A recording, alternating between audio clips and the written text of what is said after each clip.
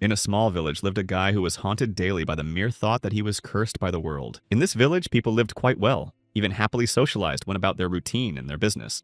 The children enjoyed life and tried to help their parents in their endeavors. And one day on the street, a little girl noticed a man in a big dark cloak. She tried to ask her mom about this man, but she told her to be quiet and not to look at him. The people around him looked at him in horror and whispered among themselves that it was a scavenger. When he walked by, it was like he was negative and poor. That's why everyone was so wary of him. He went to the store with the sack and wanted to trade something there. But when he went in, he saw a disgruntled male salesman who asked why he was there. People who were also standing in the store immediately ran away from there, as they did not want to be near the scavenger for a long time. The scavenger emptied a large handful of horns out of his sack and wanted to sell them, but the man said it was junk again and came out to a couple bronzes at most. When the scavenger heard this, he was very upset, for the man had only given him 20% of the market price. He was outraged and told him he was just trying to take advantage of his position and rob him. The seller replied that he was just a garbage man and no one gave him the right to say anything. In this world, danger could be waiting for people at every turn, like giant monsters.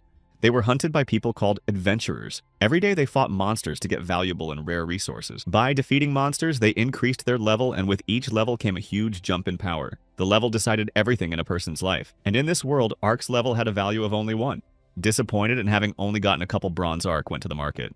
He approached the seller and asked to sell him the most ordinary bread. He was glad to see Ark and had just left a package of bread for him. Ark was grateful for his kindness, but he was also very upset because he realized that he was giving away the last of his money and would be poor again. The salesman asked Ark if he wanted to quit his job as an adventurer because he understood his situation and how he felt. He expressed his thoughts that Ark could probably succeed in other rather lucrative pursuits.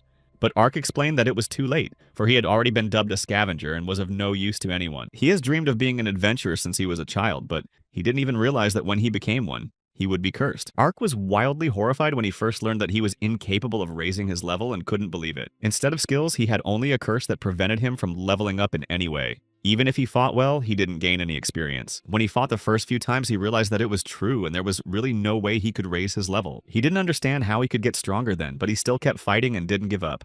Just hoping that one day he would be able to level up, Ark would nail the curse and fight on again and again. It was hard for him to live with this fact, and he suffered from the realization that he could remain on the first level for the rest of his life. But eventually he ran out of money, and without realizing it, Ark began collecting the lifeless bodies that the adventurers left behind after the hunt.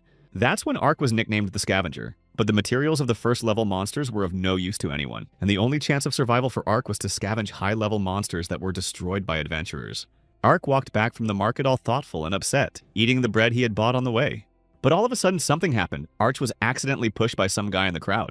He immediately apologized, but Ark couldn't keep his feet and just fell, dropping the bread from his hands. When the boy saw this, he decided to mock Ark and stomped on his bread with his foot. It was Ark's last meal. The guy mocked him again in front of the entire crowd, saying that Ark was just a pathetic and disgusting scavenger. The entire crowd of people stood around and just scoffed at the scavenger and the situation that had occurred.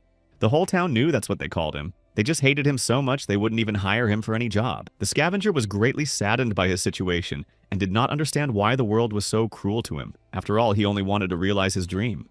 Ark had no choice and decided to go to the goblin lair with the low-level goblins, or he could go to the other side of the world for starvation. He hoped he could find at least a couple lifeless bodies with rich loot. Ark walked on and smelled a strange odor as if something had gone stale. He decided to look around and saw the lifeless body of a huge dragon. Leaning over to the dragon, Ark realized that it could be even higher than level 200. The dragon's materials were worth dozens of times more than the drop from normal monsters. The dragon's materials were worth dozens of times more than they were worth from ordinary monsters. The only organs left were the ones no one usually touched because they smelled so bad, but Ark decided to ignore it because the smell was keeping him alive. He groped the dragon and noticed that there was something solid inside it. Upon opening its body, Ark was shocked to see a breastplate inside the dragon. Suddenly, the dragon was reborn. At that moment, Ark realized that this might be his end, for he would not be able to handle it. Some sort of voice came from the dragon, urging Ark to put on his breastplate. He was horrified at what was happening and what he had heard. He realized that whatever it was definitely dangerous. He decided to get out of there as soon as possible and rushed off with all his legs. But that was no salvation for Ark. He heard suspicious sounds and a loud stomping. Turning around, he saw several angry goblins chasing him. Ark realized that he had screwed up too badly, and now he had no choice but to try to fight them. The goblins also possessed the first level, but Ark unfortunately had too bad equipment. They began to run at breakneck speed and pounce on the defenseless Ark. He realized that they would probably kill him. One goblin with a dagger attacked Ark, and he dropped his sword as he dodged the attack. He watched with great horror in his eyes and could not believe that he would really go to the other world right there. Ark looked at the advancing goblins coming closer and closer and didn't want his life to be cut short so easily and pathetically. Suddenly, Ark began to remember how pathetic and poor he was compared to all those people who called him a scavenger.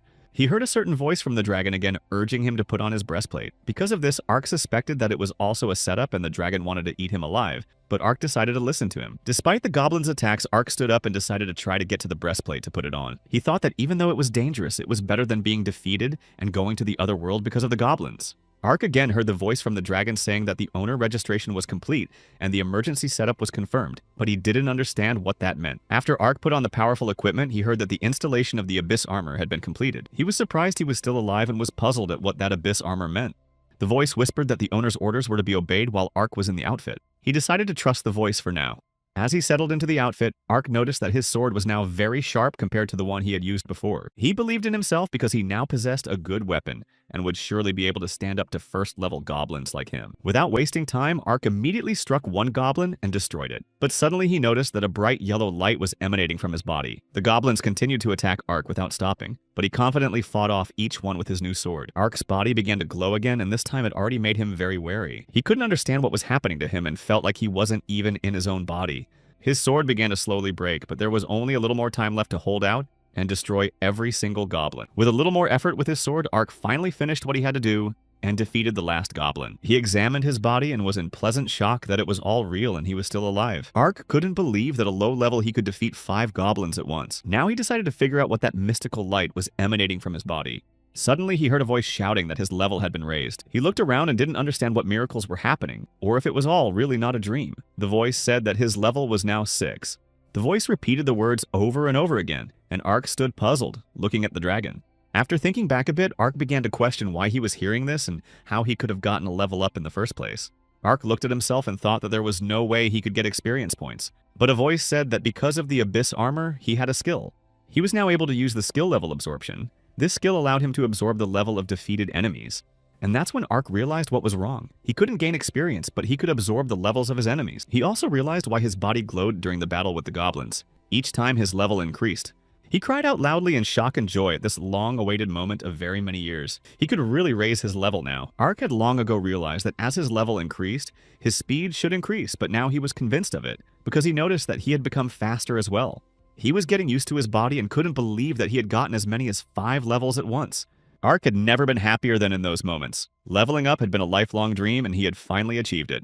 The dragon still gave off a horrible odor that choked Ark, but he was grateful because it was because of the dragon that he was able to level up. And then it hit Ark. He thought that if he could defeat all the enemies in the cave, he could become even stronger. He assessed the strength of his armor and assumed that no one would be able to injure him thanks to it. After gathering his thoughts, Ark decided to use all his strength and equipment to the maximum to defeat all the goblins. But suddenly, Ark saw a suspicious and gigantic shadow in front of him. He was racked with strange feelings and excitement, for he knew that this cave was not supposed to contain strong goblins. Ark turned around and saw the giant goblin lord standing before him. He was the protector of the goblin cave and was level 35. Ark was completely bewildered that a high goblin had suddenly appeared in this cave. He decided to run for the exit. The goblin lord was followed by many smaller goblins who pounced on the dragon. Ark realized they were attracted to his scent. The mysterious voice sounded again and advised Ark to immediately retreat because the enemy was a level 35. But Ark had already lost his chance to escape because the goblin lord was very close to him. Ark pounced on the goblin's sword and blocked its attack with his small sword when it wanted to strike at him. He blinked away from the goblin lord and gave himself a few seconds to catch his breath. At this moment, Ark realized that although he had managed to increase his level, he was still too weak against such a gigantic enemy. He realized that he was still unlucky. Tears even appeared in his eyes, and he decided to get away from the goblin lord as soon as possible. With difficulty, Ark was able to escape and distance himself from it, and now all that remained was to get out of the cave itself. But the difficulty was that the exit of the cave was guarded by the army of the goblin lord. Thinking about the best course of action as he considered himself too weak against the multitude of goblins, Ark decided to wait in a safe place. But suddenly, before he could even move away, he heard a loud stomp. A level 1 goblin was already running towards him. This finally pissed Ark off because they wouldn't let him rest, so he decided to deal with the goblin quickly. He pinned him against the wall and wrestled him to the ground in a second. More and more, Ark marveled at the fact that in the world, everything was decided only by level. He sarcastically told the defeated goblin that even he should have realized the difference between the two of them, just as Ark realized the difference with the goblin lord. Thus, Ark managed to absorb another level from the goblin, and now his level was 7th. His body glowed brightly again, and the realization came to Ark that he should have continued absorbing levels. And if things went well, he would be able to defeat even a goblin lord. As everything in his life changed, Ark decided that he just had to fight to survive. He started attacking the first level goblins in the cave himself, and attacking them even though it was very difficult at times. Gradually, Ark began to get excited and increasingly happy about the fact that only those with high levels and strength could survive. But the weak always had to obey the strong. Ark already knew that from his own experience. Ark walked around the cave fighting for a while longer and thus got as high as level 15. He continued to look for goblins to further increase his level, but then a voice recommended him to explore the side caves as well. Ark was eerily curious as to what might be in there, so he obeyed and did as the voice told him to do. Entering one side cave, Ark saw something incredible. It contained huge piles of gold and treasure. It was all treasure that the goblins stole from the humans because the regular humans couldn't handle the first-level goblins and were losing. He decided to look through the treasures and search for anything he could use in battles. Noticing a small wooden box, Ark decided to look inside it and see what was stashed there. In the box, he saw many vials of recovery potion. It was more useful to Ark than anything else, and he decided to take them with him for the battle. The voice told Ark that there was a place in the armor reserved for potions. The armor began to shine brightly and a special cell opened in it, into which all the potions were moved. Ark was surprised by this convenience. Ark took absolutely every vial of potions and thought about what else he could use. He looked at the gold with delight and wanted to take at least some of it for himself. But the obstacle was that the gold would hinder him in his battles. Realizing that his main goal was to get back to the city alive, Ark forced himself not to think about the gold, because then he could get rich selling the materials. Gathering all his strength and will in a fist, he decided to head towards the rest of the goblins, anticipating victory and the exit from the cave. But as soon as he stepped back a little, he heard someone moaning and screaming. He immediately ran to see what had happened. When he went into another part of the cave, Ark saw a bound girl behind some crates. He assumed that the goblins were also kidnapping people. The girl was crying, trying to scream for help, and at that moment she was really lucky. Ark rushed to help her. Ark released the girl from all the ropes and noted that he was in the right place at the right time. Her expression instantly became happier. She thanked Ark and introduced herself as Mill from Rakuru village. She curiously started asking Ark about his name, and then he even hesitated for a few seconds, wondering if he should introduce himself. But at the same time, he was proud of himself and decided to admit that his name was Ark. Mill realized at once who he was, but he interrupted her thoughts. Ark asked Mill if she was familiar with the nickname Lifeless Body Collector. Mill shyly revealed that she had already heard many different rumors about Ark, but Mill absolutely did not sling mud at Ark, and even told him that he was completely different from all the rumors that were circulating. She was insanely grateful to Ark because he had literally saved her life. He was amazed to hear very kind words for the first time, and Mill added that he didn't look like a collector of lifeless bodies at all. From the happiness of joy and gratitude, Mill even cried out that she thought Ark was the truest hero. It was even hard for him to deal with his last emotions because he had always dreamed of being an adventurer, and it had finally come true. Ark asked Mill to follow him and said he would walk her to the village. She wasted no time and managed to bag herself some gold from the huge piles of treasures. Even if only a little, Ark was happy and proud of his great accomplishments in such a short time. After walking around the cave a bit, Ark asked Mill to hide behind some rocks for a bit. He could feel the goblins approaching again, and there were a whole bunch of them. Ark prepared his sword and estimated the number of goblins to be about 20. He anticipated the level he would earn thanks to them. He proudly announced to the goblins that they should prepare themselves, for they were about to turn into his level. The goblins ran and mobbed Ark, but he confidently dispatched them one by one. Ark didn't stop for a second and continued to fight to finish off each attacking goblin. His eyes burned brightly, and with each level absorbed, his body emitted a dazzling light.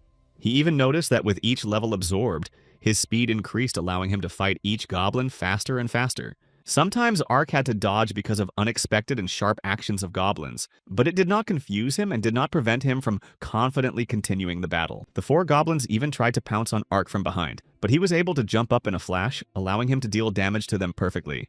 With each goblin defeat and level absorption, Ark's confidence and self-esteem soared higher and higher. After a few more legendary battles, the moment came when Ark had defeated all the goblins. His level had risen to 35. When she heard that everything had quieted down, Mill looked out and asked Ark if she could come out, but he said that it was too early and it would be worth waiting.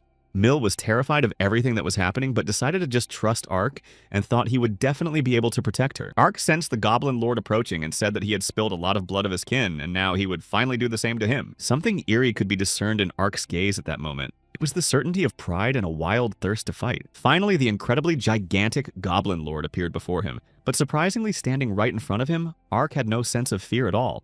After all, now despite the huge difference in parameters, they possessed exactly the same strength with the 35th level. With anger, Ark shouted that he was no longer the weakling who had escaped from the Goblin Lord. The Goblin Lord had already begun to swing to damage Ark, but he had a clear stance that the Lord could not even dream of defeating. Ark prepared to fight back, and was absolutely certain that the Goblin Lord would not be able to defeat him so easily. With a bit of effort, Ark jumped up and slashed the side of the Goblin Lord, causing him quite a bit of damage. But suddenly, hearing the noise of the legendary battle, a bunch of goblins came to the aid of their lord and surrounded Ark. which he did not expect at all. He quickly oriented himself and took a few seconds to do the math. There were a total of 10 small goblins. Regardless, Ark didn't want to take the time and get distracted by petty things since their lord was still alive, and it would be worth saving his strength. He shouted to Mill sitting in the distance and asked her to quickly throw him the knives. Mill quickly gathered her knives and was glad she could at least do something to help Ark in the battle. She threw him a belt with 9 knives in it, but she didn't even realize it could go wrong. In flight, all the knives fell out of his belt and flew straight at Ark and the goblins standing nearby. But Ark was not confused, shouted to Mill that it was no big deal, and began to deftly catch each falling knife. After that, Ark immediately dealt damage and defeated several goblins in a moment. Ark acted with maximum speed and wasted no time attacking the goblins immediately after catching each knife. He picked up 6 knives and shouted to the goblins that their desire to help only made things worse for themselves and their lord. After saying that, Ark instantly launched all of his knives at the goblins, making it easy to destroy several of them at once. When all the goblins had been sent to the other world, Ark's level had risen to 45, which he was very proud of. The Goblin Lord caught up with Ark and started attacking him, and the latter said that he was now much stronger than him with his 45th level. But when Ark tried to stop with his sword the attack of the Lord who wanted to destroy him with huge knives, he felt his weakness. Ark dodged and tried to at least interfere with his attack, but for some reason nothing succeeded. The Goblin Lord pointed his powerful knife straight at Ark's body, and he had no idea how he would get out of this situation. A voice suddenly informed Ark that the Goblin Lord possessed a special bracelet that could increase performance in battle. He was shocked by what he heard because he knew that only adventurers equipped various items that increased their characteristics. But he couldn't even think that monsters had this ability as well. In this case, Ark had a clear target, and from the looks of it, it seemed like it would be quite difficult to do so. Ark needed to somehow destroy the bracelet on the Goblin Lord's hand, and then things would go as planned. He jumped high up trying to attack the Goblin Lord's hand, but failed. Ark realized that this time the battle would be very difficult, because the Goblin Lord was indeed very powerful. In order to defeat him, Ark simply had to give his best and use all his strength. He jumped up once more to attack the Overlord, but he blocked his blow with his powerful dagger. This went on and on again as the Goblin Lord simply would not allow Ark to do any damage on himself. The one couldn't even stand and fell as the Lord pushed his sword away with his dagger. But that was not the end at all, for Ark landed well and reacted quickly without letting himself give up. He looked at the lifeless bodies of the first-level goblins with knives still sticking out of them, and decided to pick them up. Ark began throwing knives at the Goblin Lord's body with great speed. But he managed to deftly dodge and block the knives with his dagger. Even though Ark had failed so miserably and only further angered the Overlord, he still didn't give up. He bounced up to the level of the Goblin Lord's face again, and the latter defended himself again and again. This was beginning to anger Ark himself because he had been wasting his energy for some time, so he decided to concentrate as much as possible and finish what he had started. He outsmarted the Goblin Lord and managed to jump up to his arm and then confidently struck his sword at the target bracelet. Finally, it was successful and the bracelet shattered from the Lord's hand into dozens of small pieces.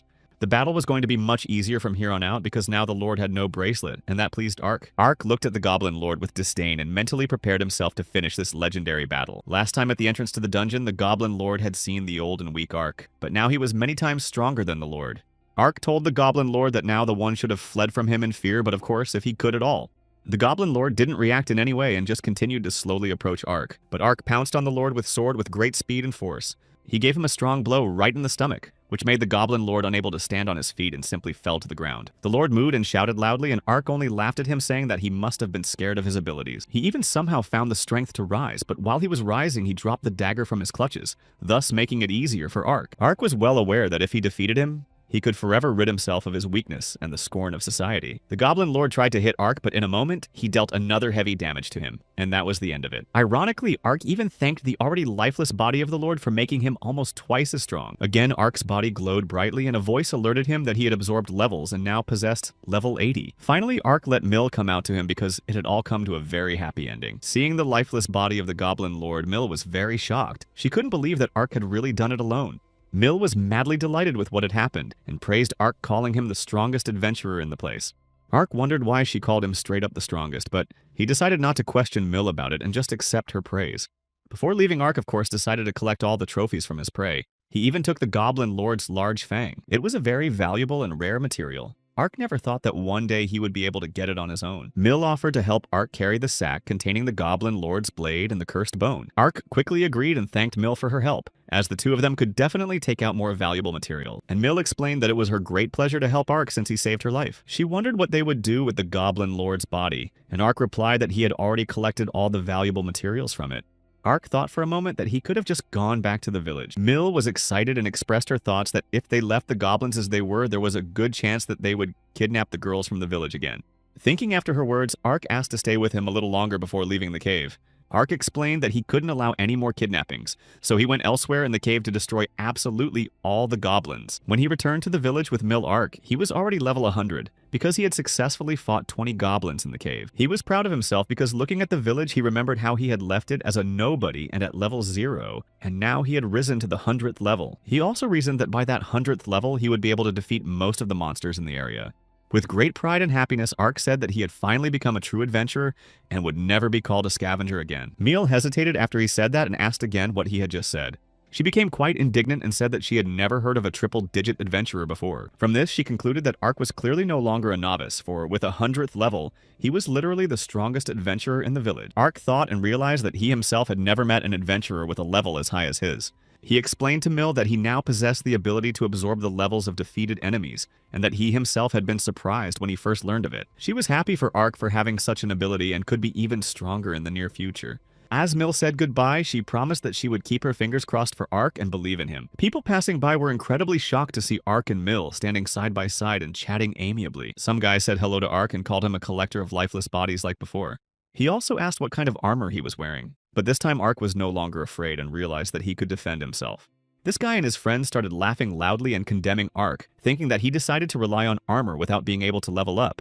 These guys were screaming at Ark that he'd still be trash even if he put on nice armor, and that he'll still be a level 1 weakling who can't be helped by any equipment because of the big difference in levels. I couldn't stand the slander anymore. Ark ran up to the boy and held the knife to his throat, asking him politely to shut up. The only thing Ark asked of him was to do him the favor of shutting up and not saying anything in his direction. The guy just called Ark names and didn't understand how he even dared to act like that, after which he pushed Ark away and broke free from him. But it didn't make Ark worse, only now he was even more eager to take revenge on all his abusers. After that, the guy pulled out a sword from his equipment, asking Ark not to even dare to get cocky, and called him a scavenger again. He was frightened and didn't understand why he had changed so suddenly when Ark started threatening him with his sword. The guy's friends got their hands on knives and wanted to surround Ark to get him to back off their friend and stop threatening him. But Ark was aware of his actions and noticed in time as these guys approached him. He wondered if they wanted the same thing. The kid fell down and sat on the ground, saddened by the incomprehension of how he could lose to a level 1 Ark when he was level 20 himself. He sat with his head down and almost cried at the injustice he felt. Ark looked at him with a scornful laugh and replied that he was just a weakling because he was weaker than him several times over. The friends of this guy, whose name was Jarg, suspected something wrong and even sweated, and asked to check the level of Ark. Jarg opened his screen and didn't even realize he was about to see something shocking. He looked at Ark's level and saw the number 100 there. Jarg chuckled nervously and said it must have been a joke, and Jarg asked Ark if that was really true what kind of monster he was then. But Ark only sighed and said sarcastically that he had first called him a collector of lifeless bodies, and now suddenly he was a monster. Ark told him that he was just an ordinary adventurer after all. He didn't even have time to blink when he saw Jarg and his friends move away from him and start running away with loud shouts. Watching how fast they ran, Ark appreciated their speed, but realized that his strength was now many times greater than theirs. Meanwhile, Mill stood nearby and looked at everything that was going on. Now she believed that Ark had really changed dramatically for the better. She went over to Ark and said that she was very happy for him and that now he could stand up for himself properly. Mill and Ark went on together to the shop to sell all the valuable materials. Mill even suggested that he tell everyone about Ark's abilities. As always, the fence man's face changed dramatically when he saw that the scavenger Ark had come to see him again. Ark didn't hesitate and got right down to business, saying he wanted to sell the materials he'd collected. Parakub called him a collector of lifeless bodies again, and asked him not to waste his time thinking that Ark had brought some trash again. But in response, Ark smirked, opened the pouches, and questioned him if he really thought it was all just trash. What he saw shocked the merchant, and he couldn't believe that he had brought a real big fang of a goblin lord. He examined the fang and realized that it was very likely not a fake. He asked Ark where he had gotten such a thing. Ark proudly said that he had personally defeated the goblin lord and taken the fang. But the overbuyer simply could not believe him and was in great shock at the situation. Standing nearby, Mill delightedly confirmed to the Parakub that this was pure truth. Ark unloaded an even larger handful of collected treasures from the sacks, making the fence almost speechless. Not wanting to delay and waste time, Ark asked the man if he was going to buy it all, even though he could see he was just shocked. Ark also said that if he didn't want to take it all, he could basically find another buyer. Paracooper did not think immediately replied that of course he will buy absolutely all of it, because he cannot take and give up such rare materials. This pleased Ark and he hoped he would appreciate all the treasures for what they were worth. After the successful transaction, Ark and Mill went to the market. There, Ark went to see his grandfather and was in a great hurry to show him his hard-earned money. Grandpa was happy to see Ark, but he almost rolled his eyes when he saw Ark's large sum of money. He asked how he had so much money because it was unbelievable. Ark also confessed to him that he was finally able to defeat the strong monster as he had dreamed before. Grandpa was genuinely happy for Ark, congratulated him, and even threw himself into a tight hug with him. He repeated again and again how happy he was that Ark's business was going well. Ark was grateful for his kindness and sincerity, but suddenly they heard strange shouts and the noise of people at the entrance to the marketplace, which made Ark very wary. There were more and more people gathered there who were scared and misunderstood everything that was going on. Ark decided to run over there and find out what was going on, asking Grandpa and Mill to stay put and wait for him. It turned out that huge wolves came to the village and started to touch everything in front of their eyes and attack people. Until then, Ark had managed to run to the scene, and reacting quickly, he destroyed the wolf with a few blows and saved the girl's life. Two more wolves appeared before Ark, and he had never met such monsters before, so he was surprised. But that didn't matter to him because he knew he could easily handle these wolves. They simply should not have shown up in the village that day, for Ark was sure he would not let them pass on and knew the outcome of these events in advance. The number of werewolf wolves increased as more wolves came running, forming a mob. Every one of them was level 8. Ark realized that he was the only person in the village who could fight against them, and the werewolves could not be allowed to infiltrate the village. Almost no one knew about Ark's level and abilities, so people tried to call Jarg and his friends for help, not knowing that they had already escaped. They were scared of Ark, and now he would only have to take responsibility for himself alone, but that didn't generally upset him. The werewolves started to run and wanted to attack Ark, but he knew he could easily fight them off and they were no threat to him. But suddenly, all of a sudden, the werewolves scattered and tried to catch up with the fleeing residents. This was too bad as Ark had no idea how to stop them, and at the same time take care of all the residents. Ark had to do something about it, or most of the residents would just go to the other side of the world. He ran like a bullet toward the werewolf who was about to destroy the guy and sent the werewolf to the other side with a couple of punches. Ark asked the guy if he was okay, but he just sat there and couldn't believe his eyes. He asked Ark if he was really a collector of lifeless bodies. He didn't understand how Ark had managed to save him, but Ark replied that he could be called whatever he wanted because it didn't matter, and he had more important things to do. After his help and these words, Ark ran off to continue his mission. All the time he was thinking that even though everyone called him a scavenger and a collector of lifeless bodies, he couldn't just abandon the inhabitants.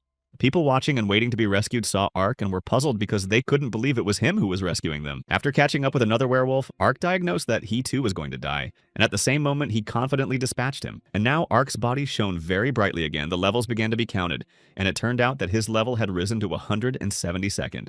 Ark was shocked to hear that because that was already a number almost twice as large as 100. But the thing was, there were 10 werewolves. If he defeated all of them, he should have gotten to level 180 by now. That meant that Ark had missed one werewolf somewhere, which was a very bad sign and a threat to the inhabitants. And looking around, Ark suddenly saw a werewolf on the roof of the house, preparing to jump on the little girl. Ark couldn't let that happen and hoped he could fight off the werewolf and save the girl's life. But he didn't know how best to do it and have time to do it, so he even began to doubt himself and his abilities. The werewolf had almost reached the girl and she just stood there in hopelessness, not even running away, not knowing how to act in such a situation. And then Ark began to realize that he could not accept that someone, especially a child, would go to the grave from the clutches of the monster right before his eyes. He thought he could throw a sword at the werewolf and it would be better than doing nothing at all.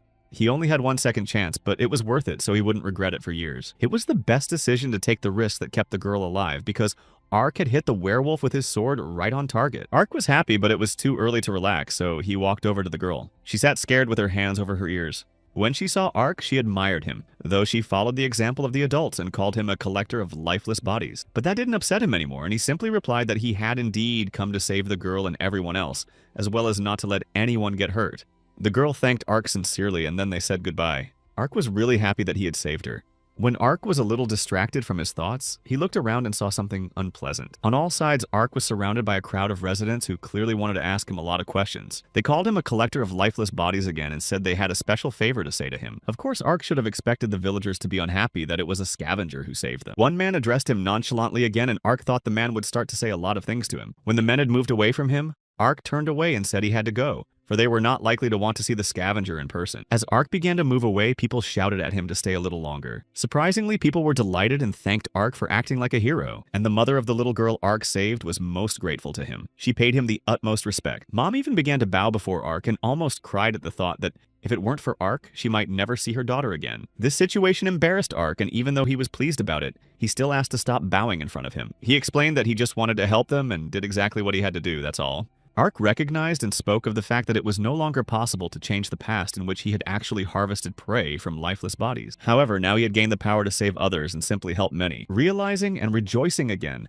Ark officially announced in front of the crowd that he was now also an adventurer who would do anything for the people. He asked the humans to look after him too, for which he would be immensely grateful. In an instant, Ark went from being a miserable scavenger to an adventurer. The next day, Ark was going about his business and met Mill on the street. She barely caught up with Ark and was happy to meet him again. Mill noticed that Ark wasn't wearing armor, and it puzzled her. She wondered why he had taken it off. Ark replied cryptically that in fact, even at that moment, the armor of the abyss was on him. He snapped his fingers and the armor magically appeared on him. Ark explained that he had discovered it in the morning and could remove the armor whenever he wanted. From such possibilities, Mill was very surprised and delighted because it was really very cool. Again, Ark was proud of himself and said that he could become a true adventurer thanks to this armor. He was glad he had found it in the cave. Of course, Ark was curious about the dragon's body in the cave, but it didn't matter to him. Meanwhile, Zharg and his friends were chasing a huge cyclops not far from the village. They even almost finished him off, but he was able to break free and escape from them, so they had to act faster. The monster was also of a higher level than Zharg and his friends. The monster was a level 20, while his friends were level 16 and 17. Cyclops ran straight to the cave and ran into it, causing them to chase him there as well. Zharg had already been fined for not being in the village during the werewolf attack. Therefore, missing the Cyclops monster was not an option so as not to jeopardize the entire village. And Cyclops has already walked further through the cave and came across the lifeless body of the dragon, which he immediately began to gnaw greedily. Zharg and the boys tried to walk carefully and make their way through the cave looking for the monster. But suddenly they smelled a simply horrifying, vile odor that even made them nauseous. They finally found the escaped Cyclops but saw that he was devouring the dragon's lifeless body. They couldn't believe their eyes. Zharg's friend was frightened and noticed that there was something wrong in the cave. Even Zharg himself hoped that what he had seen at that moment was just a cruel joke. They saw something creepy and it was decided to get away from the monster and the dream of incidents as soon as possible. After the Cyclops devoured the dragon's body in the cave, a strange huge Cyclops eye appeared and chased after Zharg and the boys. But they couldn't understand what such a monster could be doing in an ordinary goblin cave. It wasn't even a monster, but a horrifying apparition that Zharg was no longer chasing, and realized that this was probably the end. Ark was walking near the cave and heard very suspicious and loud but muffled noises coming from there. He decided to go there and find out what was going on and if he had just heard something. But Ark's premonition only grew stronger with each step. It wasn't just a strange feeling, he actually felt someone unusual. He even assumed he had some special connection to the cave. Ark heard the sounds again and went into the cave, which had a terrible odor. But Ark knew it, for somewhere ahead was the dragon's body. And after a bit of walking, Ark saw something in the cave that he certainly didn't expect. He watched with his own eyes as a huge Cyclops monster lifted one of Zharg's friends by the head and then destroyed him with its paws. He had never seen such demons with such a frightening aura before. But he thought that he would be able to resist this monster because he himself was a level 180. He then made the decision to try and attack the Cyclops before it could make its move. And then suddenly Ark heard warnings from a voice that warned him that the difference in levels was great and Ark was advised to avoid the battle. He didn't even have time to realize what he had heard before he was struck in the chest by a monster, which sent Ark flying away, but thanks to his armor, he wasn't injured. As Ark fell, he kept wondering why he couldn't fight this monster. The voice recommended Arch to check the Cyclops level quickly, which he did and couldn't believe his eyes. It turned out that the Abyss Cyclops was indeed level 200, and because of that, Ark didn't know how to proceed. The voice informed Ark that the monster had a powerful energy accumulation detected in the head area, so Ark had to retreat urgently. The voice repeated it again and again, but for some reason Ark had a lack of strength and couldn't even get to his feet. He was lying literally in front of the strong and powerful Cyclops of the Abyss, and realized that if he did nothing, he would be finished in a matter of seconds. And then the voice started counting down the seconds until the monster attacked. Ark couldn't believe that he could lose his life so easily after everything he'd been through. There was less and less time left, and Ark tried to force himself up, but he couldn't. After a while, the Cyclops attacked Ark and hit him hard enough that Ark flew off to the side. He was knocked unconscious. After a while, Ark woke up and could not understand what had happened to him, but the voice only informed him that the enemy had already left the cave. Perhaps he left because he thought he could defeat Ark. Ark was glad that even if he had, the Cyclops was definitely wrong. The voice informed Ark that he had been found to be seriously injured and was advised to use a healing potion. Ark had forgotten that he had collected these potions in the goblin lair, but he was happy to have them. It was the only thing he could thank the goblins for. When Ark drank the potion, his condition improved a lot and he wanted to catch up with the Cyclops, who was probably heading towards the village. As he was about to leave the cave, Ark heard a voice calling him a collector of lifeless bodies. Ark was uncomfortable with what he heard, but he decided to turn around and see who needed his help. He saw a wounded Zharg from head to toe asking for healing potions, for he saw that Ark had them. Even in such a terrible state, Zharg wasn't the least bit kind and was angry at Ark, saying that potions were too valuable an item for someone like him. Zharg hoped that he would be able to escape as soon as he healed his wounds, for the Cyclops had probably gone to the village and would not interfere with Zharg's life. He yelled for Ark to give him his healing potions right away. He even begged him to do so, albeit in a very aggressive way. Ark decided to be judicious about what had happened, and consulted with the Armor of the Abyss, asking if potions could heal Zharg's wounds. But the answer was sad. The voice replied that it was no longer possible and that Zharg would be dead in a few minutes because of the heavy loss of blood. So, Ark decided to act quickly and asked another question about whether the skill of level absorption worked on people, and it turned out it did. Ark politely explained to Zharg that he could no longer help him, though Zharg had already realized it himself. Zharg begged for the pain to end, and he had already asked Ark to do so when he said he had a way to put him out of his misery. In the last moments of Zharg's life, Ark decided to confess to him that he had hated him all along, but now after what was about to happen, he would clearly miss him. And Ark sent Zharg to the other world with one blow, thus raising his level to 200th. Then he went in search of the escaped Cyclops. He wounded his arm badly, and while he was in pain, Ark had the perfect opportunity to finish him off completely. Ark's eyes lit up very brightly in his eagerness to defeat this Cyclops monster sooner rather than later. He even gave Cyclops one piece of advice that he should have finished off his opponents and checked on them before leaving. But Ark was very lucky that Cyclops didn't do that in the battle with him, and now their levels were even equal. Ark decided to continue the legendary battle. Ark was furious because he had to destroy his acquaintance Zharg with the same hands, even though he hated him. And now the Cyclops has already pounced and flew directly at Ark, but he waited until he was closer and jumped on his face. This way, Ark could attack the Cyclops' back wings and even its head from behind.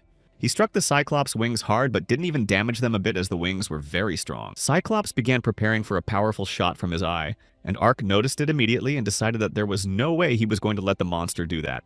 Also, Ark noticed that the one wanted to use a subterfuge ability that posed a huge danger. Thanks to this ability, Cyclops destroyed the ground and trees in front of him, and Ark flew away and was injured. Ark was getting very angry, and he didn't understand why he couldn't defeat this Cyclops if their levels were exactly the same. He took out a healing potion and drank it quickly because he needed to continue the battle as soon as possible. Having regained his strength, Ark rose to continue the battle, but then the Abyss armor reported that the Cyclops had once again had a buildup of energy, and Ark should have retreated. Ark was enveloped by an incredibly strong anger that the monster did not calm down and confidently confronted him. He decided not to back down, and with great speed he jumped on the Cyclops, giving it a mighty blow on the wing. It was already a good sign for Ark that he had at least managed to hurt him, which meant that things should be easier from here on out. Suddenly, Ark saw that the Cyclops was aiming his ominous gaze straight toward the village. He didn't even have time to do anything before he saw the Cyclops already flying towards the village. This was unacceptable because now at stake were the lives of the villagers, with the help of which Cyclops and wanted to restore his strength. Ark, with all his legs, rushed back to the village and catch up with the Cyclops, because with his presence the village was in great danger and there was no time to lose. And in a matter of minutes, the Cyclops flew to the village, scaring all the villagers who barely had time to escape before it landed on the ground. Ark came running when all the people had scattered far away, and he had to act quickly and confidently. The inhabitants called for help as the Cyclops continued to chase them, breaking everything in front of and underneath him. Ark was in a wild rage and thought about how he could quickly and easily deal with this Cyclops. He jumped onto the roof and tried to damage the Cyclops' second wing with a kick, but it was not successful at all. Once more, Ark tried to deal damage to the Cyclops, but it dodged it and tossed Ark aside. But he didn't give up and kept jumping up and attacking him, even managed to strike his arm with his sword and hurt it. During the battle, Ark dreamed of the moment when he would finally defeat the Cyclops and save his village. But the Cyclops suddenly charged again with tremendous energy and released an attack from which Ark fell down and even hurt himself. And the Cyclops monster wasted no time and went on to further destroy the village by jumping directly on the houses of the inhabitants. Ark barely found the strength to rise because he realized that if he did not defeat this monster, no one else would either. At the same moment, Ark came to his senses and made a promise to himself and set a goal not to give up once he started this endeavor. Cyclops had already reached the market in the village at this time and appeared right in front of Grandpa. The Cyclops looked huge and as terrifying as possible, but Grandpa wasn't afraid and didn't run away. He only wondered how big it was.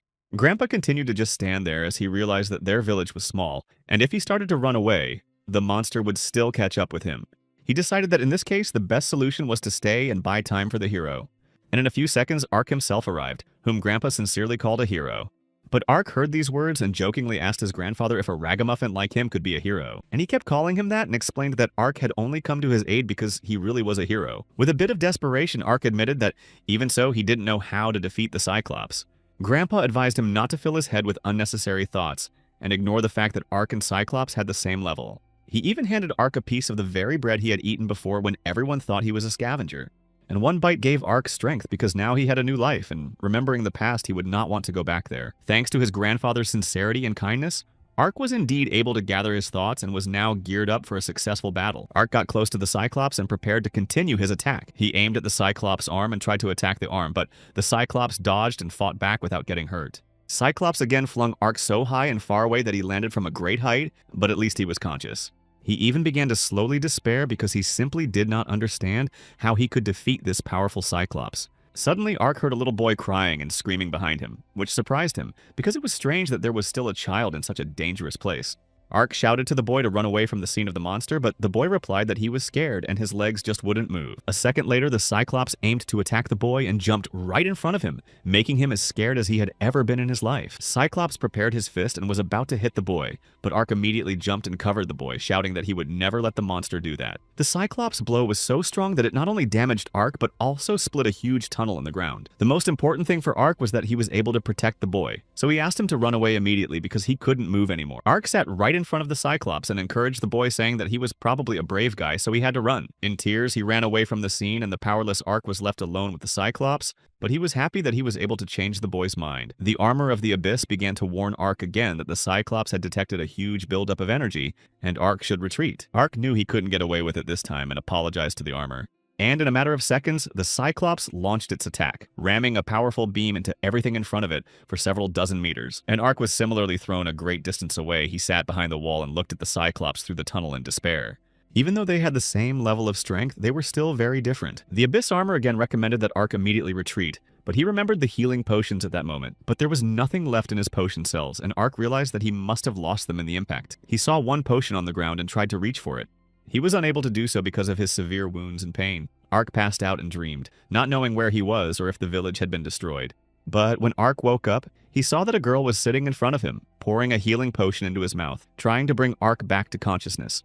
Ark was surprised by this and asked the girl who she was. She said her name was Lyra. Lyra said that she had been born and raised in this village, so she wanted to protect it too, even though she was just an ordinary village girl. They heard the Cyclops rumbling and screaming, and Ark intended to gather his last strength and return to battle with him. Lyra confessed to Ark that she herself had seen him fighting a Cyclops to protect their village. She explained that this was what everyone wanted, and everyone wanted to live in peace. And despite what had happened in the past, people were very grateful to Ark for what he had done. Then Lyra held out her hand to Ark to escape, but he replied that he couldn't because he was the only one who could defeat the Cyclops. She replied that that was the reason why Ark was so perplexed. And Lyra argued that if Ark had lost to Cyclops, there would be no such strong adventurers left at all, and then there would definitely be no one left to save the village. So Ark really should have avoided meeting the Cyclops until all wounds were healed. His whole body ached and he realized he should have rested a bit more before fighting at full strength. But then suddenly a Cyclops flew toward Lyra and Ark and landed right in front of them with a thunderous crash. Ark decided to listen to Lyra and his body after all, so he held out his hand to her and agreed to run away together instead of starting an unsuccessful battle. Lyra and Ark chased with all their legs to get away from the Cyclops, but he kept up with them and tried to catch up with them as fast as he could. They ran into an alley and Ark realized that Lyra had called him by his name even though he hadn't introduced himself yet. He asked how she knew it. To this, Lyra replied that Ark was already very popular in the village. He himself believed that he was still only popular as a pathetic scavenger, so he couldn't believe it. But Lyra consoled him that it was already in the past, and everyone, including herself, considered Ark a true hero. She also said that when the werewolf village was attacked, she was also on the scene and saw how skillfully Ark fought against them. And it was after what she saw that Lyra believed that only Ark could save the village. She told him so. These words helped Ark greatly in boosting his confidence in himself and his abilities. He promised Lyra that he would defeat the monster at any cost and would definitely save the village. Lyra and Ark's amiable dialogue was suddenly interrupted by someone's loud shouts.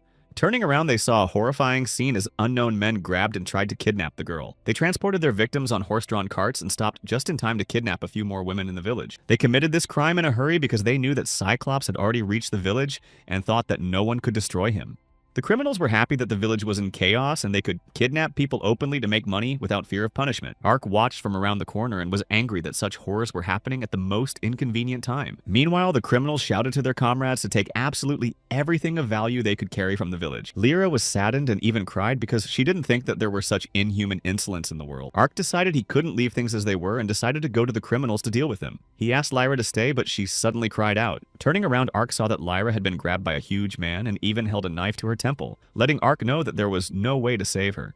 He asked Ark to drop his weapon on the condition that he didn't want Lyra to get hurt. Of course, Ark was well aware that this was all a manipulation, so he approached the commander of all these criminals. Toth was surprised to see him, and reminded his co-conspirators that they didn't need men. And seeing Lyra behind his back in the hands of the huge man, the commander immediately marveled at her insane beauty and began to view her as prey. Lyra was more frightened by their actions than she had ever been in her life, and they still managed to talk about selling her for a high price. Ark asked the commander with the utmost contempt how they had the nerve to commit such crimes when the village was already in a very dangerous state of chaos.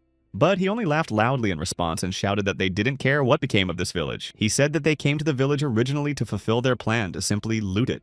The commander pointed out that the people should have been grateful to them for at least letting them live. He was as angry about these people as he had ever been about any powerful monster. The criminal commander kept laughing at Ark and also clarified whether he was really an adventurer. He smirked and called Ark pathetic, thinking that he couldn't do anything even though he had enough strength. After saying that, the commander decided it was time for them to move out and asked the accomplices to be more careful with Lyra. He didn't want Ark to interfere in any way with the progress of their affairs and try to free Lyra. As the criminals were about to leave, Ark knew he had to act as quickly as possible, but he only needed a second to save Lyra. Suddenly, the commander saw something shocking and shouted to the giant man to be careful. It turned out that Mill was coming at him from behind with a knife in her hand. She knew what she was doing. Even though the man was able to dodge Mill's attack while still holding Lyra in his arms, this plan still worked perfectly. Mill fell to the ground as she was running at a tremendous speed and just missed. With pride and laughter, the giant man said to Mill that she would never defeat him, because he was definitely beyond the teeth of a little girl. Mill proudly and joyfully shouted that she wasn't going to beat him, because she was just playing the role of a decoy. And while he was thinking about what he had just said, Ark wasted no time and ran up to the giant from behind and started attacking him with blows. Ark, with all his anger, gave him a couple of powerful blows that made him quickly lose his mind and even flew off to the side. Of course, Lyra also fell out of his hands, but luckily Ark managed to catch her without any harm. But Lyra was still frightened and worried about what would happen to them, because the other criminals after the incident fled to Ark and threatened to destroy him. The criminals surrounded Ark from all sides and pointing their swords and daggers at him came closer and closer. Ark warned them menacingly that they should think again, because he wasn't going to hold back in front of them. But those only yelled and continued to abuse and humiliate Ark, saying that he was certainly no one was afraid of him, and he was just a fool who pretended to be a hero. Once again, Ark repeated that this was his last warning, but even then he saw no suspension of action on the part of the criminals. This let him know to start fighting them mercilessly, and Ark also quoted their friend's words to the criminals that he was no match for them. At that moment, Ark was completely enraged, which was evident even in his eyes. He shouted that they couldn't beat him because the difference in levels was too great. In a few minutes, Ark easily defeated and sent almost all the criminals to the other world and absorbed their levels at the same time. Only their commander remained, who cried out with terror and fear that adventurers had never been as fast as he was. Ark confessed to him that, to his regret, he was not an ordinary adventurer, but an adventurer with a 200th level. He shouted that Ark was a terrible impudent and even ran at him to attack him with his sword, but Ark easily and quickly dealt with him as well. The armor checked Ark's level and notified him that he had reached level 250th, and it appeared that this was the maximum level for a human. Of course, Ark was happy that he had reached such a high level, but at the same time, he was disappointed because he didn't think there was a limit. Though he'd never heard of adventurers with a similarly high level before, and it famously comforted him. As Ark stood frozen with his thoughts, Lyra ran up to him and threw herself into his arms, screaming for him to save her. Her eyes seemed to shine with happiness as she looked at Ark and thanked him for her rescue. Ark looked at Lyra with a smile and kindness on his face, and said that there was no way he would have left her in a situation like this. After all, it was Lyra who saved Ark and gave him the potion when he was already unconscious. He was grateful to Lyra for that, because if it wasn't for her, he probably wouldn't be alive anymore because of the Cyclops. Lyra looked at him with the happiest of eyes and was proud of Ark, saying that she considered him her hero after all he had done. Ark was embarrassed by such sincere words, and confessed that he did not think himself worthy of such praise, for he had sent even humans to the other world. But at the same time, he realized that if he let these criminals live, they would definitely ruin other villages and destroy other people's lives. So Lyra tried to cheer Ark up by saying that it wasn't his fault at all. After all, he took the lives of these vile criminals so that many more peaceful people could continue to live happily and peacefully. Lyra thought that having realized all this, Ark shouldn't have felt bad about himself because he had done the right thing and was now considered a hero. After the encouragement from Lyra, Ark really felt better, and he thanked her for that. They were both happy. A joyful Mill ran up to Ark and Lyra, and Ark was just able to praise her for showing agility and resourcefulness in a critical situation. Mill said she felt sadness as she watched Ark fight, and there was nothing she could do to help him. But this time she managed to help Ark and distract the criminals, so she offered Ark to fight together next time. Without even thinking, Ark refused the offer because he couldn't and didn't want to endanger anyone else's life besides his own. Suddenly, Ark saw how the Cyclops meanwhile was not resting, but continued to jump around the houses in the distance, so he asked Mill and Lyra to hide as soon as possible. The Abyss armor informed Ark that now having reached level 250, He could definitely defeat the mighty Cyclops. This fact made Ark happy and gave him more self-confidence. He was now serious and eager to destroy the monster this time. The Cyclops was coming and jumping closer and closer to them, so Ark tried to gather his thoughts and concentrate on the battle. When the Cyclops was already behind the houses they were standing in front of, Ark promised that this time he would definitely finish off the monster. Therefore, Mill and Lyra sincerely wished Ark good luck, and fled from that place to hide. With sarcasm, Ark even apologized to the Cyclops for running away on their last encounter. But now he was definitely not going to run away, but only to finish with the Cyclops and all the problems from him. Ark waited for the moment when the Cyclops would get close to him and present a good opportunity to attack himself. He stood and remembered how previously he couldn't even trivially wield a sword, and then he first swung his sword when it was necessary to save his life. Afterwards, Ark fought not only for his life, but also for his home and village. Now he had to use his sword to fulfill the hopes of his friends and save the whole village. Ark asked the Cyclops to prepare properly for a battle with him, to feel the blows of a man who has already surpassed human limits. The Cyclops was getting closer and closer to Ark, but he was just waiting for him and preparing his sword to attack. When the Cyclops tried to strike him, Ark easily dodged and fought off the attack. Having obtained such a high level, Ark was already fully confident that the Cyclops' attacks were completely useless against him. Ark was able to fell the huge Cyclops with his attacks, and at that moment, he delivered strong sword blows to his stomach. But after that, the Cyclops still rose up and Ark saw his eye burning, and a purple light spreading around the Cyclops. This meant that the Cyclops had once again accumulated energy, which was reported by the armor, and this accumulation was incredibly stronger than in previous times. Seeing this, Ark assured himself that even with this, he shouldn't have any problems, because in this world, everything was decided only by level. Ark had never had so much confidence before, and now it was added to by this 50-level difference between them. It didn't matter what the Cyclops could do because he had his own clear plans and goals. Cyclops certainly couldn't and shouldn't have won against Ark if their level difference was so great. He stood far away from Ark, and for some reason he didn't approach him, only growled loudly at him.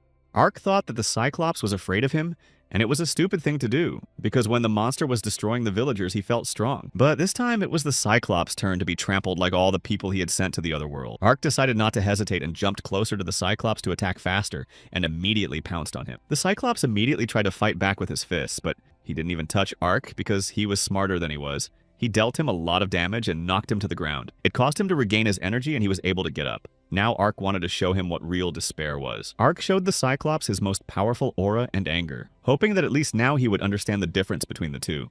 But looking at Ark, the Cyclops was only enraged by the fact that he had almost no way of defeating him. He tried to strike a blow at Ark, but he quickly and deftly jumped very high.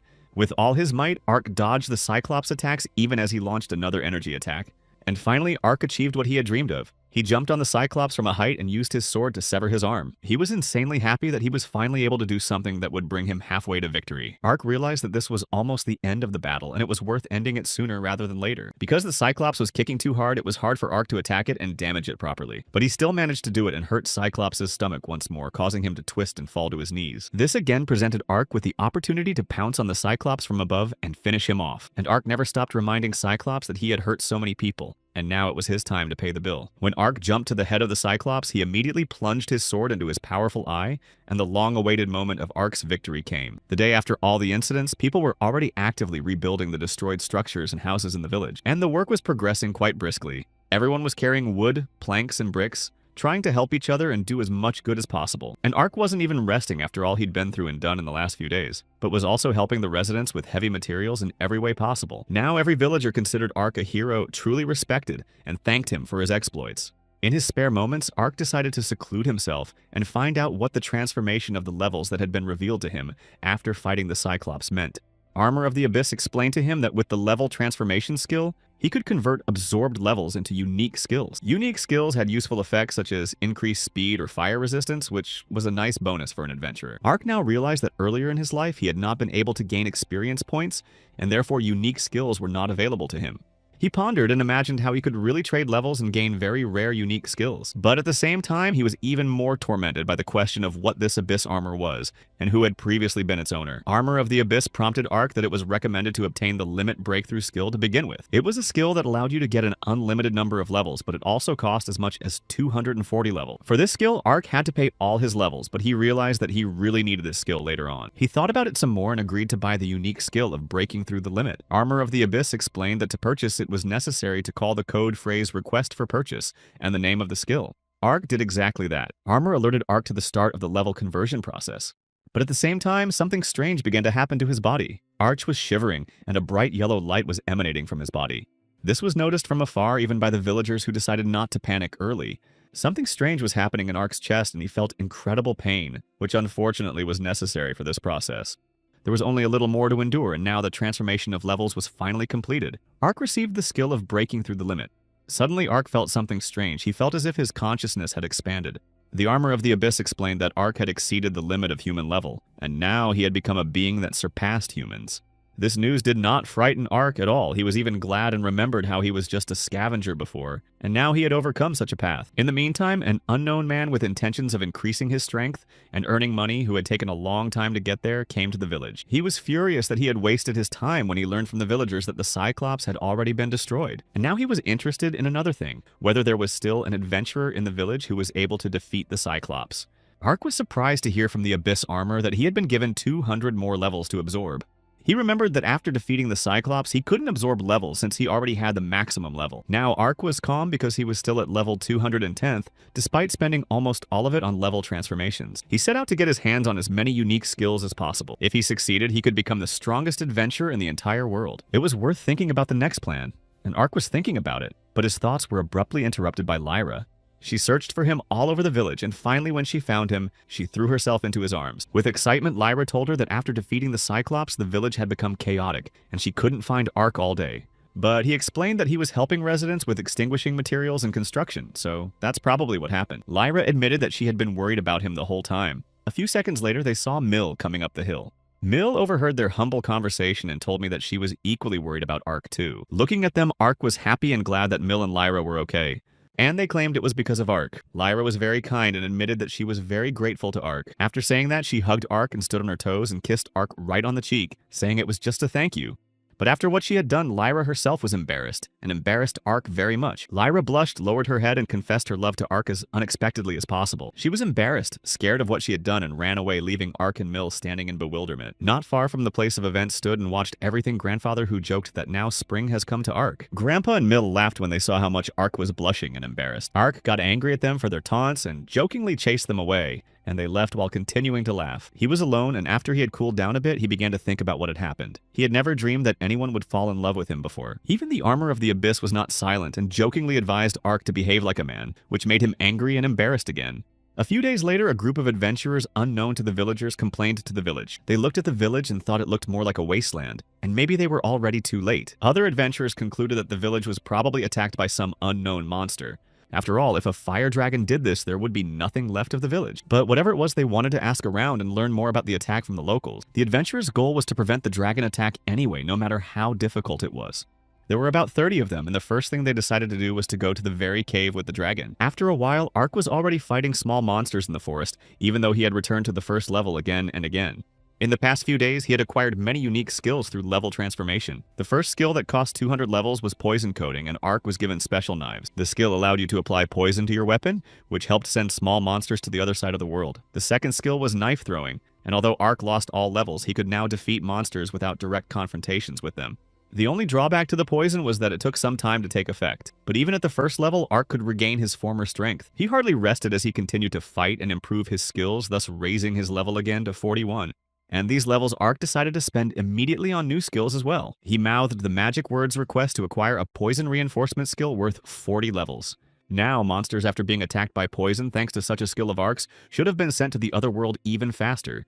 Ark estimated that at that point his knives had dispatched about 20 monsters, and in a couple hours he should be at level 200. He decided he had done enough work that day and it was time to head back to the village. But when he returned, he met strangers, the very adventurers who had come to the village. Ark decided to approach them and ask what was wrong, and Ain, a representative of the Adventurers Guild, asked Ark if he was one as well. Ain had a 120th level, and without even hearing Ark's reply, he offered to join him while checking his level in parallel. But seeing that Ark only had a level 1, Ain said that his level was too low. Everyone was surprised that Ark was a newcomer because outwardly he looked prestigious and quite strong.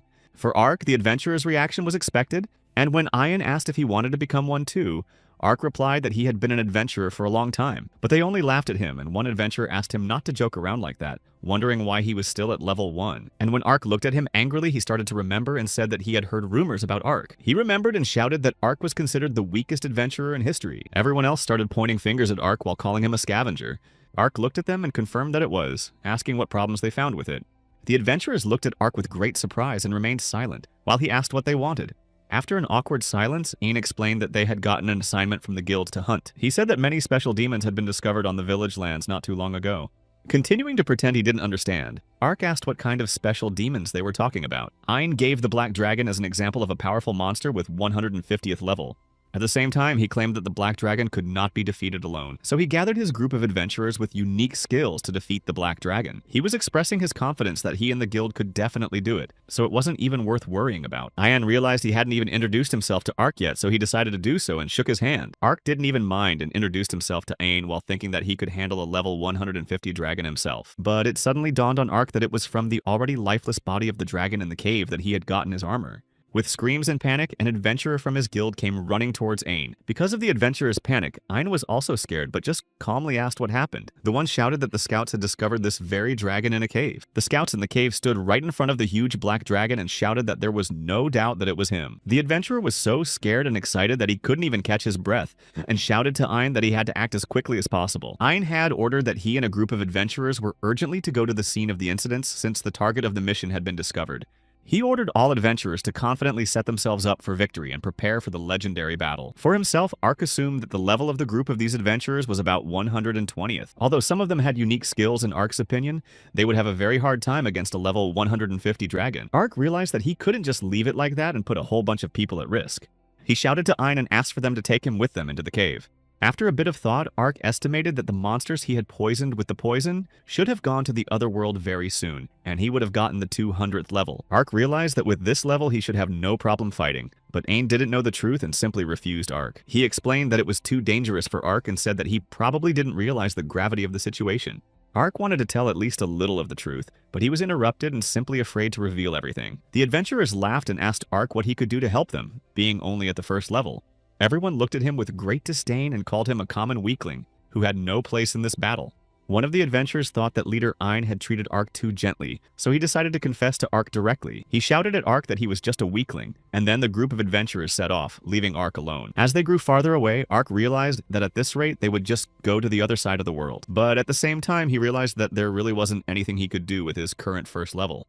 He decided to just wait for all the absorbed levels to come to him, and then catch up with these adventurers and handle it himself. When the adventurers arrived on the scene, they were horrified. They saw a dragon that no one had warned them about. Ain hoped it was a joke if it was really a level 150 dragon, and immediately rushed to check its level. He found out that this dragon was a level 300, and it was definitely no longer a black dragon, but some kind of world-destroying dragon lord. Ain ordered the group of adventurers to retreat because the dragon had already sent several scouts to the other world. He asked all the adventurers to flee as quickly as possible because they would definitely not be able to deal with such a powerful dragon. Thinking that they wouldn't be able to escape in time, Ain wanted to request help from the guild, but at the same second he saw something terrible. The dragon attacked the adventurers and slammed Ain to the ground, and even sent some to the other world in an instant. Ark didn't hesitate and rushed to their aid, but he was frightened when he saw that the battle had already begun. He assumed it was the same dragon from the Goblin Cave, but couldn't believe that it was just pretending then. But this was not the moment to think about it, and Ark, realizing everything, just rushed faster and faster towards the dragon. He asked the Abyss armor how long until he should have already been credited levels for defeated monsters. There were about 30 seconds left, but they lasted like an eternity, and Ark begged for it to happen as soon as possible. Watching the dragon from afar, Ark longed to slay it and save all those adventurers who could survive. After a few seconds, that long-awaited moment finally came,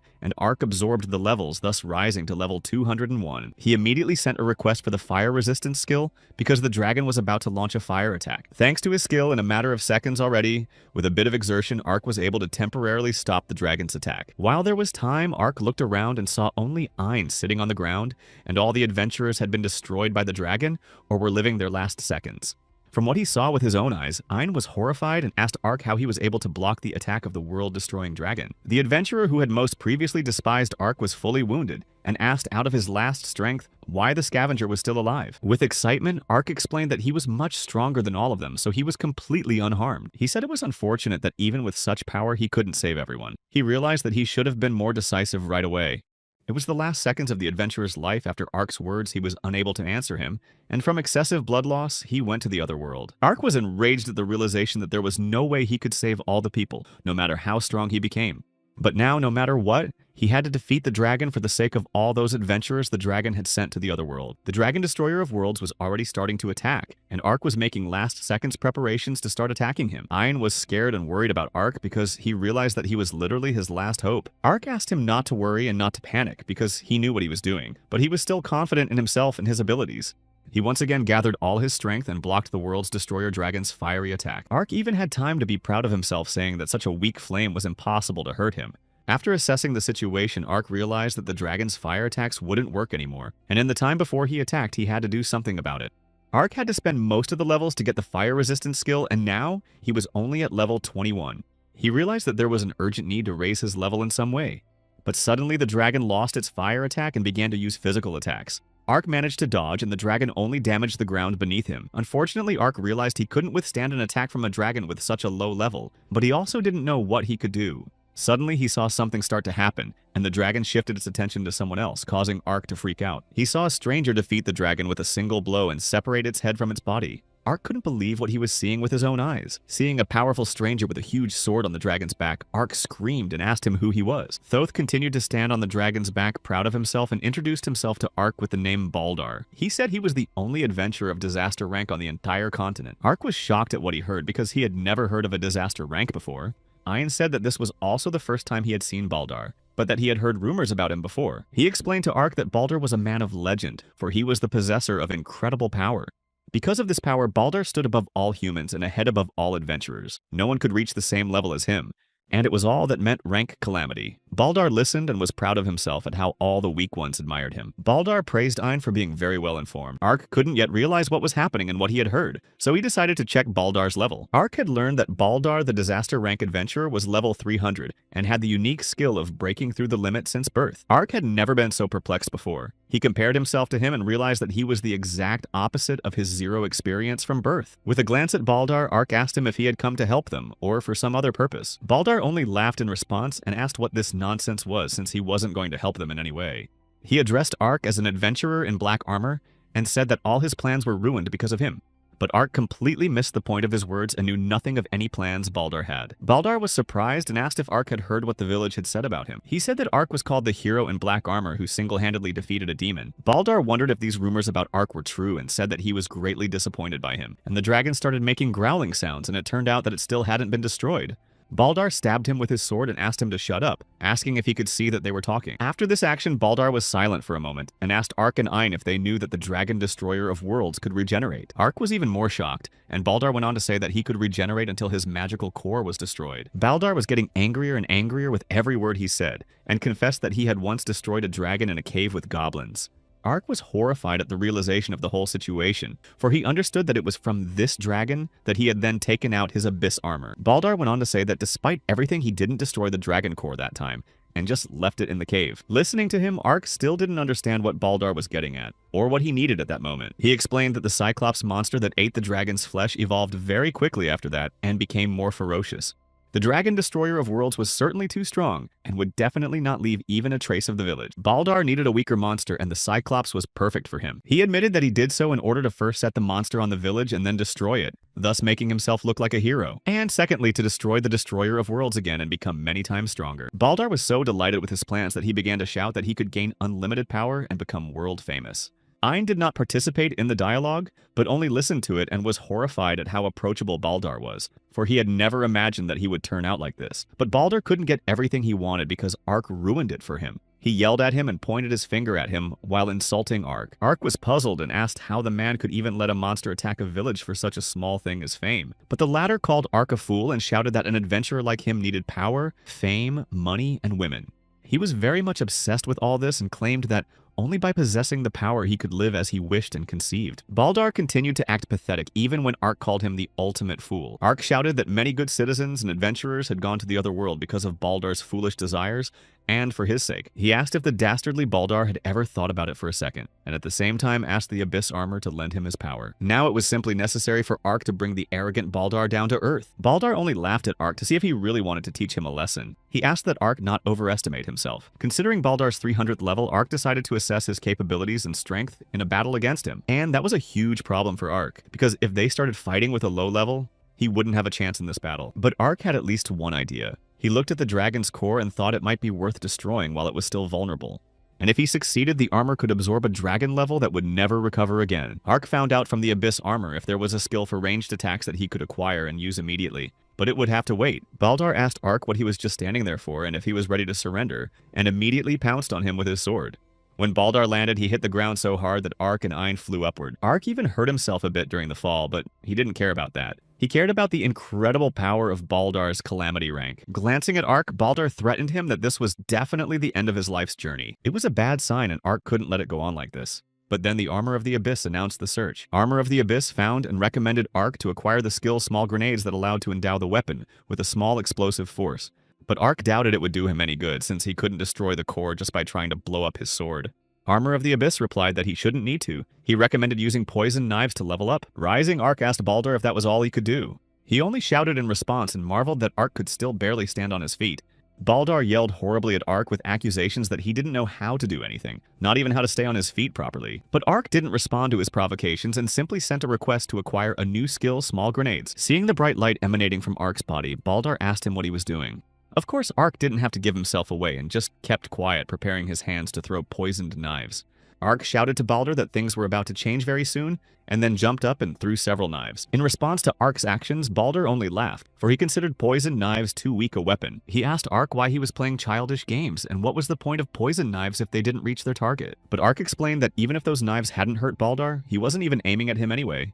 At first, Baldar was at a loss for words, but then he looked at the dragon's core, where the knife had already struck. Taking advantage of the moment and wasting no time, Ark activated the blast of knives before Baldar could do anything about it, and within seconds there was an explosion, after which Ark said that now the Destroyer of Worlds was definitely finished. Baldar looked around when he saw bright yellow light everywhere and didn't understand where it was coming from. But that was just the action of absorbing levels from Ark, something Baldar certainly couldn't even think of. With incredible anger, they ran towards each other and pounced with intentions of wrestling each other. Seeing how strong and confident Ark acted, Baldar shouted to him what the hell was going on if Ark only had level 21. Ark only proudly admitted that he had been before, but now he had a level 301st level almost on par with him. Baldar said that he seemed to understand what was going on. He wondered how Ark had defeated the Cyclops earlier, and now he realized that it was all about this level-absorbing ability of his. They gathered all their strength, and anger pounced on each other, and started a battle in which only the strongest would stand. Powerfully hitting Ark, Baldar even managed to throw him to the ground with words to not mess with him anymore. He asked Ark if he really thought he would be able to handle a disaster rank adventurer with vast combat experience. Saying that he didn't think so himself, Baldar jumped high again to land a blow on the ground and knock Ark back. But Ark managed to dodge and jump up to attack Baldar himself. He was puzzled by this failure. In a leap, Ark intended to pounce on Baldar from above and strike him quite hard. But this immediately failed as Baldar confidently defended himself with his huge sword. Fighting Baldar, Ark shouted that a greedy and arrogant imposter like him could not have any experience. Ark was enraged so much that he even got excited about this battle and yelled that he could never, ever lose.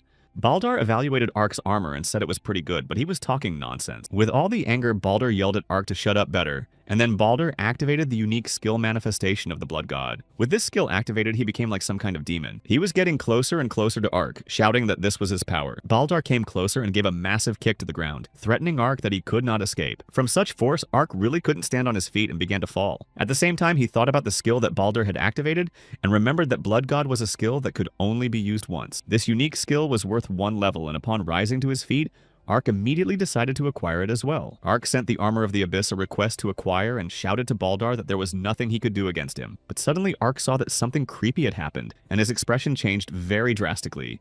He saw Baldar attacking Ein, who tried to distract him somehow to help Ark in the battle. Ein fell exhausted to the ground and paused the ongoing battle for a few seconds. Now Ein realized that if he had let Ark deal with the Dragon Destroyer right away, his friends would still be alive. But there was no way to go back in time, so Ein begged Ark in tears to avenge Baldar for his friends. Of course, Ark was determined to win as confidently as possible, and Ein's request gave him even more incentive and motivation.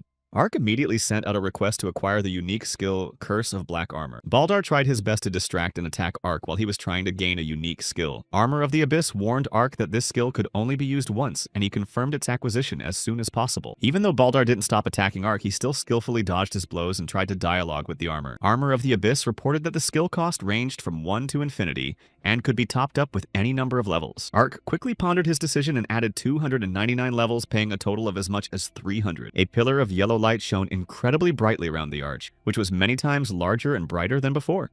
Ayn, who was watching the whole scene, was scared for Ark, but he hoped that he would be alright, because he knew what he was doing. Now Ark stayed on the first level, and Baldur called Ark names after what he saw and asked him what he had done. Baldur checked his level, and when he saw Mark 1, he started laughing loudly because he didn't understand why Ark had done all this. Baldur, overjoyed, shouted that now Ark didn't stand a chance and ran up to him, wishing him dead. But Ark turned to Baldur in earnest and charged that there was no way he could have defeated Ark. He requested the activation of the black armor curse and glowed with a magical black and purple light. Baldur could not restrain his anger as he could not even think that he had such strong skills. The magical light enveloped and frightened Baldur in an instant, and he began to realize that he was losing his strength and could not resist. Ark told him that the curse of black armor absorbed the enemy's level in proportion to the level spent. Baldur was terrified, but he was not yet fully aware of the situation and could not resist Ark. He proudly told him that he had spent 299 levels himself, which meant that Baldur had to lose exactly the same amount. Despite everything, he even ironically asked Baldur his guesses as to how many levels he should have lost. Baldur hoped Ark was just joking and asked the man to stop and let him go. But Ark just smirked and said it was pretty simple because now they both had to have a first level. When Baldur's level was completely absorbed, he was able to break free and couldn't believe that he had truly become powerless.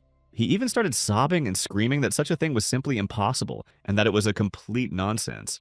Baldur's anger and rage was unbounded when he first checked his level and saw a mark of 1. He insulted Ark in every way possible and rebuked him for just standing there and having fun after lowering his level. Finding himself in such a disastrous situation, Baldur still threatened Ark, saying that he was a disaster-rank adventurer and would still be able to crush him even so. Suddenly, Ark flew toward Baldur and swung his charged sword sharply at him. At the same time, Ark told me that recently there was a man in Rakuru village who was called a miserable scavenger, and because of his skill, he could not gain experience and thus could not increase his level. Even though Baldur was bleeding, he still tried to confront Ark and ordered him to shut up. He swung his sword at the ground next to Ark to knock him down, but it failed because Ark easily dodged it. Ark continued his story about how he absolutely always had level 1 and had suffered from it for years. However, everything has changed and now he is the strongest and simply invincible. After all the experience, only Ark knew better than anyone how to win while still being at level 1. And then Baldur cried out in wild terror and unreal pain, for after his words, Ark separated Baldur's arm with his sword in a moment. Baldur's eyes were filled with a terrible desire for vengeance against Ark, but he could barely stand on his feet and shouted that it wasn't over yet. But Ark denied it and claimed that it was already over because it was already clear who had won. Despite his powerlessness, Baldur jumped up and tried to attack Ark from behind out of sheer anger, and Ark only laughed at him and said that he seemed to have stopped being sober about the whole situation. When Baldur finally reached him, Ark defended himself confidently and easily fought off his attack, causing more damage. Baldur then passed out and fell to the ground, and Ark said that it was definitely over now. Hearing that the situation had calmed down, an exhausted and frightened Ayn ran up to Ark. He almost cried and thanked Ark, saying that he was able to avenge everyone. Ark, on the other hand, argued, as he always had before, that he shouldn't have been thanked so easily. He explained that he would never forgive Baldur anyway, so he would have defeated him even without Ayn's request for revenge. Besides, there was no way Baldur was going to accept his defeat, and that was for nothing. Suddenly, Ark and Ayn heard Baldur scream. He shouted that Ark had backed himself into a corner by severing Baldur's right arm. Through strength and pain, Baldur mumbled that he wouldn't have wanted it himself, but soon the other adventurers of the disaster class would know what had happened. After all, if Baldur had stopped showing any activity, he would have been searched for out of curiosity, suspecting something wrong. Baldur explained that the other adventurers would be interested in who could defeat him and would start hunting for Ark, but Ark didn't get the slightest bit flustered and he didn't care at all about those words. He claimed that he would definitely fight whoever suddenly wanted to challenge him in such a way. Ark's self-confidence made Baldur mad, and he asked Ark to pray that he wouldn't waste all his strength. Baldur was frightened that he had lost too much blood, but suddenly something strange began to happen, and he said goodbye to Ark. Ayn realized everything and screamed in panic that Baldur had started teleporting. He shouted to Ark that at this rate he might just run away and needed to stop him, and Ark ran towards him. As Baldur teleported away, he shouted to Ark that he was sure to make him regret not finishing him off right away. As hard as Ark tried, Baldur's teleportation speed was faster than his, and he simply didn't have time to do anything about it. Baldur simply vanished, promising Ark that next time he would deal with him himself. Ark and Ayn were left standing together in bewilderment and shocked disappointment at everything that had happened. Ayn panicked, asking Ark what they should do if Baldur would return with reinforcements in the future. Ark, on the other hand, was trying to stay calm and reassuring himself and Ayn that everything would be alright and it was time for them to leave the scene. He did not lose faith in himself and even smiled, saying that if Baldur got in his way again, he would definitely defeat him. These words comforted Ayn, and he decided to just rely on Ark, because the situation could not be changed anyway. Ark regretted that they had lost so many in this battle, and if that was the case, they needed to take revenge on Baldur without any hesitation. Also, Ayn reminded that they needed to report all the people affected. But Ark interrupted Ein's musings and asked him to listen, informing him of a request of his own. It was a request for Ein to help Ark and take him to another city, which he agreed to without question for Ark's gratitude. When they returned to the village the next day, they were ready to set off. Ein checked once more if Ark was sure, and that was his final decision. But before setting off on his long journey, Ark wanted to take one last walk through the streets of his hometown and check out the market. Ein admitted to Ark that when he decided to ask him for a favor, Ein was both pleased and shocked. He said that he expected any incredible request from a strong adventurer like Ark, and it turned out that Ark's request was simply to bring him to another city, and that surprised Ein very much. Ark thought about it and admitted that he would really like to stay in the village to continue to protect it and help the other villagers. And there was no other way out because Ark, even though he didn't want it, he still attracted the attention of adventurers of the catastrophe class.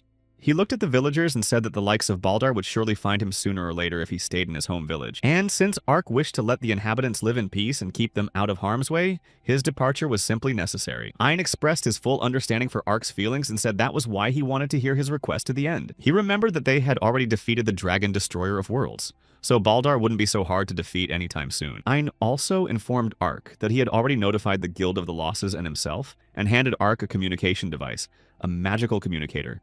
He said he'd sent a couple of adventurers to protect the village since Ark was about to leave it, and so the village should be safe and quiet for a while. Ark thanked Ein for that, for he could see that he was genuinely worried about him. Hiding around the corner was Mill, who was terrified and didn't want Ark to leave the village and leave her alone. Ark and Ein stopped by the market, and Ark was upset when he saw that Grandpa's market stall was closed that day. He assumed it must have been a day off, and Ein wondered who Ark was so eager to say goodbye to. Worried about Ark's feelings, Ein suggested doing things a little differently to agree and change the day of departure. But Ark replied that it wasn't worth it and thought that if he saw his loved ones, their goodbye would be quite painful. And it wasn't just grandfather. Ark thought it was the same reason he didn't want to say goodbye to Mill and Lyra. Ark realized that he couldn't forgive himself if these people were once hurt just for messing with him. Ein and Ark were already approaching the exit from the village, and they walked in silence, each thinking about something else. At one point, Ein stopped abruptly and asked Ark if he would regret it in the future, because if he left the village, he would not be able to return to it soon. Despite that, Ark was firmly convinced of his decision and just kept walking forward so as not to give himself bad thoughts. Suddenly, on the way out of the village, Ark heard a familiar voice calling him. When he turned around, he was surprised to see that it was a grandfather with a bag of bread in his hands. Grandpa wondered why Ark had such a sad expression on his face if he was going to leave after all.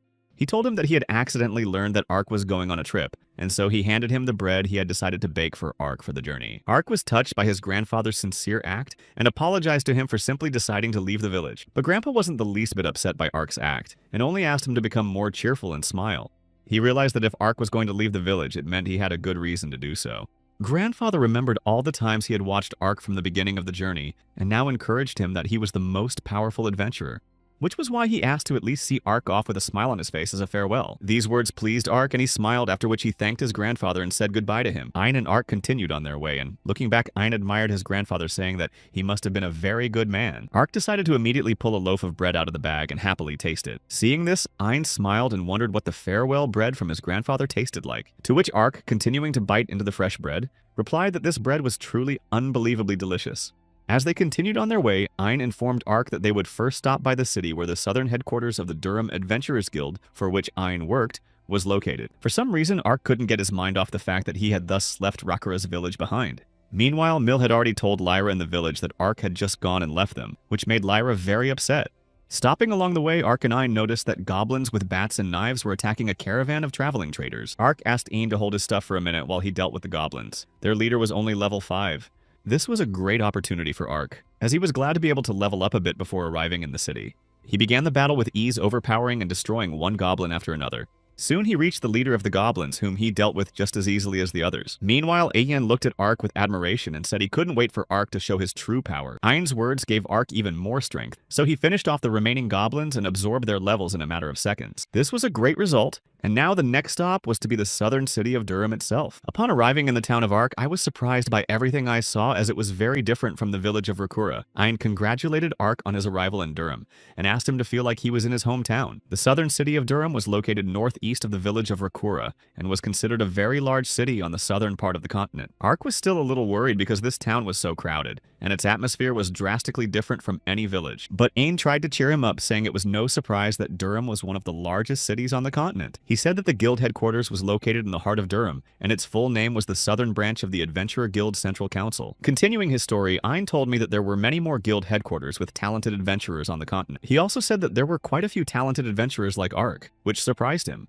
Ain had warned Ark that he was not to stand out much against them, unless of course he raised his level again. At that time, Ark was level 110th, and he listened to mine, saying that it was really not worth raising his level unnecessarily. Ark thanked Ain for his advice and reminded him that on the way to Durham, he had still leveled up a bit in the battle with the goblins.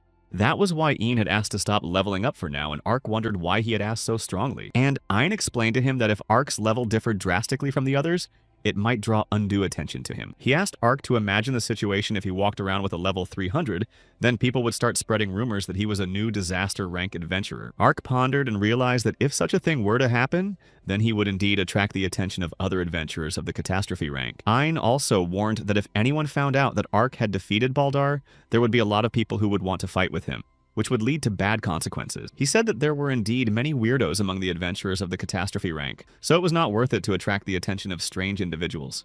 Ain had warned that adventurers should always stick together, not fight each other because there was no point. Since they had already become adventurers, they were obligated to protect civilians and keep their peace. Ark looked at Ain and marveled at how talented he was and what a good heart he had. He thought about the fact that many adventurers really only cared about money and fame. For example, Baldar was just like that. And suddenly, Ark decided to set himself the goal of becoming an adventurer as kind and fair as Ain, because just having a high level did not solve anything. He inquired of Ain where they had been going for so long after all.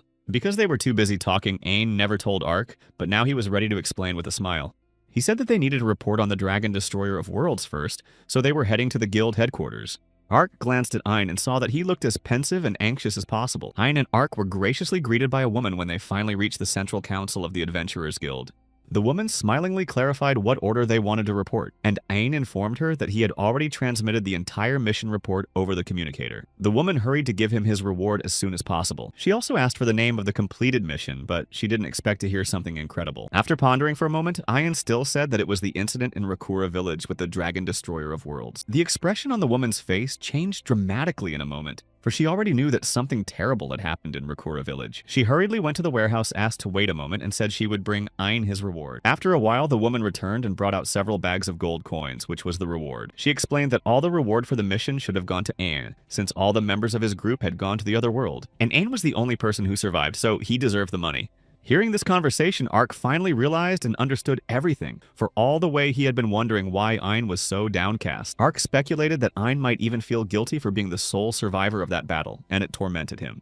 Ain talked some more to the woman at the reception desk, and she asked to accept her condolences, for which Ain thanked her and went on his way with Ark. When Ain finally got free, Ark immediately asked him what the woman even meant. And he began to explain that every single member of his squad had gone to the other world, although Ain was supposed to be responsible for their lives. But in the end, what happened was what happened, and there was no way Ain could save them. So he was worried that now he might be thought of as the leader. Of course, Ark was shocked by the whole situation and couldn't even find the right words for Ain. When they entered the city, Ain immediately saw a huge crowd of people and realized that the rumors about him had traveled much faster than he had expected. He expressed his regret to Ark and said he really didn't want him to get hurt for his troubles either. Crowds of people sobbed, screamed, and verbally poured dirt on Ain, saying what a coward and traitor he was, even wishing him to go to the other world. Listening to all of this, Ain realized that he was indeed obligated to meet with the families and friends of his comrades to take all of their anger. He realized that he was the only one in command of the squad, and because of his mistake, his close comrades were wiped out.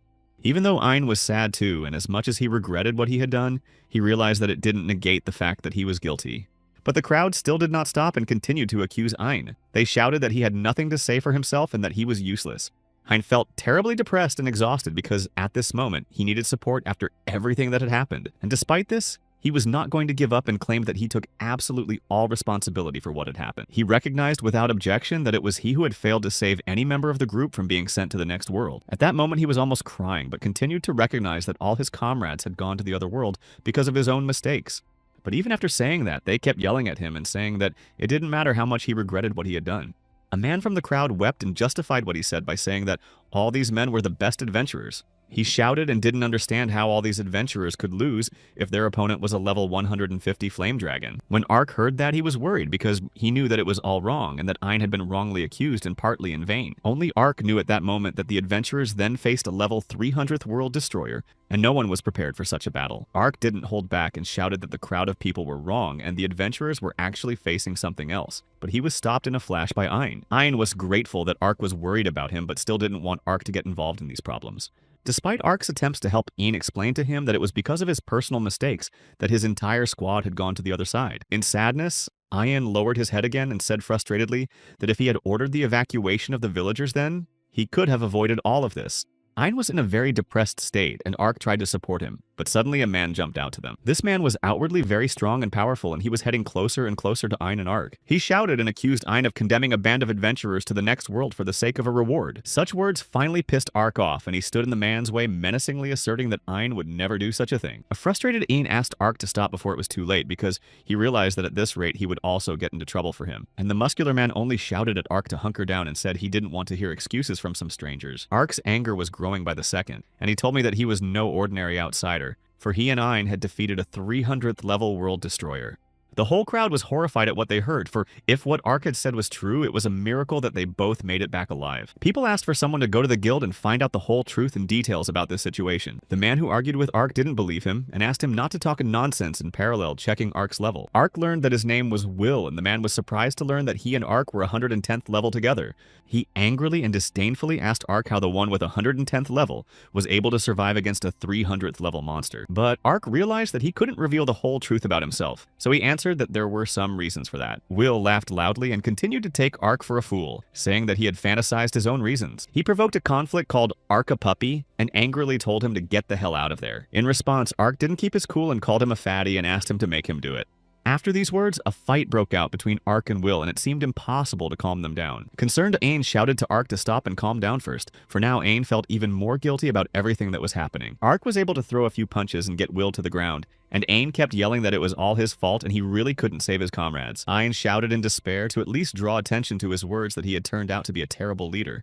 But Ark shouted that everything Ein had said wasn't true and finally calmed down, jumping closer to Ein. He was surprised and asked Ark why he thought it wasn't true. Ark began to explain that all his comrades had gone to the other world and could not be brought back. Will got up and attacked Ark again, but he fought him off and kept saying that despite everything, no one could have predicted this outcome. Ark regretted and claimed that Ein was still by his comrade's side right up until the very end. And despite the fact that something terrible and irreparable was going on at the time, Ein still didn't run away and abandon his friends. The battle, meanwhile, had stopped for a while as Ark kicked Will in the leg and he just stood there, twisted in pain. Tears welled up in Ein's eyes, and seeing this, Ark noticed another very significant fact. He said that in addition, a man who faked the sending of his comrades to the other world for the sake of a reward would never mourn them so much. Even Ark himself was moved by his own words, and looking at the crying Ein told him the truth, that he was not a bad leader at all. He claimed that he would never once object if Ein really wanted to take responsibility for sending his friends to the other side of the world. But at the same time, Ark said that it was wrong to take responsibility for everything that had happened, because a lot of things were out of Ein's control, and it was precisely because Ein was at fault far from everything that Ark wanted to protect him from thoughts of poor leadership. Ark tried to cheer Ein up, saying that he was a leader who, despite the situation, did not abandon his comrades and avenge them. The distraught Ein didn't understand and through tears asked Ark what he was working so hard to help him for, and Ark simply held out his hand to Ein to help him up and explained that Ein was the ideal adventurer he himself aspired to be. Ein didn't disagree with Ark in any way and decided to just trust him, hoping that it was really the only reason. This situation was watched by an angry Will, who shouted at Ark that he was insolent and it wasn't the end, and then wanted to attack him. When they saw the angry Will flying at them, Ark and Ein did not know how best to act, because he himself provoked and continued to fuel the conflict. But suddenly Will was epically stopped with his sword by an arriving male Giri. He saw Ein and was glad he was finally back in Durham City. He just nodded and lowered his head as he continued to blame himself for everything that had happened, and didn't know how he was going to look at people.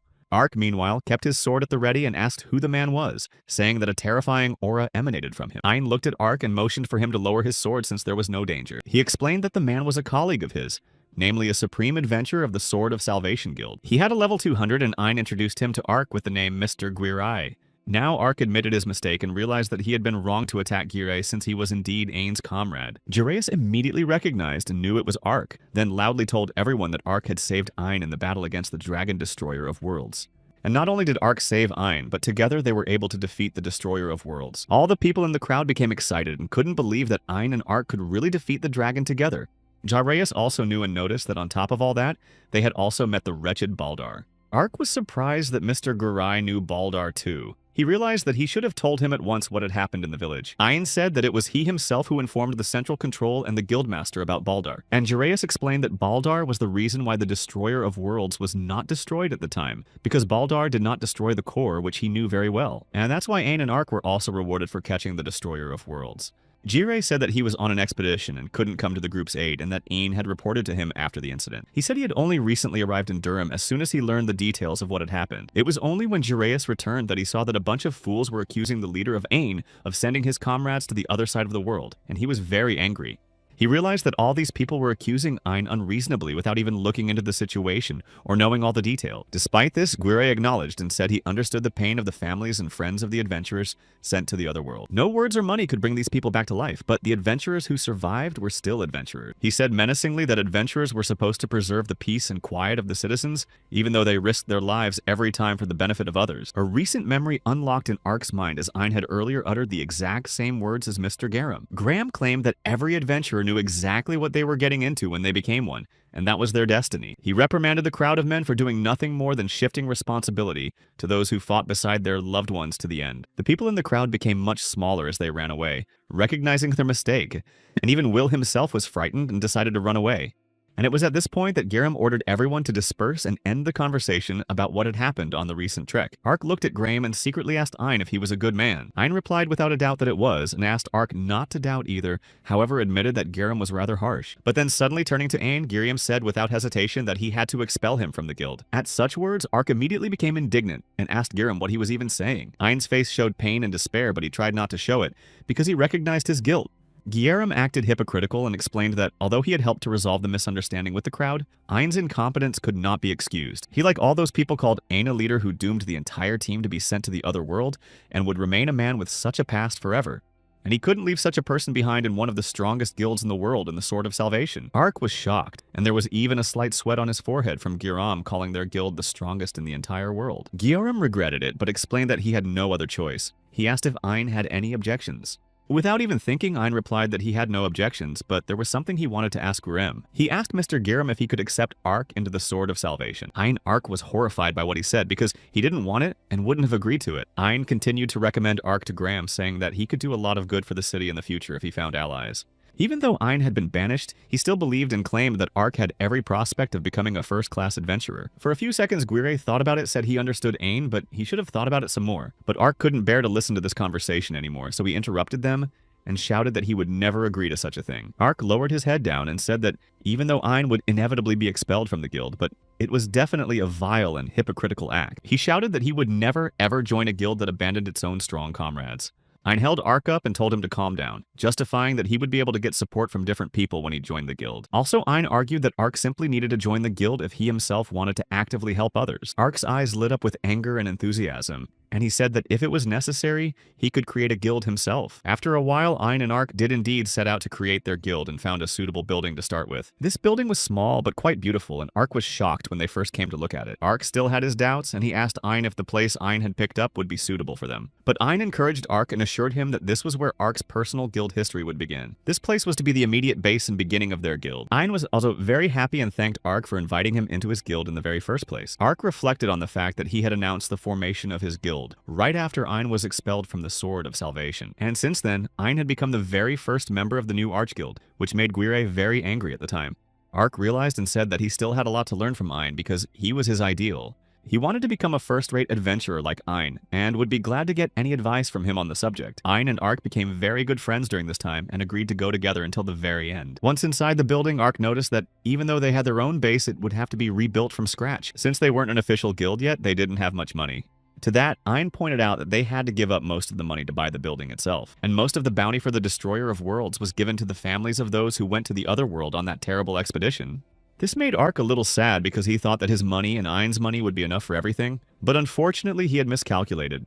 As Ark looked around inside the building, he opened a closet that sent clouds of dust flying at him. It was a bad thing to deal with, and they should have at least cleaned things up there for comfort first. Ark and Ein gathered up all the mops, rags, and buckets to immediately begin a general cleaning of the building. Immediately, Ark slipped and fell with the mop, but it didn't bother or upset him one bit. In such a situation, he instantly thought about the fact that when he received the armor, his entire life had become a battlefield, and because of that, he even missed such ordinary events and peaceful days. Suddenly, Ark and Ein heard someone screaming and saw someone start to break into their room. And then they saw that it was Mill and Lyra themselves with a frustrated and angry look on their faces. They immediately pounced on Ark, accusing him of leaving and not even saying goodbye to them, hoping to get rid of them so easily. At the same moment, an urgent mandate began to be announced throughout the city for the free adventurers to head towards the western gate of the city. It turned out that a whole horde of new monsters had appeared outside the western gates of Durham. These monsters managed to clamp down and destroy several people, while the adventurers came up with a plan to fight and resolve the situation. Everyone was terrified of what was happening, because it was the first time they had encountered such gigantic monsters. And the man against their background was just a miniature. Lyra and Mill glared angrily at Ark and were about to lay a great many claims on him. They asked why the hell he had just left the village and waited for Ark to explain. Alarmed by their visit, Ark had no idea how best to explain himself to them and just stood there. But then suddenly an adventurer ran past their building and loudly notified everyone about the appearance of a crowd of monsters at the west gate. All adventurers who heard the announcement were urged to join and rush immediately to the west gate. Ian warned Ark that they shouldn't linger and needed to move on the defense and protection of Durham as soon as possible. Ark turned to Mill and Lyra saying that there was no way he could stay there and needed to rush to help. So Ark promised to tell them later about the reason why he decided to leave the village. He asked Mill and Lyra not to worry and just wait in the building for Ark's return. After that, Ark and Ein immediately went to the western gate of the city. They changed into their armor, and Ark proudly announced that the upcoming battle was to be their first mission as Durham's new guild. No one understood how such a huge monster suddenly appeared at the gates of the city. It was a level 210th level Desolate Cursed. The enraged Will had already begun to battle the small monsters of the level 20 Cursed Nomads. Will was faced with several damn nomads at once, but he tried to fight and was sure that they would not take him by numbers. He pounced, and with a few blows he confidently overpowered a bunch of damn nomads. Will asked one of the adventurers where Old Man Guiri was, and he said he had sent a Ghanaian after him, but they still hadn't returned. This made Will angry and worried, because if things continued like this, the battle would be very tight. Suddenly, the Desolate Cursed appeared behind Will and began unleashing attacks of some kind of blue bullets on the crowd of adventurers. The situation was escalating, and there was nothing any of the adventurers could do against such monster attacks. The bullets fired by the Desert Cursed enveloped the adventurers, and they couldn't move, feeling their bodies drastically numb. Will knew that this attack had done no harm so far, but avoiding the consequences would be hard. It was all about a Desert Curse spell that was very damaging to humans. This curse slowly sent a person's body to the other world, starting with a simple numbness, so one could not stay under the spell for too long. Will couldn't move a muscle because of the spell, and he realized that at this rate he could lose his life even because of the damn nomads. But then Ark arrived in time to help and immediately defeated one cursed nomad, thereby absorbing his levels. Ark warned Ein that it was now time for him to level up, because in a battle like this it was inevitable. Ein, meanwhile, had already started fighting the monsters as well, and so far, things were starting out pretty well. He understood Ark and told him that under the circumstances he could not hold back and level up just to defeat all the monsters. At this rate, Ark had reached level 250th, and Ein asked him to leave the damned nomads to it. Ein also promised Ark that he would try to cover for him, because he was about to start a battle with the most important Desert Curse. Ark gathered his thoughts and strength and thrust himself closer and closer to the already very enraged Desert Cur. As Ark suggested, this monster had already managed to put a curse on several adventurers. This time, however, Ark himself would have to bear his own curse for the Desert Curse. Within himself, Ark gathered all the strength of anger and burned with interest as to how the monster would handle his personal curse. Guiri has finally arrived in Durham and has been informed of the hordes of monsters at the western gate. But first he decided to check the eastern gate as he heard that there was a lot of noise there as well. Except that he never thought he'd meet another army of monsters at the eastern gate. The Desolate Cursed had level 210th, while Guiri had level 200. The monsters were slowly approaching him. Guiri assured himself in them that even if they all fought against him alone, they still wouldn't be able to win so easily. With sarcasm, Guiri recognized that the Desert Cursed as his opponent was worthy of admiration. But unfortunately for the monster, no matter what army he gathered to win, it still wouldn't be enough. In the same second, Guiri activated his demonic adventuring skill. He promised the Desert Cur that his life was to be cut short in exactly 5 seconds. The battle at Durham's western gate was just as relentless, and Ark tried his best. Ark was able to jump very high and deliver a sword strike right on the head of the Desert Cursed man. He continued to deliver blow after blow and even managed to separate one paw of the Desert Cursed. But now there was also a problem in that the skeleton's damned nomads got angry and were going to attack Ark from behind. Ark noticed this quickly and reacted just as quickly to the skeleton's intentions. He turned around and destroyed several of them at once. If that was all the damned nomads could do, Ark knew they didn't stand a chance against him. He disposed of all the skeletons that were in his vicinity in a matter of seconds. Ark shone bright again as he absorbed a good amount of levels and had now reached level 290. The Desolate Cursed didn't lag behind Ark even for a second and kept trying to attack him. But Ark skillfully tried to dodge and at the same time tried to deal damage to the Desolate Cursed one. And then suddenly the monster released an attack of cursed blue orbs that Ark feared the most at this moment. Ein shouted and warned Ark not to touch those orbs under any circumstances. Ark had everything under complete control though and activated one of his strongest defensive skills. Ark's defenses blocked the attack with orbs and destroyed them in an instant, and Ark was confident that those orbs would never hit him. Watching the battle between Ark and the Desert Curse from afar was Will, who was horrified and bewildered by everything he saw. Will had never encountered adventurers with such abilities before, and he didn't understand what this Ark was all about. He took another look at Ark and remembered that he was the same scoundrel who had fought him in the square. Ark landed a few more hard blows on various places on the Desert Cursed's body and managed to bring him to the ground. He paused for a second and accused the monster of cursing many innocent people, then asked if the monster was pleased with himself. But that didn't matter to Ark because, regardless of the Desert Cursed man's answer, he would have sent him to the world at that very moment. Suddenly, the Desolate Cursed launched an attack of several dozen more cursed orbs that left Ark perplexed. He didn't understand why this was happening, because he thought that the powerful monster was on the verge of being sent to the other world. Ark stood in front of the Deserted Cursed and could not think of anything he could do in this situation. He saw that all those damn orbs were flying straight towards Durham, and Ark realized that for a split second, he had even let his guard down. Ark was very excited and frightened, because the curse of the Desert Curse was flying at Durham. The people in the city were scared out of their wits when they saw something flying in the sky right at them. The realization came to Ark that it was the innocent citizens of Durham who had been the original target of the Desert Curse. Residents in fear immediately began to flee wherever they could, but unfortunately not everyone had time to hide and avoid getting hit by the attack themselves. With a little more work and a few more strikes on the Desolate Curse, Ark was finally able to defeat it. And it was safe to say that this was an incredible achievement, because Ark had absorbed his level and raised his level from 290 to 500. Ein and Ark concluded that the Desolate Cursed himself was not as scary and dangerous as his ability to attack with orbs was dangerous. A disturbed Ein told Ark that the curse could not be broken so easily, and the victim would be sent to the other world in agony. Because of the most recent attack of the Desert Curse, most of the people of Durham have been affected by the curse.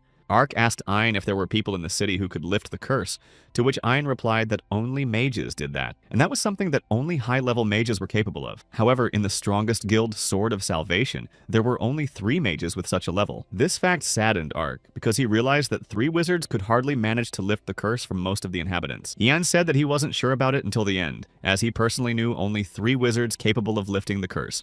Suddenly, Ark and Ein saw that the mages had arrived on the scene and were rushing to help the injured. The mages asked those affected by the curse to be patient for a while and promised that they would try to help them immediately.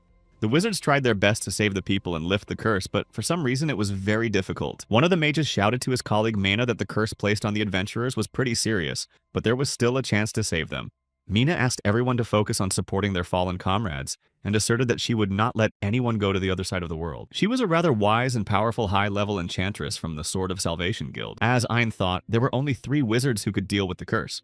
But there were more and more victims of the incident every second, and at this rate, the mages wouldn't be able to save them all. Mina herself was equally shocked, as she tried her best to break the curse on at least one person. The curse was as strong as it could be, and she realized that even if she could break it, it would take too long. She even cried as she was worried because she realized that not only her comrades were hurt. Mana has made it her responsibility to save every single person in Durham, not just her friends.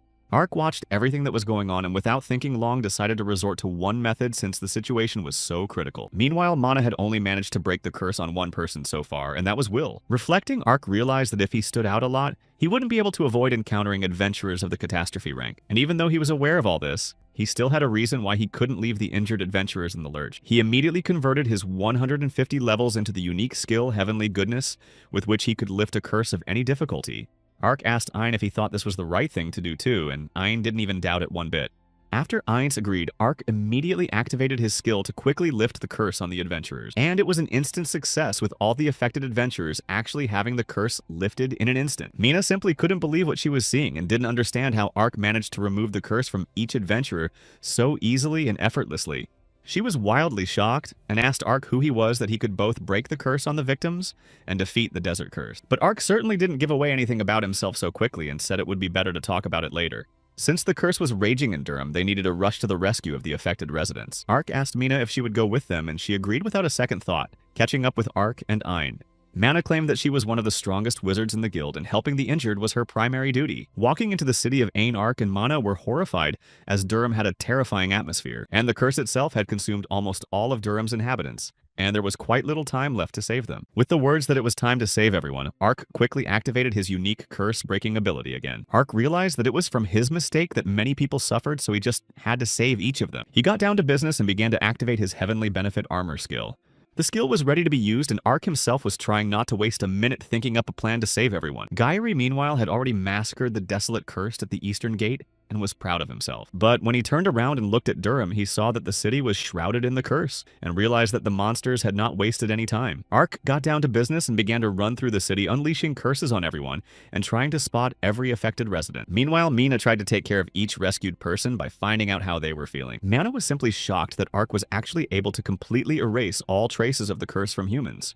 But Ain noticed that unfortunately the number of victims who fell from the curse was too high.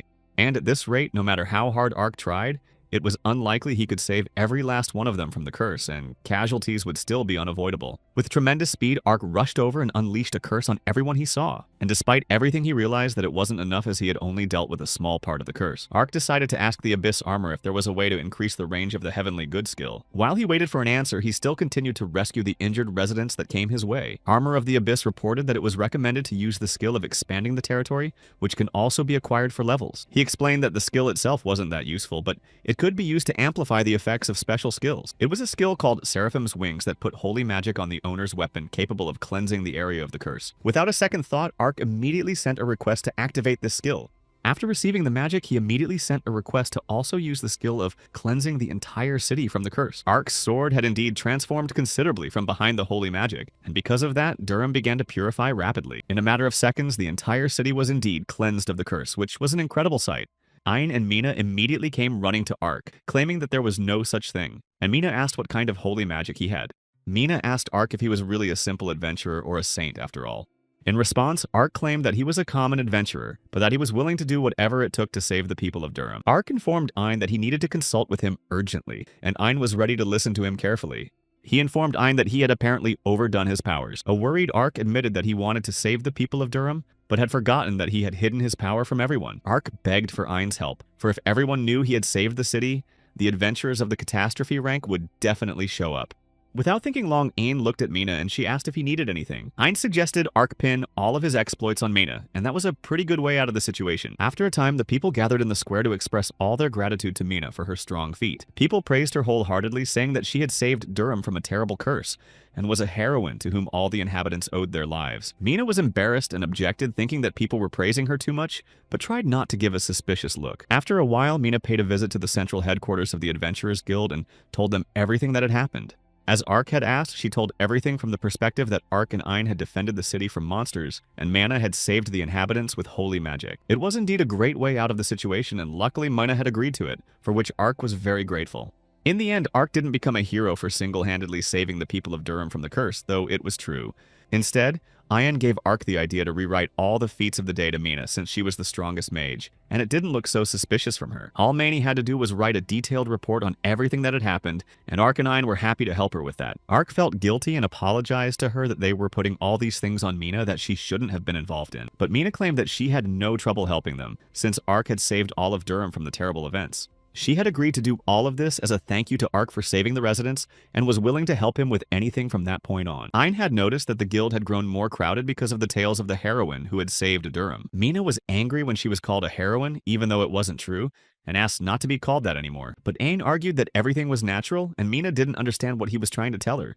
He said that Mana was considered one of the best spellcasters in the Sword of Salvation Guild, so she was quite suitable for the title of Divine Heroine. Their main task was not to give a suspicious look and believe the lie themselves. After all, the Divine Heroine gave the townspeople confidence that they would always be protected no matter what attack awaited them in the future. Ark, on the other hand, was completely unsuited for this role as he had no official status and wished to continue hiding. Therefore, Ain was sure that it was Maine who was destined to play such a responsible role. Mina was all embarrassed and in denial at Ein's words, asking for him to stop praising her so much for her undeserved accomplishments. Ark checked with Ein to see if he was sure this plan was actually working, but Ein had not a single doubt. He claimed that thanks to Ark's incredible abilities, they could make Mana a living legend of Durham. All these words pissed Mana off, and she didn't even know how to react to everything Ein said. Ein wanted Ark to give Mana the holy powers, but she didn't understand why it was necessary to do so. And Ark explained that if they wanted to maintain Mina's divine heroine status, it was necessary to reward her with that very divinity. She was afraid since she didn't know how they were even going to transfer this power to her, and asked if Ark would shoot holy light at her. Ark apologized to her, but there was nothing that could be done, and everything would have to go normally since Mina's body wouldn't be harmed in any way. But despite everything, Ark understood Mina's feelings too, so he might not do it if she didn't want to. Mina didn't mind because she had promised herself that she could be counted on. She trusted Ark's decision since he had saved the whole town. To be sure, Ark once again asked Mina if this was her final decision. Ark thanked Mana for agreeing to do this after all, and prepared himself for such a demanding process. And since Mana had allowed herself to be rewarded with holy powers, Ark decided to no longer hesitate or hold back. They took Mana outside to the people for all the people of Durham to see, and Ark immediately activated the Seraphim Wing skill. People were ecstatic at such a sight and praised the divine heroine, Mina, feeling how she illuminated everyone with warmth and light. During the procedure, because of the skill, Ark was twirling Mana in the air, and Ein wondered if it was possible not to do that. But Ark replied that it was too hard for him to control it since he hadn't fully learned how to use the skill yet. In a moment, Ark realized and asked Ein why he was enjoying this whole absurd situation so much. Ein could see that he was glowing with happiness as he watched everything that was going on, but he didn't give Ark a clear answer. The transfer of Mung's holy power was successful, and the people around continued to admire her without ceasing. Ark was still thinking and regretting that he had stood out too much in saving people from the curse, so he should be more careful next time. Suddenly, Mr. Gire came to Ein and Ark, and they didn't even notice how he snuck in. Ein and Ark were horrified and scared as they realized that Gire had already seen everything and could have guessed everything. But Gire, without further words or questions, simply turned to Ark and asked him to step back for a few words to discuss something. Trying to pretend he didn't understand, Ark asked him what was underneath that something. And Girai immediately asked not to be taken for an idiot and admitted that he was aware of everything from the beginning. He told me that he already knew who the true hero was who had saved Durham from the curse. Ark was frightened and didn't know how to proceed if Guire and perhaps others knew the truth. Guire claimed that he did not intend to condemn Ark and Ein's methods in any way. After all, the role of the hero who saved Durham really needed someone who was familiar to most of the city's residents. However, Guire explained that Ark and Ein's actions had been seen by other adventurers besides the residents who had fought them at the Western Gate. And that battle involved adventurers not only from the Sword of Salvation Guild, which was a huge disadvantage. Ein was surprised that this fact bothered Guire-san so much that he was willing to talk to them personally over such a trifle. But Guire refuted that by saying that wasn't what he wanted to talk about, and he didn't care how many adventurers saw Ark in action. A flustered Ein wondered what it was that Guire wanted to talk to them about then. Guire asked if Ein and Ark were aware of what was going on at the East Gate during the attack on the West Gate. They immediately fell into a stupor as they had not even considered that there might be something going on at the Eastern Gate. Guire wasn't surprised by this, as the incident with the Eastern Gate was quickly hushed up since there were only adventurers of the Sword of Salvation there. Ein covered himself in a light sweat of bewilderment and immediately asked what had happened there. Jirei said that a horde of cursed beasts had gathered not only at the Western Gate that day, but were waiting at the Eastern Gate as well. He assumed and was even certain that this attack on Durham had been carefully planned. Ark became worried about possible injured residents and asked about the casualties at the East Gate. And since Jireus was in that place at the right moment, he destroyed all the monsters in time and they didn't even have time to injure anyone. This fact made Ark feel much better, but he was shocked at Guire's incredible abilities, which was to be expected. After all, Guire was the supreme adventurer of one of the most important guilds on the continent, and he wasted no time in deciding to check out another way out of the city. Without Guire's help, Ark and Ein would have failed and the monsters could have infiltrated the city, but Ark couldn't believe that Guire could handle them alone. Guire also claimed that they had a much bigger problem. The attack on Durham was organized from two sides at the same time, and monsters weren't capable of thinking enough to organize such an attack, and in all likelihood, it was organized by a human. It was a guess that shocked Ark and Ein, but they agreed that there was much about the attack that didn't fit the obvious fact. Ein also thought about the fact that he had lived in Durham for a long time, but he had never seen monsters like this before. He asked the other adventurers about these monsters, but they too, like Ein himself, had no recollection of having fought them before. Ark wondered why they thought it was so unusual, to which Ein replied that such monsters didn't even live in their area. It was hard not to encounter a huge monster like the Desolation Damnation given its hostility, and then it suddenly appeared in the city. Guire continued to speculate that these monsters had been summoned to Durham for a specific purpose. He explained that there could be a person having a special skill or magic, and under such condition, he could well summon an army of monsters.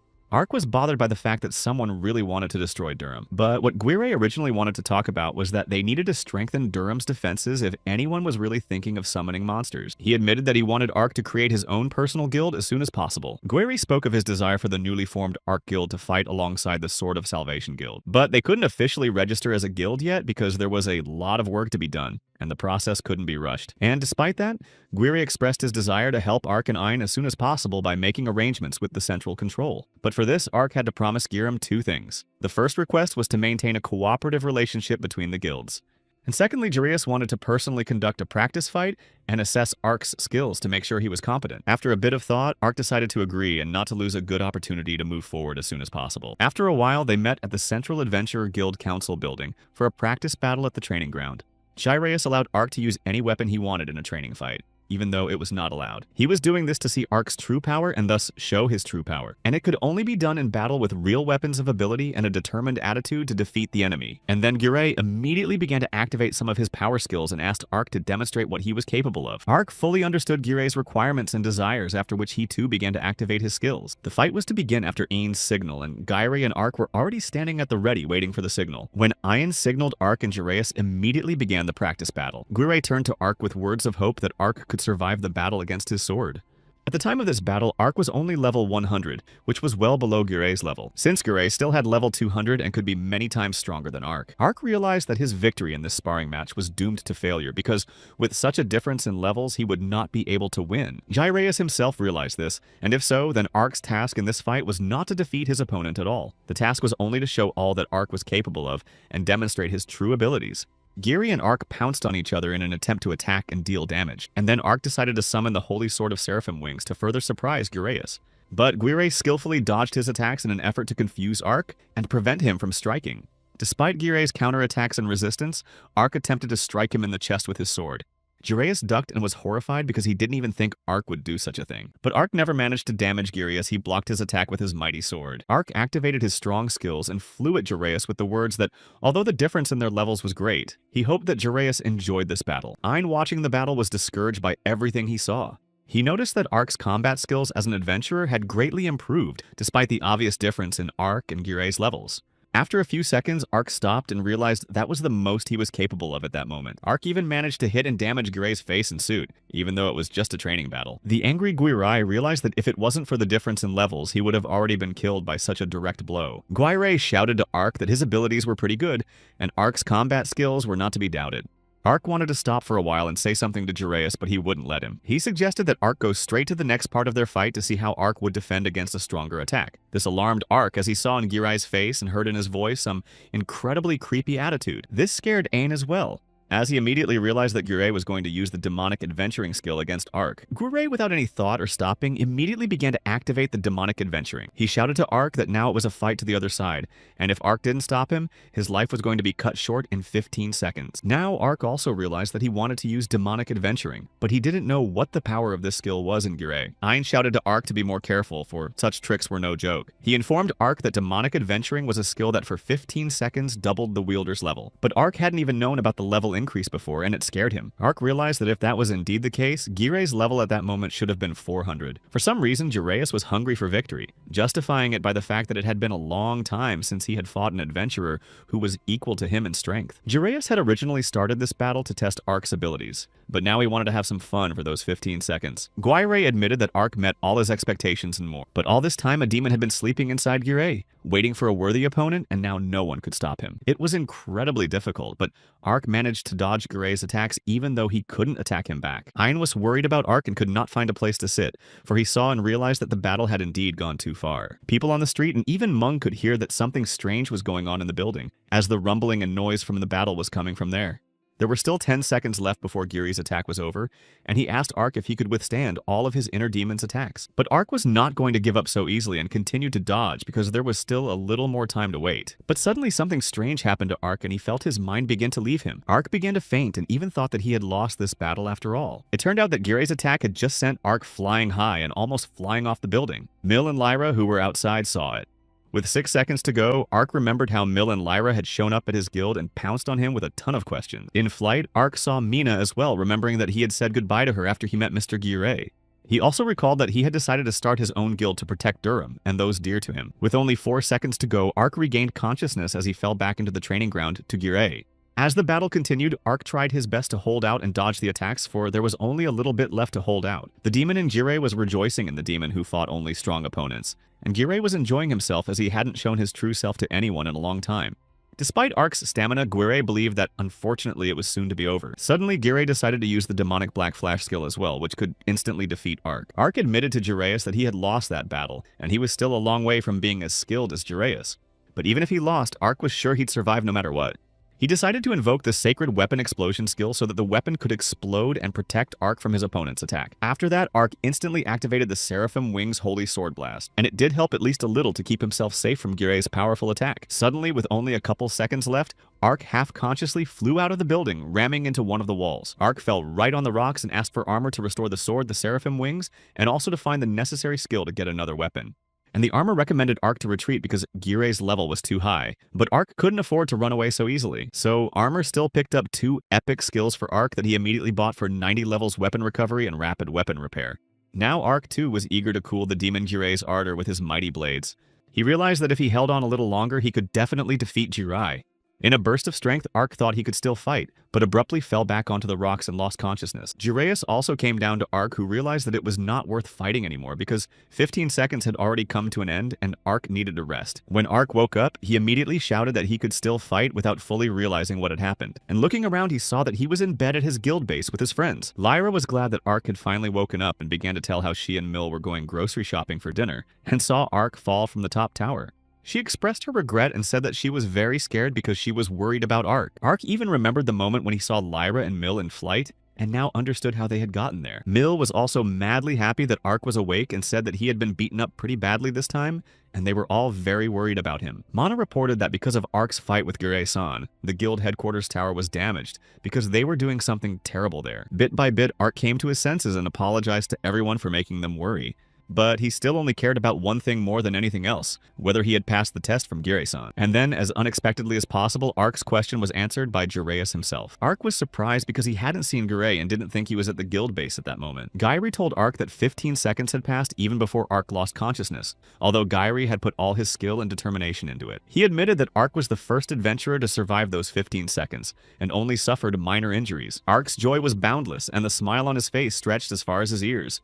Ayn reminded Mr. Girei that he had something else to say to Ark. The nervous Girei explained that even though he hadn't fought opponents of equal strength for a long time, he had acted immaturely. After all, he had used his legendary skill because his emotions had overpowered his reason, and Ark had suffered. Girei regretted what had happened. Ayn also reminded Gireus that he wanted to defend Durham with Ark, but instead almost took his life. So Ayn asked Gireus to be a little more remorseful for what he had done and apologize properly. Mr. Girei, though shy, still apologized to Ark. He also informed Ark that he had passed the first part of the challenge, but that was just the beginning. According to Girei, Ark was to begin the second part of the test as soon as he had sufficiently rested and regained his strength. Ark had already known in advance that the second test was supposed to be clearing the dungeon, and clarified if that was really the case. Girei confirmed this and began to explain that there were underground ruins east of Durham in the desert, and other adventurers nicknamed this dungeon the Old Witch's Workshop.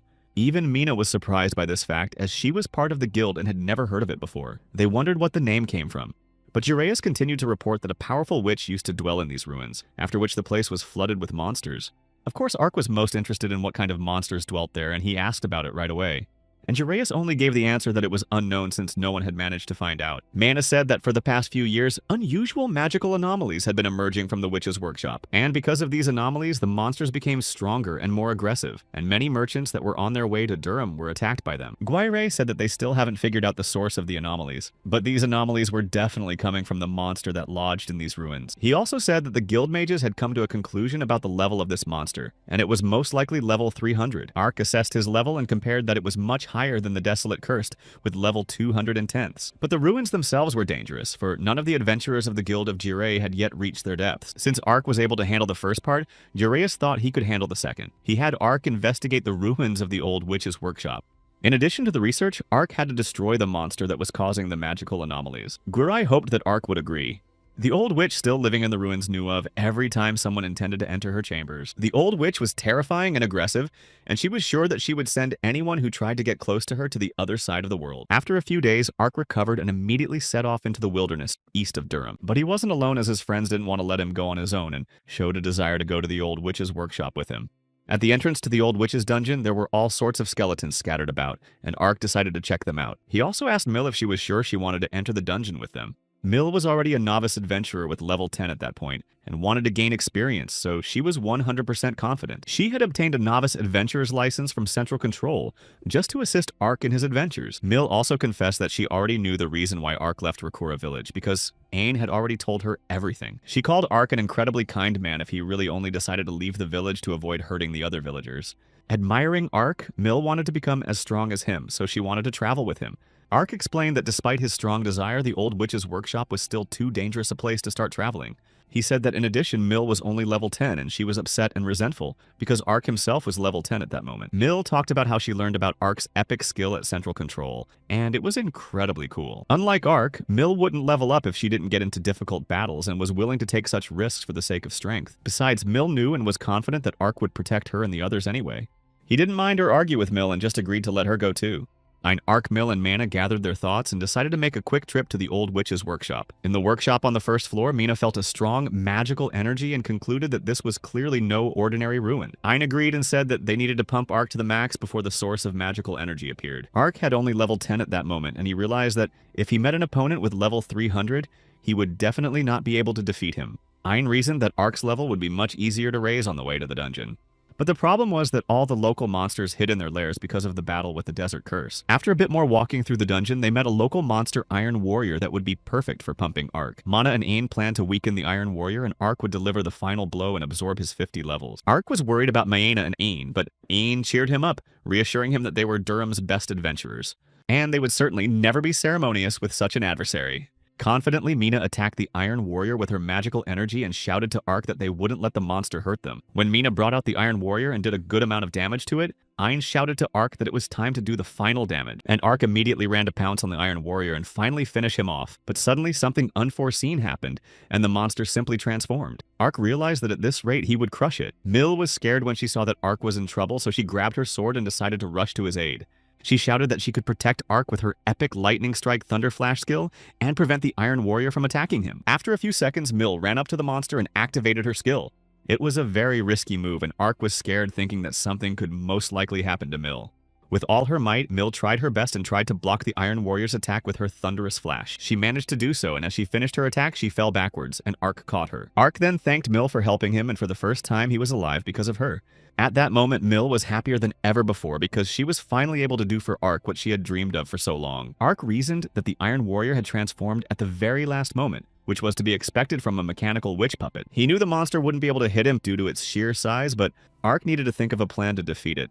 Due to the difference in levels, Ark's attacks didn't do any damage to the Iron Warrior, so he didn't know how to defeat him. Mina assumed that if it really was just a mechanical puppet, there must have been a core underneath the metal body.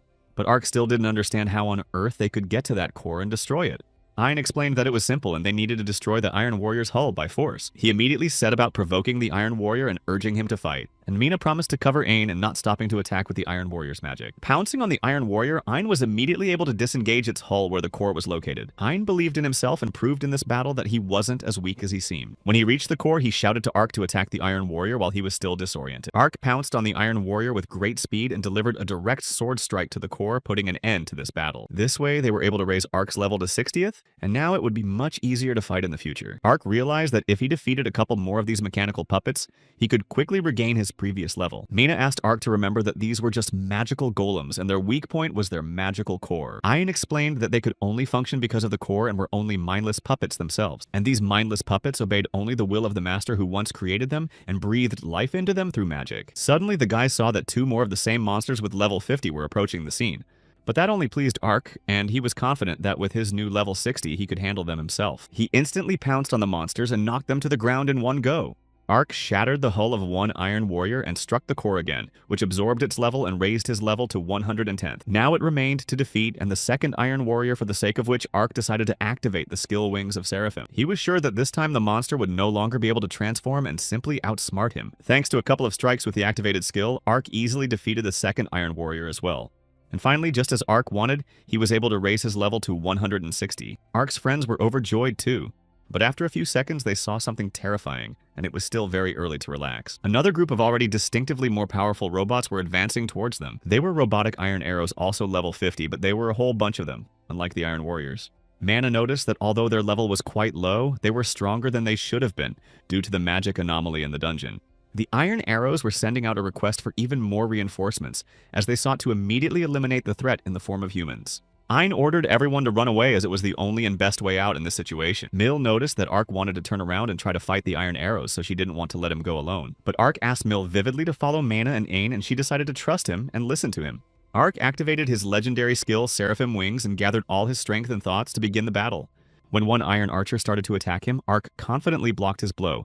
He waited for the Iron Arrows to come closer to him and start attacking, even trying to provoke them to do so. Ark shouted that if the gunmen thought they could overwhelm him in numbers, they were sorely mistaken. And then the unexpected happened. Ark saw that one of the robots began to emit the strongest energy from its core.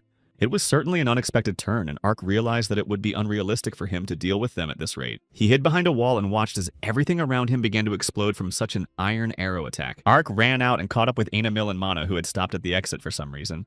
He wondered why those just stood there if they needed to get out of there as soon as possible. The Iron Arrows were already on their way, and if they didn't hurry up, they would definitely go to the other world, right in this dungeon. Ein looked ahead and said that they would have loved to run away, but there was nowhere to run to. At first, Ark didn't understand what Ein was talking about, but then he saw that the Iron Arrows were waiting for them at the other exit. Seeing that the Iron Arrows were advancing closer and closer to them, Mina instantly activated her magical defense skill. She tried her best to protect her team and at the same time block the Iron Gunners' attacks.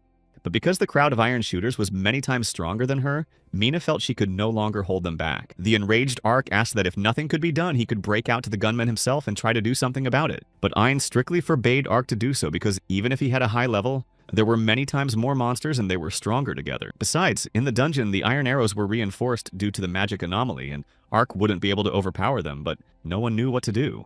Suddenly, they saw unknown and suspicious purple circles begin to form on the ceiling. Mina immediately recognized that it was teleportation and asked everyone to be careful. In a matter of seconds, Ark, Ain, Mana, and Mill fell from such brutal actions of the Iron Shooters. In flight, Ark pondered the fact that the floor couldn't have collapsed on its own and it was all definitely a setup. And if that was indeed the case, they could have fallen right into some unknown trap. The Iron Arrows also flew after them with the intent of pursuing the intruders, and one arrow even touched Ark, planning to attack him. But Ark wasn't confused and immediately fought back by blocking the attack of the brazen Iron Archer. He noticed that all the lasers of the Iron Shooters were aimed directly at them, and in such a situation they would simply not be able to dodge. Ein, in flight, shouted to Ark to extend his right hand to him as soon as possible. But it was quite hard to reach, so Ain asked Mana to push him with wind magic. Mana listened to him and did so, even though it was a rather risky move. That was how Ein and Ark were able to reach each other and grabbed hands. Ein had some sort of plan and wanted to push Ark forward so he could attack some Iron Shooters. They succeeded in doing so, and Ark tried his best to put as strong an attack as possible on the Iron Arrows. And although it was as difficult as possible to do it in flight, Ark was able to attack them thanks to his swords and skills. With a little more effort in attacking the Iron Shooters, Ark made a few of the robots explode. Ark destroyed 4 shooters at once and absorbed their levels. Now his level had risen to 360. He realized that if he continued to level up like this, he would definitely be able to defeat the one who had once cast a curse on Durham. Mill yelled that they were still falling, and it lasted somehow too long, as if the abyss was endless. But she was comforted by Mana and told not to worry, claiming that she was about to get them out of there. In a matter of seconds, they finally fell into the dungeon, which was more or less quiet for now. Ark was radiating strong energy throughout and apologized to his friends for what was happening. He explained that his level had risen too sharply, so he was not yet able to control his power fully. But Ian found it a good thing, because with Ark's 360th level, he didn't have to worry about his strength and training. Mill wondered what this place was all about. It was dark, dusty, and almost impossible to see. As they looked around, they realized that from the looks of it, the place looked like a workshop, and most likely this was the most dangerous place to be. The old witch saw the intruders and thought about how she could best deal with them. She went out to the boys and was sure there was no way she was going to let them get out of her workshop alive. Ark was horrified by what he saw and wondered if this creepy witch-like creature was also just a mechanical puppet. Ian checked the information about the old witch and was shocked and warned everyone to be on their guard, because it was no longer just a doll. The witch activated the self-destruct protocol and activated distress mode, then launched her attack. Ein had no doubt that this creature was the reason for the magical anomalies, and he informed his friends. But the problem was that her level was 400, which was still higher than Ark's 360th level. The old witch was transforming with each passing second and becoming like a creepy robot trying to do damage to the guys. The witch's mind flashed back to memories of finding a child 30 years ago on an island as an old hermit. She thought that she herself could not bring him up because she had already lived in the world for 80 years and devoted her life to the search for truth. And during this time, she became a powerful witch who knew everything about magic but never learned to live like a normal person among people. At that moment, she realized that by denying everything worldly, she was following only one path like an old fool. The witch wondered why the child's parents had left him all alone and realized that if she abandoned him, the child would suffer from hungry beasts. But if that was the case, it meant that it was the child's destiny. And then the child cried out. Still, the witch had her doubts and wondered how the child might have grown up if the old hermit had raised her. Since the child's will to live was great, she decided to introduce herself to him by the name of Belgadia and keep an eye on the child from that day on. Belgadia thought about what name to give the child and decided to call him Merim. It was the name of a spell that made a person perfectly happy. She took the infant to her and hoped that with such a name his life would indeed be a happy one. But despite all the memories of the past, the witch in the body of the robot continued to attack Ark in every possible way and wished the guys to be sent to the other world. Mina tried to protect everyone with her magic and block the witch's attacks, but her magic and strength was still more powerful. Ark realized what had to be done and told his friends that they should have torn off the witch's hand so that she could no longer conjure and attack them. Ein and Ark began to fight in an attempt to carry out this plan, but the witch with her huge sword would not let them approach her. She screamed and wished them to the other world and suddenly wondered to herself why she was doing this. This was a surprise to Ein. He didn't understand why she asked that because she had started attacking them. Mill and Mina were also puzzled by what was happening. Mana had never seen a creature with abnormally high levels before, and not only that, the witch could also use different types of magic. Ein had one thought on the matter while he tried his best to confront the old witch. He said that 10 years ago in the same workshop lived a powerful witch who could master various kinds of magic. Ein had heard that this witch had long since gone to the other world, but he speculated that perhaps she had found a way to live in these ruins forever. And if that was true, the robot they were fighting was not a doll, but the old witch's soul that was encased in a new body. Ark was horrified and wondered if the old witch had always been so inhospitable. And Ein remembered and said that the old men of Durham said that though she was a hermit, she had never harmed anyone. He concluded that most likely the old witch's soul was struggling with the body of a mechanical doll. But as it was, this witch's body still carried a hell of a danger to the people who would try to find and destroy her. Memories of what had happened 18 years ago in her workshop resurfaced in the witch's mind. Merim was again fiddling with creating his robot dolls, and Belgadia concluded that he was very attracted to strange things. And Merim claimed that he didn't have as much power as Belgadia, but really wanted to reach her level of skill one day. She claimed that he was still small and could not compare to her, but if he continued to study, then he would definitely know the same power as her. Little Merim thought he had absolutely no talent for magic, so he decided to become an inventor. He believed that one day the puppets he created could defeat Belgadia. And Belgadia let him do what he wanted because it was his life and he was free to live it as he wished. After that memory, another memory of what had already happened 10 years ago surfaced in Belgadia's mind. Then she lay there and told Marimu that soon her life would come to an end. But he couldn't accept it because he hadn't yet created an incredible creation. He claimed that he was only a short time away from creating a masterpiece that would match Belgadia in power, and he asked her not to leave this life. Belgadia encouraged Merim, saying that he had dedicated his life to the study of dolls and would surely finish his creation. She claimed that Merim's life was just beginning and hoped that he had a good future ahead of him because he had grown up to be a good boy. That was the end of the memories, and the witch did not calm down and continued to attack the guys, even tried to strike Mill. But Ark ran up to her in a flash and saved Mill from the witch, protecting her with his body. The witch tossed Ark aside with her blow and he fell to the floor right beside her. Mana tried to protect Ark with her magic attack, but the witch wouldn't let her. Ein moved closer to the witch to try and relieve her of her arms, thus giving Ark a chance to get up and move away. But the witch was too fast and her hands didn't stop for a second. This kept Ein from executing his plan, and he realized he wouldn't be able to dodge her attacks for too long. As the witch attacked and fell, Ark was wounded in the face and was beginning to realize that at this rate she could send them all to the other world. Overcoming himself and approaching the witch, Ark was only able to hit her on the arm once. But this move was useless and only made the witch even angrier, who was planning something even more horrible. Ark began to realize that whatever was happening to the witch's body was not stopping her from fighting and attacking. Even so, Ark realized that he couldn't drag out this fight like this. The witch was only a mechanical puppet and had to be powered by the core. Except he couldn't even imagine how he could get to its mechanical core. If the witch continued to attack and move with great speed in the same manner, there was no way Ark would be able to get close to her. Ark saw several more robots begin to jump out of the hole they had all fallen out of into this workshop. But this was more good than bad for Ark because now he could defeat these robots and thus increase his level.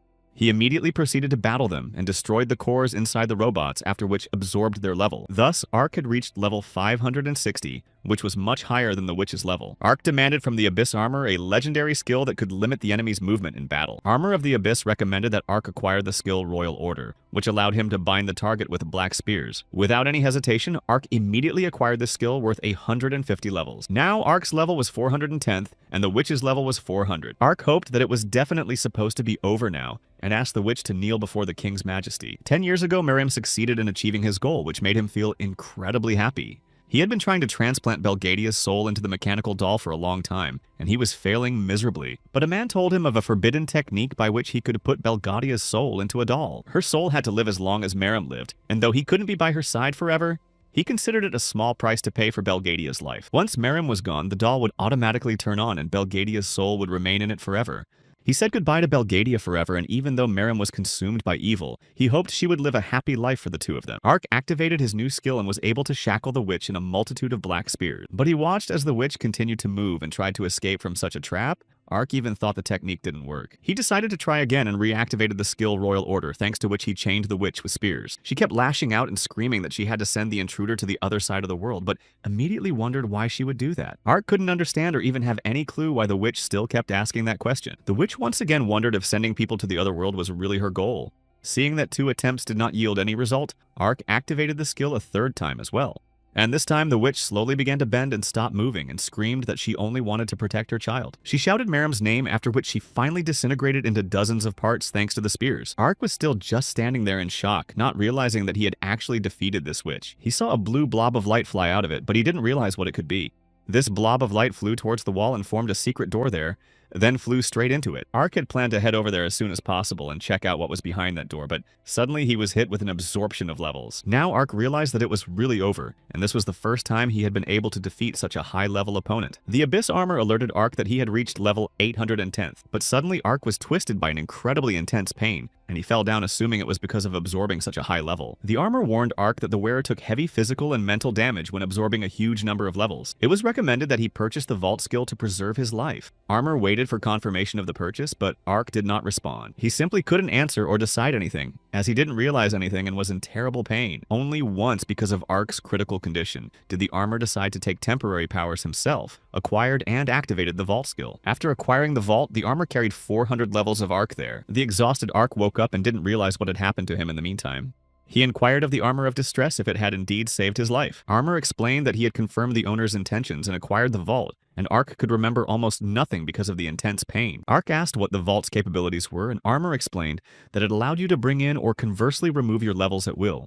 In order to preserve Ark's life and sanity, the armor took over and carried the 400 levels into the vault. Now Ark realized that his level hadn't increased thanks to the vault skill. Ark thought about it and realized that it was even quite convenient, because when he got into the city he could lower his level and not draw attention to himself. But he realized that he still shouldn't absorb too high levels or he might just lose his mind. But Abyss Armor complimented that this was the first time such a thing had happened, that Ark had absorbed such a high level, and it would not happen again in the future.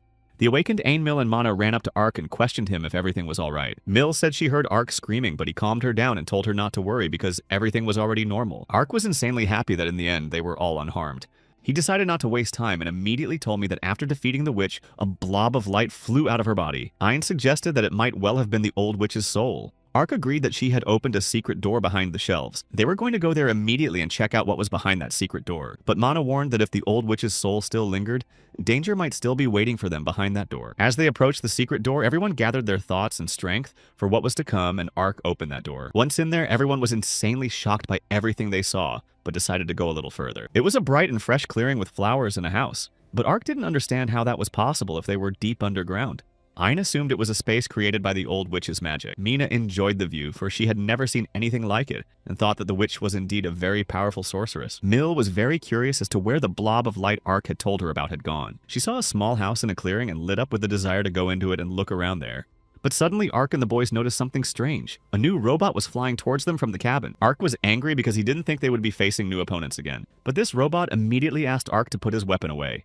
He said the sword wasn't a toy, and Ark was outraged and said he'd walked around with a sword himself. But it turned out to be part of a robot arm. Suddenly, the robot said that the jokes should have been put aside, and she just wanted to thank them. She said her name was Belgadia, and on behalf of the old witch who dwelt in the ruins, she thanked them for saving her wounded soul. Belgadia in the robot's body said she didn't think a witch like her could live this long. Ark was shocked and couldn't believe that the old witch Belgadia had actually appeared before them. She explained that that creepy mechanical doll they had defeated for years contained her soul. And as soon as they destroyed the doll, Belgadia woke up in the body of a robot and was glad that her will was finally not being suppressed. Hein thought her mind was clouded with negative energy. Mill asked why Belgadia's soul had not found peace. She replied that after the destruction of her old body, her soul had taken refuge in this old doll. But logically, she really should have left the world. But the fact was that the Merim boy had used a forbidden magical technique on Belgadia. From what she heard, Mina was the most surprised since she, being a strong sorceress, had never heard of such a thing before. Ark asked Belgadia what the forbidden technique was. She said it was a set of spells that were forbidden to be used by anyone. And in wizarding society, the use of these techniques was taboo because of the dangerous consequences. Ark asked what he had done to her soul. Belgadia said that a 95th forbidden technique called soul-seeking rest in another's body was used on her. Mana assumed that if Belgadia wanted to rest in peace, they could just spell her. But Belgadia wouldn't even listen to that and immediately replied that it was simply impossible. Her soul could only be freed by the one who put the forbidden technique on her, and there was no way she could get rid of it herself. Mina wondered who the person who had put the forbidden technique on Belgadia was after all. She said that it was her student Merim who couldn't bear to send Belgadia to the other world. That was why he used the forbidden technique, even though no one was supposed to disrupt the natural course of things. Belgadia called him a fool because she wanted him to live a happy life and not do this to her. She wanted to teach him a lesson in her new body. But she also told me that the problem was something else entirely. Merim wasn't smart enough to learn such a complex technique on his own, so he made a deal with a fellow warlock. This warlock helped seal Belgadia's soul into a doll, and in return took Merim into slavery, forcing him to create the strongest fighting dolls. And his name was Volm Fortin. Suddenly, after saying his name, Volm Fortin magically arrived at the clearing. He began to say that he thought it was nonsense that the Wizarding Lodge rejected powerful mages who tried to use forbidden techniques. He claimed that through the forbidden techniques, people lived happy lives, and in the hands of these magicians was the power of God himself. And that's why Volm Fortin taught forbidden magical techniques to all those who needed them. When she saw Volm Fortin, Belgadia was angry and asked how such an overbearing little man dared to set foot in her abode. She screamed that he had taken everything from her, her apprentice, and her soul. Belgadia wanted to make Volm Fortin go through the same hell she had gone through. She ordered the magic dolls to destroy Fortin, but he only laughed and called them tin cans. Volm Fortin used his magic and in the blink of an eye effortlessly shattered all the dolls into small pieces. He said it was time to be done with the jokes and asked Belgadia to let him send her to the other side of the world. Belgadia wondered if he had even realized that because of the magical forbidden technique, he would simply not be able to send her to the other world. Fortin was aware of it and claimed he was the one who helped Merim cast the spell on her. And Belgadia claimed that only the caster could remove the forbidden technique from the victim, meaning that only Volm Fortin himself could do it. Thoth chuckled and said that Belgadia was absolutely right, and only he was capable of freeing her soul from that tin can. He rejoiced and said that he was the one who had shown Belgadia the beauty of the forbidden technique. Volm Fortin claimed that once he would destroy the body of the mechanical puppet, then Belgadia's soul would immediately leave this world forever. But still, Belgadia didn't understand why he had to destroy her, and why he had come at that moment, if he could break in on her at any time. And he answered that it was indeed a very good question, but he didn't want to send Belgadia to the other world originally. But for these 10 years, the situation has changed because now Volm Fortin was right on the threshold of the fulfillment of his cherished dream. And to get the desired result, he had to make a great sacrifice. Fortin began to say that in the face of the entire southern capital of Durham, people still remembered Mrs. Belgadia. And only a witch as powerful as Belgadia could stop him, because many people still remembered Belgadia's kindness. He didn't want people who remembered Belgadia to come to her workshop and beg for her help. It was much easier for him to destroy her at once. Ark realized this and asked Volm Fortin if he had brought all those monsters to Durham, and the one who was happy and smirking answered that of course he was the one who had created it all. Hearing that, Ark was glad he'd finally found the creep who'd been bullying Durham. Ark pounced on him and hoped he could destroy him and end this whole story, but Volm Fortin effortlessly pushed Ark away and blocked his attack with his magic. Ark didn't know all the reasons why Fortin had arranged all this, but he didn't really care about them. He spoke and was sure that he would not allow Volm Fortin to destroy Durham for his own selfish desires. Ark shouted to Fortin that he was bound to finish him off himself. Volm Fortin had a level 500 at the time and thought Ark was a very interesting boy. Fortin thought he could only be thwarted by Lady Belgadia, and it had been a long time since he had seen adventurers of such a high caliber as Ark. Ark tried to attack Fortin again, but the latter claimed it was not his plan to kill him. But now Volm Fortin was glad he'd gotten lucky and Ark was there at the right moment. He thought he could now straighten out two elements that annoyed him at the same time in the same place. Volm Fortin used magic to easily throw Ark to the ground without allowing him to resist. He said he didn't even want to get his hands dirty on a simpleton like Ark, so he intended to give him a quick send-off. But then Ein suddenly turned to Volm Fortin and reminded him of them. asking him not to forget about him and Mill and Man. The one looked them over and admitted that he wasn't at all prepared for a battle with so many opponents. Fortin chuckled and asked everyone to let him bow out, then quickly began to create a portal for himself. Belgadia shouted and asked why he had decided to run away now. But Volm Fortin replied that he didn't want to be late for the bloody feast. The boys were terrified and were already guessing what Volm Fortin intended and meant by this bloody celebration. He advised them all to hurry if they really wanted to protect Durham. Volm Fortin admitted that at that very moment his subordinates had already begun to destroy the people of Durham and then teleported away. Teleporting to Durham, Volm Fortin saw that life continued to boil there as always, but soon he was going to destroy this peaceful idol. He began launching pillars of magic into random dream cities that could confuse and destroy people. The evil Volm Fortin has decreed that all humans must become food for the new god of this world. In the clearing, Ark saw Mrs. Belgadia begin to feel violently ill and curled up. She asked the guys not to worry about her, and most likely before she left, Volm Fortin had modified the magical forbidden technique after all. Ark realized that if Belgadia's body broke, she would immediately leave this world forever. But Belgadia claimed that she didn't care anymore because she had already gone to the other world once, and it was no big deal to her. She said that after she was sent to the other world, she was encased in a scary doll and could not leave the confines of her workshop. And now it was different. Belgadia was free and could finally leave this place because the new body was not subject to the old restrictions. But something else was more important. Belgadia asked the boys if they remembered what Volm Fortin had told them. A frightened Mill replied that he was going to destroy all the people of Durham to fulfill some dream of his. Ark wondered if it was true, and Belgadia replied that she didn't think he could lie about such a thing. Ian reported that they needed to return as soon as possible and stop Volm from harming the people of Durham, but they wouldn't be able to return so quickly.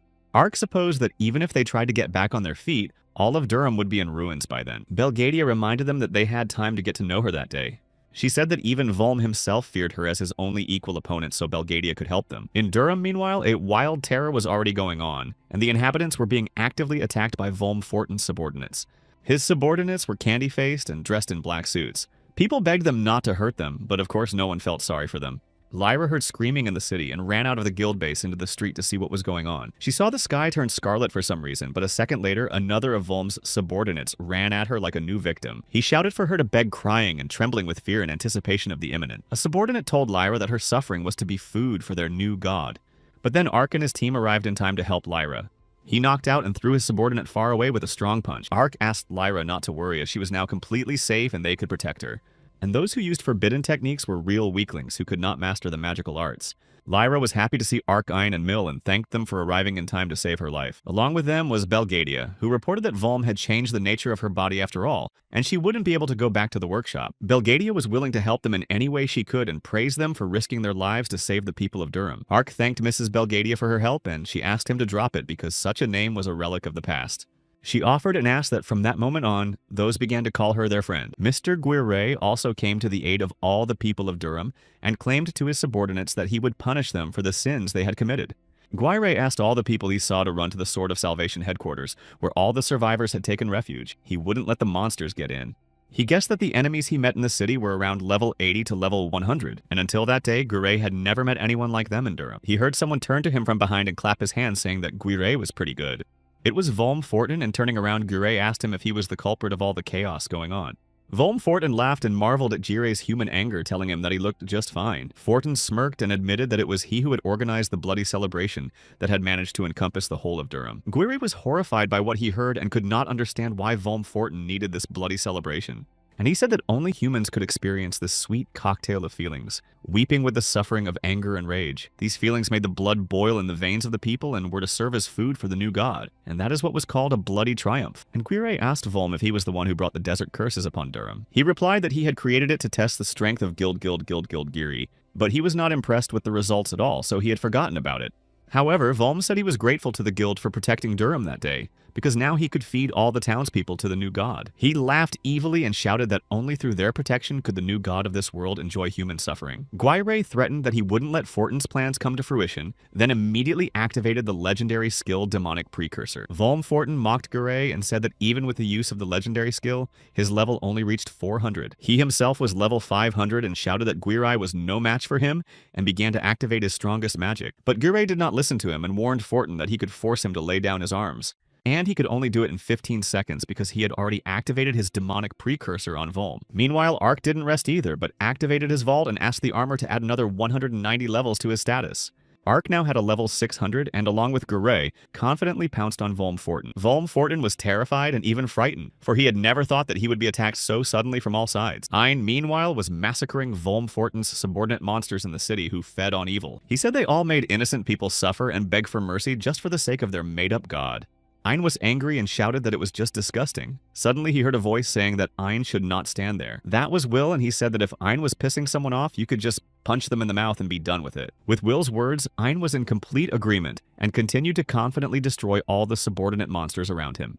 Will asked Ein where the Ark kid in black armor was at that moment, and Ein answered him admiringly that Ark, like all other adventurers, had fought with his own strength against the evil that had overtaken Durham. When Ark tried to strike Volmforten, he was able to defend himself and block his attack. He asked Gire-san to do something, and he activated his demonic black flash against Volm. But Volmforten, although frightened, was not confused and once again used the 74th forbidden technique of sacrifice for the greater good. Because of this action, another bunch of his subordinates with lollipop faces formed around Volmforten. Forten claimed that his lovely followers would always defend him from any of their attacks at the risk of their lives. He smirked and said it would be sad if they killed them all, but he didn't need followers who couldn't handle adventurers. Volmforten checked Ark's level once more and said that he was concerned that he had raised his level so quickly and it wasn't normal. He thought Ark was driven by some special power and said he should have finished Ark off back at the workshop. While Volmforten was distracted, Mr. Gure was able to pounce and strike at him, though he tried his best to block it. Gure-san realized that Volm's forbidden technique was undoubtedly strong. However, apparently it was wasting a lot of his strength, so he couldn't use this technique all the time. Ark pounced on Volm, saying that if this was really true, they should have gotten rid of him before he used his technique again. But unexpectedly for Ark and Jureus, Volmforten bounced away sharply, preventing Ark from doing any damage on himself. So Ark suggested that Jureus hit him together so he definitely wouldn't have time to dodge, and Jureus thought it was a great idea.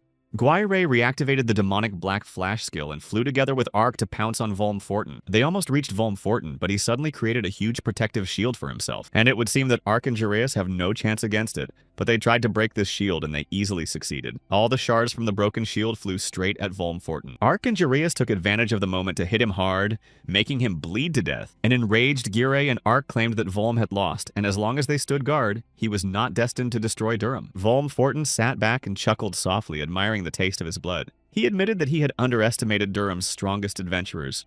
He paid special attention to Ark, for he was much stronger than he thought. Forten sadly admitted that he had lost. He said he hadn't sacrificed enough to awaken the new god, but it was far from over. And then he once again formed several of his subordinates in front of Ark and Gire. Forten said the new god didn't care who was sacrificed to him.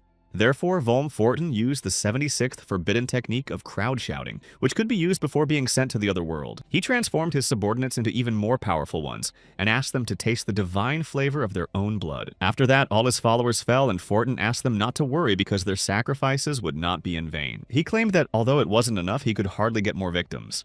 Ark pounced on Volmforten to finally finish him off and said he wouldn't let him do whatever he wanted. Volmforten laughed and argued that although Ark was very fast, it was too late to do anything about it. He shouted that the time had come and asked everyone to suffer to beg for mercy and merge together for a new god. All of Durham began to glow with blood, and a red stone began to emerge from the suspicious bud in Forten's hands. Forten shouted that if the new god needed his flesh and blood, he would gladly give him anything he wanted.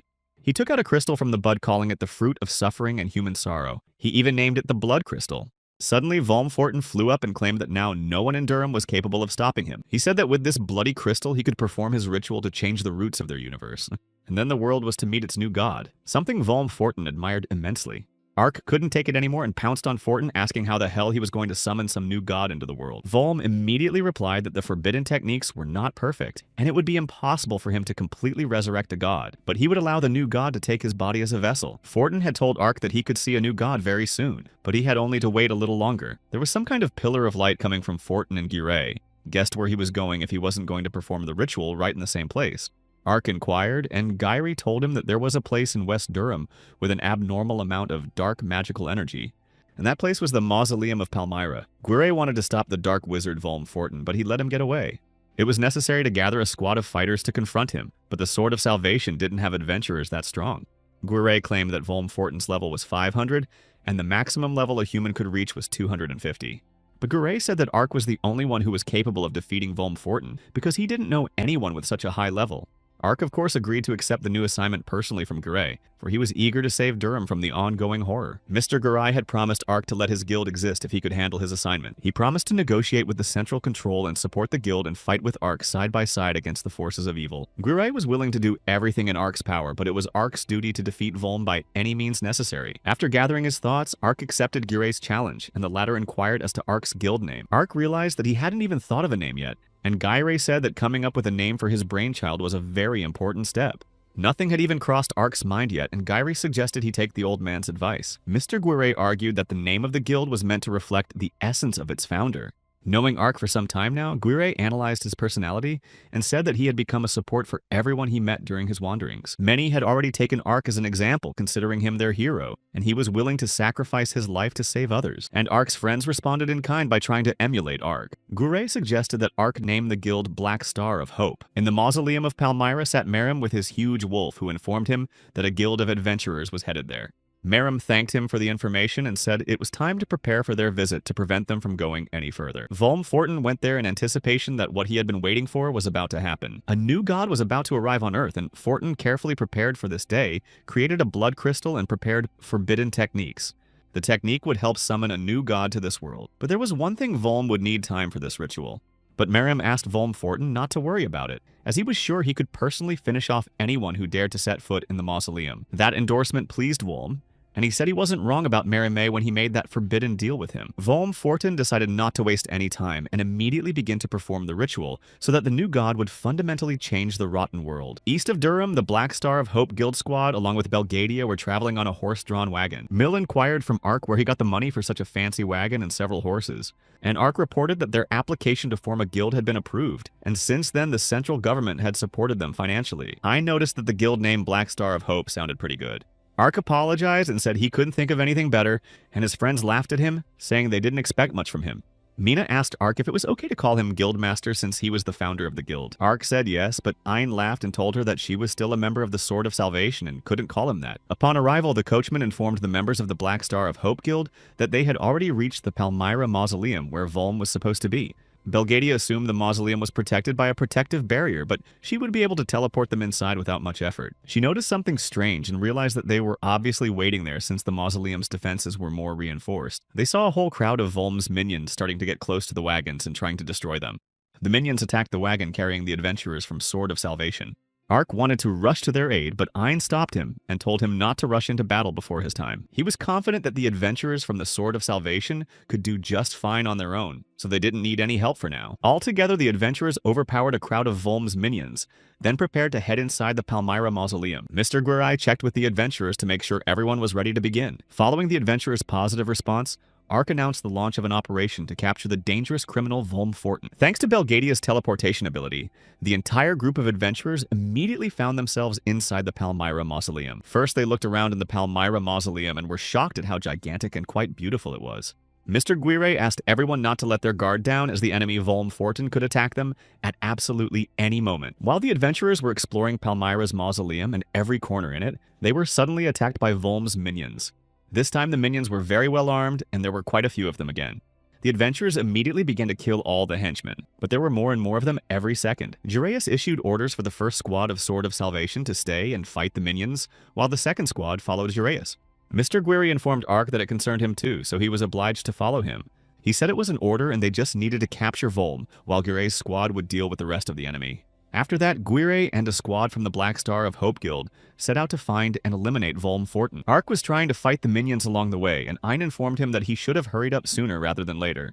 After all, if Volm's words were true, then right at that moment, he was most likely summoning a new evil god into this world. And that's why they didn't have any more time to deal with his minions. So when the time came, Ark would have to deal with Volm alone while the others would cover him. Ark should have saved his strength. Ark tried to object, but Ein asked him if he really thought Ein couldn't handle a bunch of some mage minions. Ark was angry because he hadn't said that, but he decided to just listen to Ein because he was right. Ein and Ark agreed, after which Ein said that he absolutely relied on and trusted Guildmaster Ark. There was no end to the minions, and they wouldn't stop advancing, so Guray running away left them all to Will. Will confidently began to spread out and destroy each henchman, thus clearing the way for other adventurers. There were just too many of them, but Will was sure they'd never overpower him alone. Ark couldn't help himself and decided to distract himself to help Will take down a couple of henchmen. The armor then informed Ark that their level could not be absorbed due to the dark magic that had been cast on these creatures. But that didn't matter to Ark because he had a level that was enough to defeat Volm. Having disposed of the minions, Ark shouted to Mr. Geary that the way was clear and they set off in search of Volm Fortin. Suddenly, Geary saw someone's huge paws start to stick out of a hole in the wall. And after a few seconds, a desert curse that was slightly larger than the last time it had attacked Durham came out of there. Within seconds, several more desolate cursed appeared on the spot, making it much harder for Gireus. Ark began to worry about Gire, but he shouted to him that there was no time to massacre them, so he could only delay them. Gire was left to try and hold off the desert cursed and shouted to the adventurers that now they would continue on their own, and the fate of the world was only in their hands. Mina noticed that the air in Palmyra's mausoleum was so saturated with dark magic that it was getting harder by the second to even breathe. Belgadia, Ark, Einmil, and Mena reached the room where the door was located, and it was likely that this particular door led directly to Volm. Ark shouted that they should have hurried and headed straight for that door with great speed. But unexpectedly, the very huge Merima wolf that would be incredibly hard to deal with got in their way. A second later, Merim himself jumped out to the adventurers and said that the wolf cub's name was Barish. Merim informed them that very soon a new god was to be born in this world. He said that no one called them all to the celebration, and then ordered the wolf Barish to pounce on the adventurers and destroy them. Ark realized that Merim was the very apprentice of Belgadia she spoke of. He was confident and told Merim that it didn't matter who he was because Ark would still kill anyone who tried to stop him. Merim told him to try all he wanted and it would still be useless. Barish's wolf was level 450, while Ark had a level 600, and Merim had told him about hearing about his abnormally high level for the average person. Merim also claimed that he was an ordinary engineer and could not defeat Ark in battle, so he had prepared something special especially for Ark. He began to activate some unknown magic that enveloped the entire room in a suspicious green light. Mina didn't understand what was happening and asked Ein if it was some kind of magic technique, but he said he didn't feel anything special. Ark felt his body feel heavier than it should be. After this action, Merim began to leave and told Barish that he was leaving everything to him because Barish was his perfect creation. Merim asked Barish to show the adventurers how powerful he was as a perfect android puppet. Barish was the first to pounce on Ark, but Ark was sure that an opponent with a level 150 less than him would definitely not be able to overpower him. Ark lunged back at Barish and struck him with two of his swords at once. But he still couldn't stop or even hurt Barish, who kept attacking and tearing everything around him. Within seconds, Barish jumped up to Ark and unleashed his fire attack right at him. This was seen by a worried Mill, but Ark claimed to be unharmed and was able to block Barish's blow in time. Ark continued to wonder why he couldn't even wound Barish if he was sure he'd hit him directly. Yes, and given their difference in levels, Ark should have overpowered Barish after a hard hit. But for some unknown reason, nothing stopped Barish and he continued to live and fight with Ark as before. Merim watched from above and sarcastically asked why it was that Ark couldn't defeat a lower-level opponent. Merim said that the answer to this question lay in Barisha, and he did not call it his best creation for nothing. He admitted that Barisha's skill reduced the level of opponents within the radius of the energy field, meaning that Ark's level was on par with Barisha's. And Barish's skeleton was made of strong steel that absorbed magical damage. Ark would rather be exhausted than defeat a machine like Barish. Merim also claimed that Volm should have finished his ritual in the time it would have taken Ark to try to defeat Barish. Ark simply didn't listen to Merim and continued to fight confidently. Barish's level was 450th, and Ark would be able to use all his skills. But that way, Ark would have to waste all his precious time, and so he didn't even know what could be done. While Ark was trying to approach Barish, he noticed that Belgadia was also attacking Barish with all her might. Belgadia told Ark that she could deal with Merim and Barish herself. After all, Ark had better things to do with destroying Volm than messing around with the obnoxious Barish kid. Ark couldn't understand what had happened to Belgadia, and she admitted to him that her body worked the same way as Barish's wolf cub. Also, Belgadia realized and told that she too felt an extraordinary burst of strength and energy being in Merim's energy field. There was much more Ark wanted to learn about Belgadia, but Ein came up to him and asked him to go quickly, for they had limited time. He listened to Ein, but he was still afraid to leave the adventurers alone, so he told them not to dare to go to the other world. Ein named Ark the Guildmaster and left Volm to him, then Ark ran off on his mission. When Merim saw Ark try to break through, he quickly unleashed Barish on him, and the latter chased after him with all his might. To make it easier for Ark and to stop Barish from chasing him, Belgadia decided to fight Barish as equals. Ein also decided to pounce on Merim to prevent him from doing anything else. Ein told Merim that he had created the perfect conditions to keep Ark in this place. But now it was also their task to keep Merim there as long as possible in spite of everything. Ark relied on Ein Belgadia and the other adventurers and then quickly dashed straight for the door where Volm could supposedly be hiding. Belgadia was trying her best to get close to Barisha and attack him, but so far it was not going well. Merim stood beside Barish and told Belgadia that looking at her, he kept thinking who had created such an ugly doll. He said that he had created such flimsy dolls in the past and the mere sight of Belgadia annoyed him immensely. And Belgadia said that despite his changed opinion and skills, it didn't change the fact that he was the one who created her. Merim objected and claimed that he could create dolls like her of at most 150th level, and they were not endowed with intelligence. But Belgadia could speak and fight in peace. She agreed with Merim, but said that the old witch's soul might well have entered the useless doll. She claimed that because her soul was sealed in the world thanks to the forbidden arts, her level had increased the powers of this doll. Belgadia had a 450th level and threatened Merim that he would have to pay for sealing her soul. Suddenly, Merim began to guess that he was talking to his master Belgadia, but he had no way of knowing how or why she was there.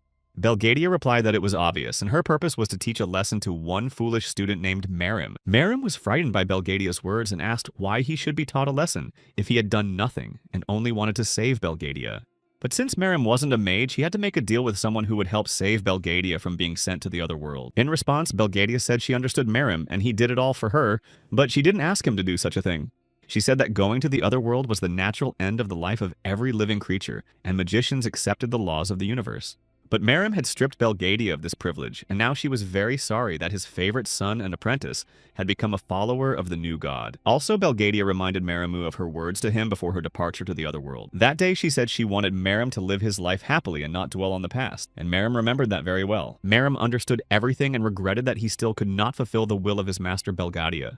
Belgadia saw this, and as Master Merima felt it was her duty to get him back on track, and she would not back down from that. After her words, Belgadia immediately rushed to fight Barish in a desire to destroy him as soon as possible and teach Merim a lesson. She managed to chase Barish's wolf and even did some damage, but her main target was the mechanism in Barish's body. Between herself and the wolf Barish, Belgadia conjured up a huge glass shield so that she could get some things done during the defense. The adventurers were shocked by everything they saw, and Ein called Belgadia a fine fighter. Suddenly exhausted, Belgadia whispered the #1 forbidden technique called, "I am the seed of destruction." She told me that this technique was invented at the very last minute, and its essence was quite simple. With this technique, Belgadia's level should have risen until she would have gone to the other world. Until that moment, she had damaged Barish's mechanism, and his ability could not work with someone who relentlessly raised his level in exchange for life. Belgadia's life was about to come to an end, and in her last moments, she wanted to teach Merim a lesson he would remember forever. Belgadia instructed Monet and Ein to stop Merim while she would deal with Barish. The frightened Merim screamed and wanted to try to change Belgadia's mind, but it was already useless. Despite the difficulty, Belgadia knew that every masterpiece had its flaw, which meant she would definitely be able to overpower the wolf cub, Barish. To Belgadia's aid, Mill also came running in and immediately used her Lightning Strike Thunder Flash skill. And it gave a very good result because thanks to her skill, Mill dealt a lot of damage to Barisha. For what she had done, Belgadia praised Mill, and now it was her time to strike the final blow and finish off Barish. For the time being, Aina and Mana blocked Merim's movement thanks to Mana's magic. Belgadia asked Merim to stand and watch her destroy Barish, meanwhile Ark would save their world. She was happier than ever, for she knew that after this blow to Barisha, she should finally have her freedom. Merim tried to break free and begged Belgadia not to do it, arguing that if she went to the other side of the world, he would have nothing left to live for. But Belgadia asked Merim not to talk nonsense, for she had saved him and given him a beautiful name to live a truly happy life. Therefore, Belgadia, as the master of Merima, felt it was her duty to save and preserve him from any evil. After her words, Belgadia rushed towards Barish with the confidence that she could destroy him with just one blow of her fist. She really asked Merim to give the world another chance and not continue to side with evil, but Merim almost didn't hear her and screamed at the realization that it really could have been over in seconds, and his long efforts would have been in vain. Ark continued to run to find Volm and felt his level recover again as he came out of the energy field. He was more confident and determined than ever to destroy Volm Fortin for the sake of all his friends. Running into the room behind the door, Ark did indeed see Volm there, who immediately said that Ark was late, and that was very unfortunate. Volm Fortin alerted Ark that the preparations were complete, and the new god of this world was finally there. Volm was very curious why Ark wanted to challenge him if their attempt had already failed. Suddenly, Volm Fortin activated a forbidden technique #100 called God My God Let Me Know the Suffering of Men of Sin. Abruptly, a huge ball formed above Volm from which something strange and unknown was born, and Volm asked Ark to tremble before the majesty of the new god. Fortin begged Ark to behold a true god of their sinful world, a god of pain and suffering called the Abyss of Evil. Volm Fortin was happy and proud that at last what he had been waiting for and preparing for years was finally accomplished, the birth of a new god. He claimed to be his loyal subject and was ready to obey his every wish. Volm asked to glorify the god of pain and suffering. Ark saw that the body of the so-called god Volm had created had abruptly begun to lose its shape, and it was the creepiest sight possible. Volm Fortin himself was wildly terrified, and did not understand why this was happening, because he thought he had done everything right. He realized that he really hadn't had enough blood to power the blood crystal before, and so his ritual might have failed. And suddenly this being called God himself mouthed a negative answer, and then a big explosion came out of him. After this explosion, the god of the abyss of evil did indeed take the form and normal appearance, and he also possessed a 1050 level. After checking the level of the abyss of evil, Ark couldn't believe his eyes because he had never met anyone with such a level before. The evil abyss god began to say that because of the flawed forbidden technique, his body had become so shapelessly rotten full of flaws and ugliness. However, even with such a body, the god abyss of evil would be able to plunge the world into an abyss of despair. Volm Fortin offered the god his solution, even though the ritual didn't quite go according to plan. He asked the god to take advantage of him and use his body as a vessel and merge with him. Fortin kept saying that then they would be able to overpower all the wretched humans, but suddenly the god seized him in his huge hand. God claimed he could do it himself without the help of Fortin's pathetic worm, and he didn't need him at all. The man cried out in bewilderment and asked God how dare he say such a thing to him. Volm claimed that he was, after all, a loyal subject of the god and asked what then was his role in the destruction of the world. The god abyss of evil replied to Volm that he had already received the great honor of bringing him back to this world, so as a miserable creature he could be proud of it. But in response, Fortin instantly activated the 24th, 63rd, and 78th forbidden techniques at once. In this way, Volm Fortin wanted to show the imperfection of the god abyss of evil to humans himself. This angered the god, and he said that no mere man was worthy to touch the face of the god, after which he activated the skill of purifying everything around him. Then the god abyss of evil once again grabbed Fortin in his hand and reminded him that he was the god of pain and suffering after all.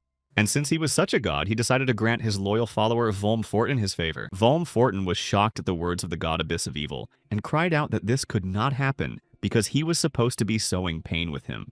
But the god abyss of evil claimed that all ordinary people were absolutely equal before him, so he wanted to grant Fortin something wonderful. He clasped it in his hand and stabbed a multitude of crystals into Volm Fortin's body before throwing him to the floor. Fortin screamed like never before and agonized in incredibly intense pain as these crystals began to grow right inside him. He begged God to send him to the next world. But the god could not send him to the other world so easily and said that he gave his followers not this, but only misery. Ark, watching everything that was going on, told Volm that this was his adept in forbidden techniques. And in Ark's opinion, given all of Volm Fortin's misdeeds, he got exactly what he deserved. But despite all that, Ark also wanted to show Volm his personal mercy. So Ark finished off Fortin, who was in pain. The armor informed Ark that the ban on leveling up had been lifted.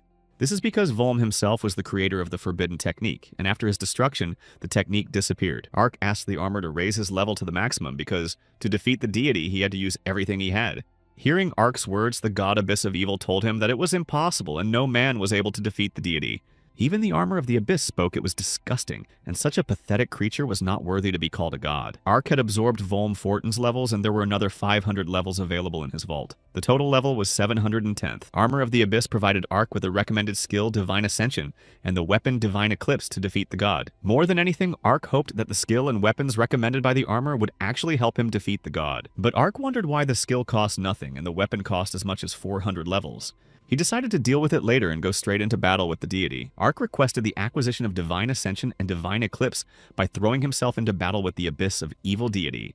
He believed and hoped more than ever that the new sword in his hands would actually help him defeat a 1,500 level deity. Also, Ark warned the god that despite their difference in levels, he was aiming to chop the deity's flesh apart with his mighty sword. If the god of the abyss of evil liked pain and suffering so much, Ark was more than happy to grant it to him in its original form. The god looked at Ark and told him that it would prove to be a waste of time, and man could never achieve strength enough to overpower a deity. He went on to say that humans were created to glorify the gods, and the gods, in turn, bestowed their favor or cruelty upon them, and the reverse was not given. Ark realized that these were all empty words to intimidate Ark, and so he suggested that the deity test all his claims in practice. He said that he had already separated one of the god's hands, and it was only a matter of time. The god was angry and said that miserable Ark had to be punished severely. The god of the abyss of evil told Ark that he was just a common sinner, not his follower, and his kind needed to be exterminated from the world. And that was already a handicap for Ark. He realized that the god's body had rotted and would be easier to defeat, but their difference in levels was too great. Ark realized that the deity only had to hit him and he could go to the other world, which was simply unacceptable.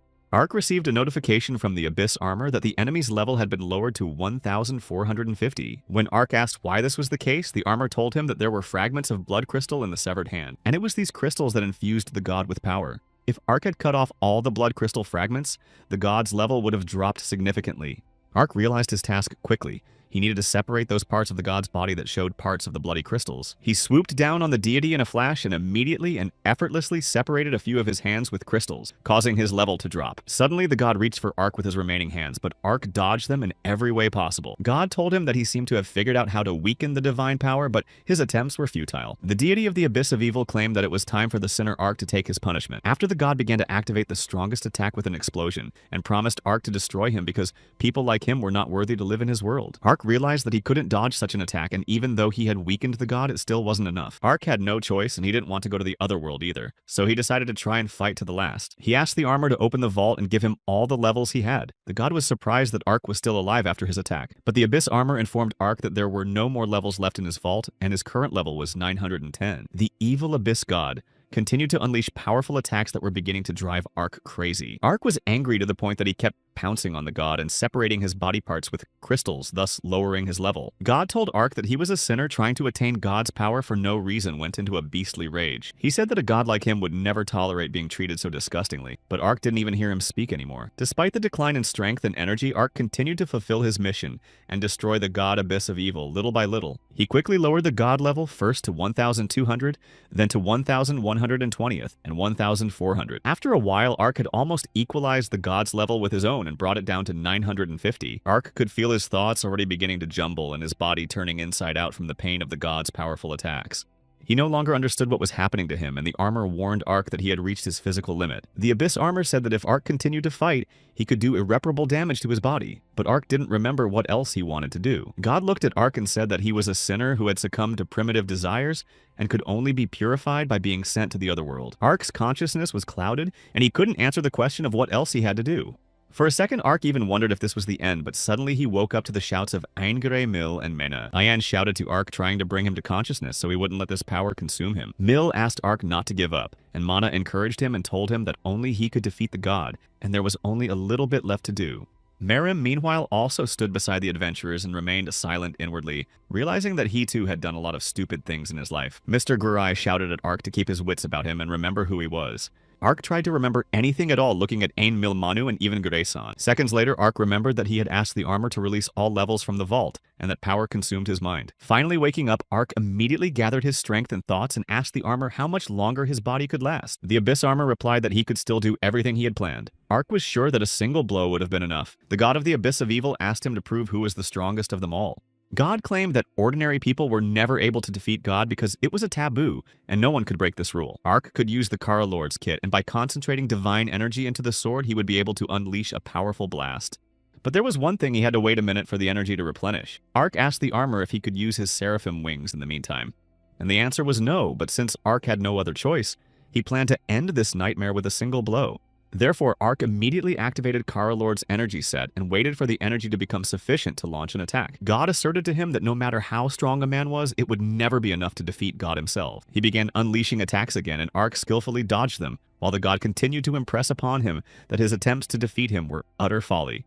Without stopping to mock Ark, the god attacked him and said that whatever he did to his body, his spirit would never disappear. But Ark couldn't help himself and couldn't stand all those words, so he shouted that he didn't care at all about what the god was telling him. He asked him why Ark had spent all his energy on this and why he didn't want to just accept the inevitable. Ark thought this question was stupid and replied that if he surrendered, his loved ones would suffer at the hands of a god. And Ark of course feared this more than anything else in the world, so he continued to fight for the bright future of his dear people. Also, Ark shouted that everyone was the master of his own destiny and no god had the right to decide and choose his fate for him. Ark had only recovered 30% of his energy, but the god had already begun to reach out to him, threatening to send him to the next world. The god activated an even stronger attack on Ark when the energy was 55%, and the friends standing nearby were greatly worried about him.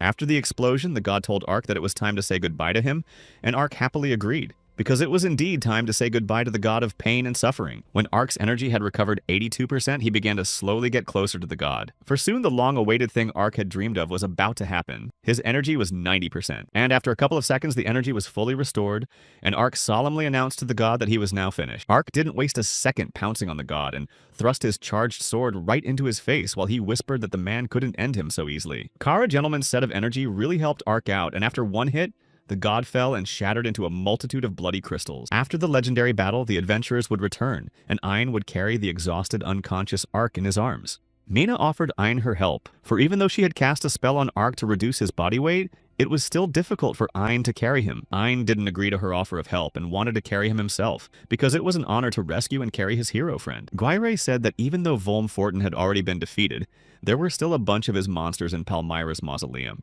So everyone who wasn't injured had to be on guard and, in case of anything, deal with the monsters while Ein kept an eye on Ark. Suddenly, one desolate curse appeared in front of the adventurers again, and Guire planned to waste no time and deal with him urgently. After a couple of seconds of deserted curses, there was a crowd of them with no end in sight. Guire asked Mina for help. They joined the battle together and began to massacre the desert cursed to keep them away from Ein and Ark by no means. There were so many of them that Guire even doubted his own strength, and thought that at this rate they could definitely break through.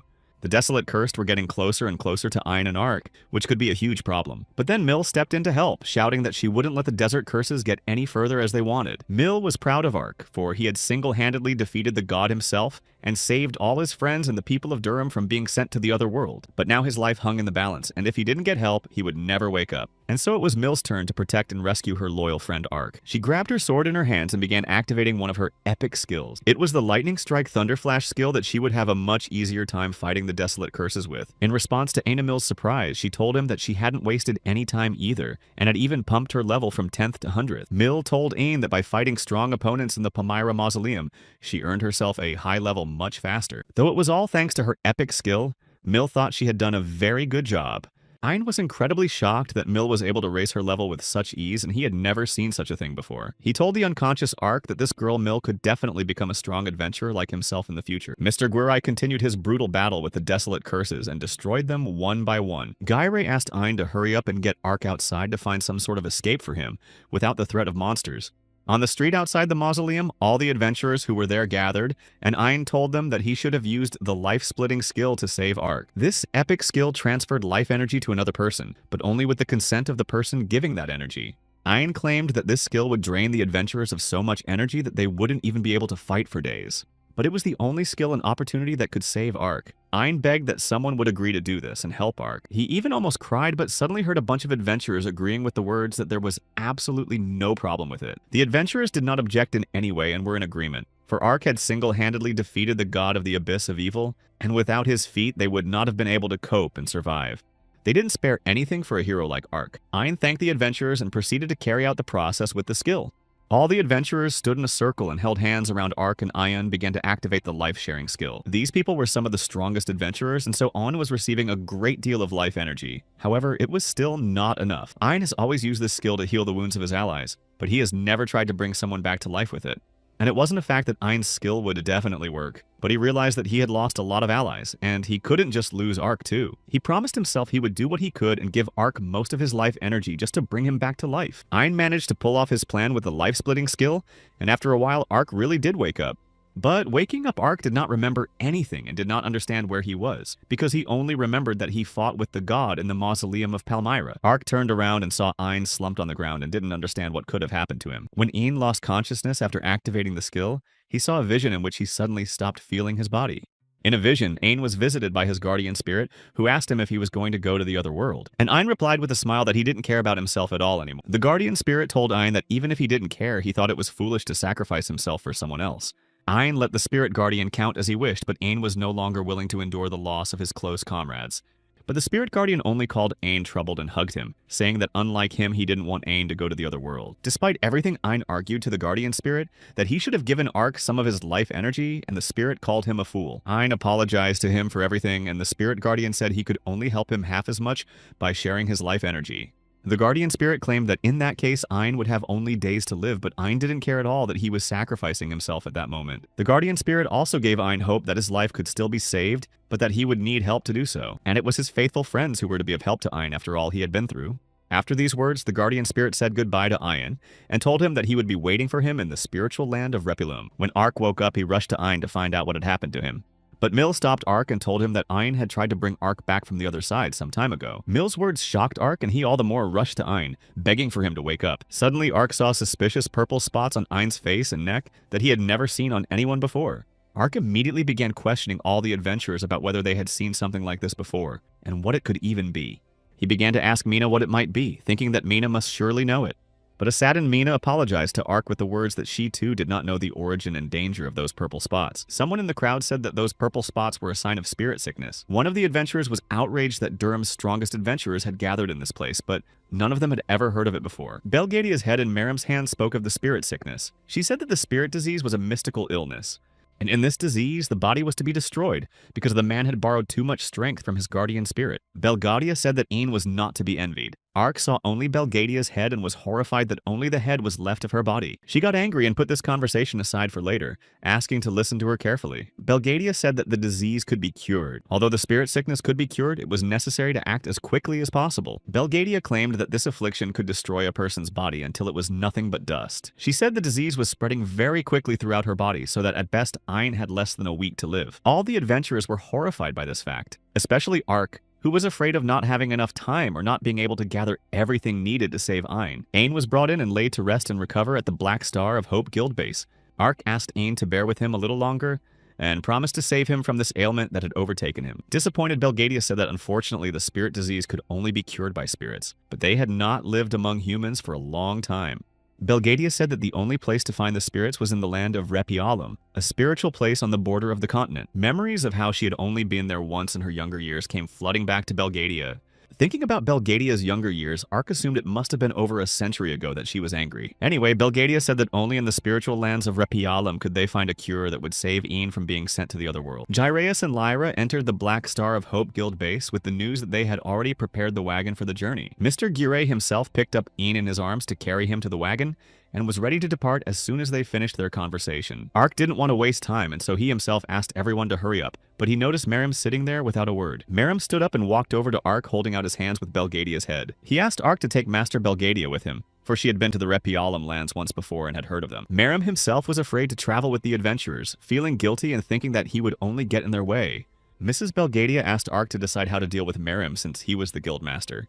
After a moment's thought, Ark asked what the problem was, and Miriam might as well have gone with the squad. Miriam was shocked by Ark's decision as he was still tormented by guilt for almost taking the lives of all those adventurers. Ark asked Miriam if everything he had done before was really for the sake of Belgadia, and besides he hadn't hurt anyone. But Ark had another hunch that Miriam, as a former subordinate of Volm Fortin, might have taken many lives and felt guilty for what he had done. But Miriam argued that this was not the case at all, and he was never able to take the lives of innocents at someone else's behest.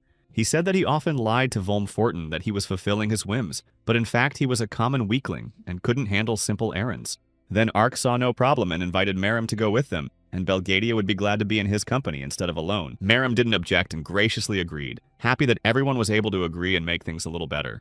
Ark still wondered why there was only one head left of Belgadia, and whether or not it happened at the hands of Miriam during the battle. And Belgadia confessed that she used a forbidden technique to defeat Miriam, but afterwards her body exploded and only her head survived. As creepy as it sounded, Ark still tried to just accept the situation and not ask too many questions. After the conversation, Lyra hurried Ark and Miriam, for they should have left for the spiritual lands sooner rather than later. Ark was more excited than ever that in the spiritual lands of Repialum he could find the spirits and the cure to save his friend Ain. Mr. Giri drove the horse-drawn wagon all the way to the spiritual lands of Repialum. The entire band of adventurers looked at Ain with regret and sadness, but each of them hoped to find salvation for him. Belgadia said she could only teleport them all to the outskirts of the spirit lands territory, and it was impossible to teleport to the spiritual lands with the help of magic, even with a great desire.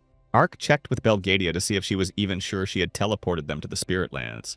As far as Ark knew, the spiritual land of Repialum was a place where nature ruled and crystal-clear rivers flowed. But there was literally none of that in this place, which seemed strange to Belgadia herself, because there used to be meadows, not a continuous gray road. Mr. Giri reported that they should all be on the lookout so they don't get into any trouble again. He explained that if Belgadia was indeed right, and they were very close to the spirit lands, it meant that they were not expected there. There was only fog around, and Gyre checked with Ark about the best way to deal with such an impenetrable fog, and whether it was worth it to go on. But Lyra argued that there was no choice, for Ain had to be rescued even though they were afraid and unaware of what might await them in the spirit lands. And among the adventurers, there were those who didn't know how to fight at all, so Gyraeus thought it was an unnecessary risk. Lyra assured Mr. Gire that everything was fine for now, but Ain unfortunately didn't have long to live, and that's why they had to use every opportunity to save Ain no matter what. There was no way they could back down. Lyra also claimed that she and the others were surrounded by Durham's strongest adventurers, which meant they all had nothing to fear. And Ark argued that each of them was willing to take the risk, and if behind the impenetrable fog was indeed the Repialum, to go all the way. Mr. Guiri agreed with Ark and asked everyone to hold on tight because this trip was going to be quite hot. Suddenly, there was heavy thunder and thunderstorms, and Mr. Guiri tried to drive as fast and carefully as possible to avoid the blows of the thunderstorms. But since they had entered the thick of the fog, they could see almost nothing and had to be as careful as possible. Ark had a feeling they had only a short distance to go, and the main thing was to get through despite the heavy thunderstorms. Juraeus tried to drive carefully and quickly, but suddenly a thunderstorm hit their wagon, causing Ark to fly out of the wagon. Waking up, Ark saw at least one tree around him and began to guess that they had already reached the spiritual lands of Repulum. Armor of the Abyss asked Ark if they had managed to get here, but Ark didn't understand what he meant at all.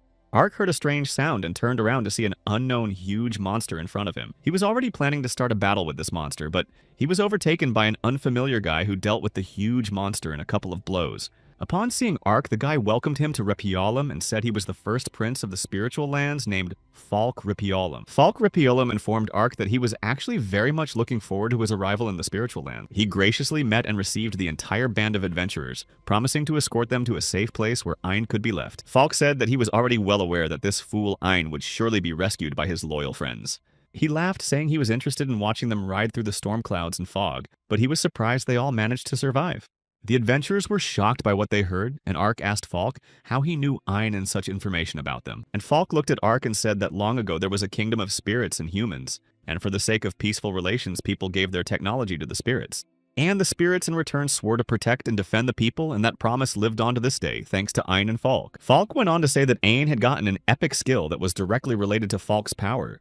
However, Ein Falk did not grant this power to Ein personally. He simply wished that his powers would go to a man with a good heart. And that's how fate tied Ein and Falk together, so he knew quite a bit about Ein.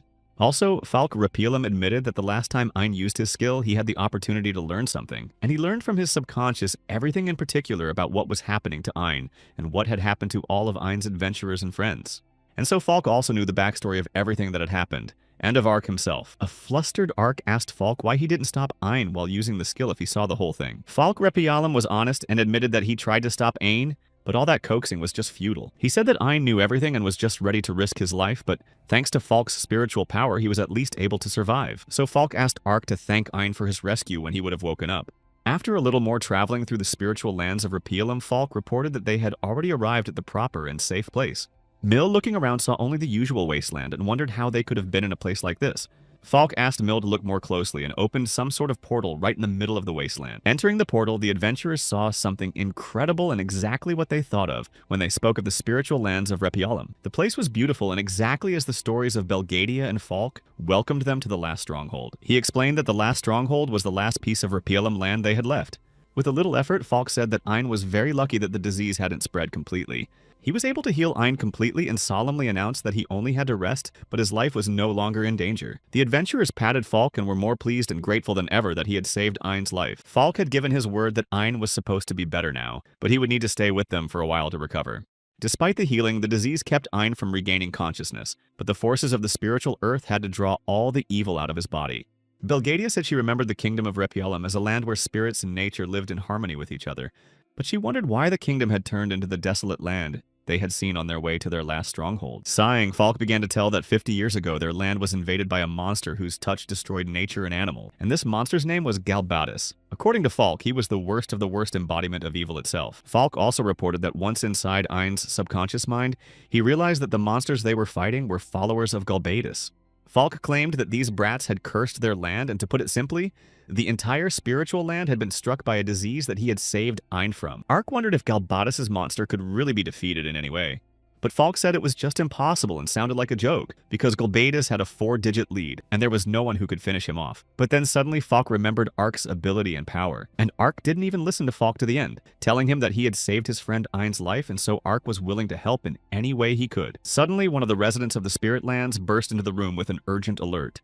He reported that there was an urgent report from outside that Mr. Galbatus' army had surrounded their hideout. Falk Repulum informed the adventurers that he had not wanted to ask them to do so, but now they urgently needed help to defend their last stronghold. Ark was only too happy to help protect Repulum, as he said, but he demanded an answer from Falk to one question. He asked Falk with surprise why they called the Galbatus monster Mr. He realized that there was no point in hiding it, and told that it was Galbatus who had destroyed their kingdom of Repilum. But that wasn't his full name at all, and in fact, the monster's name was Galbatus Repialum. And a little worried, Falk confessed that Galbatus Repialum was actually his father. Ark was shocked at what he heard and asked if Galbatus was the spirit emperor of Repialum. Falk told that Galbatus had suddenly changed, had destroyed Repialum, and now he was nothing more than an enemy to Falk. He asked the adventurers to hurry to the defense of the kingdom, for the descendant of Galbatus was already waiting for them.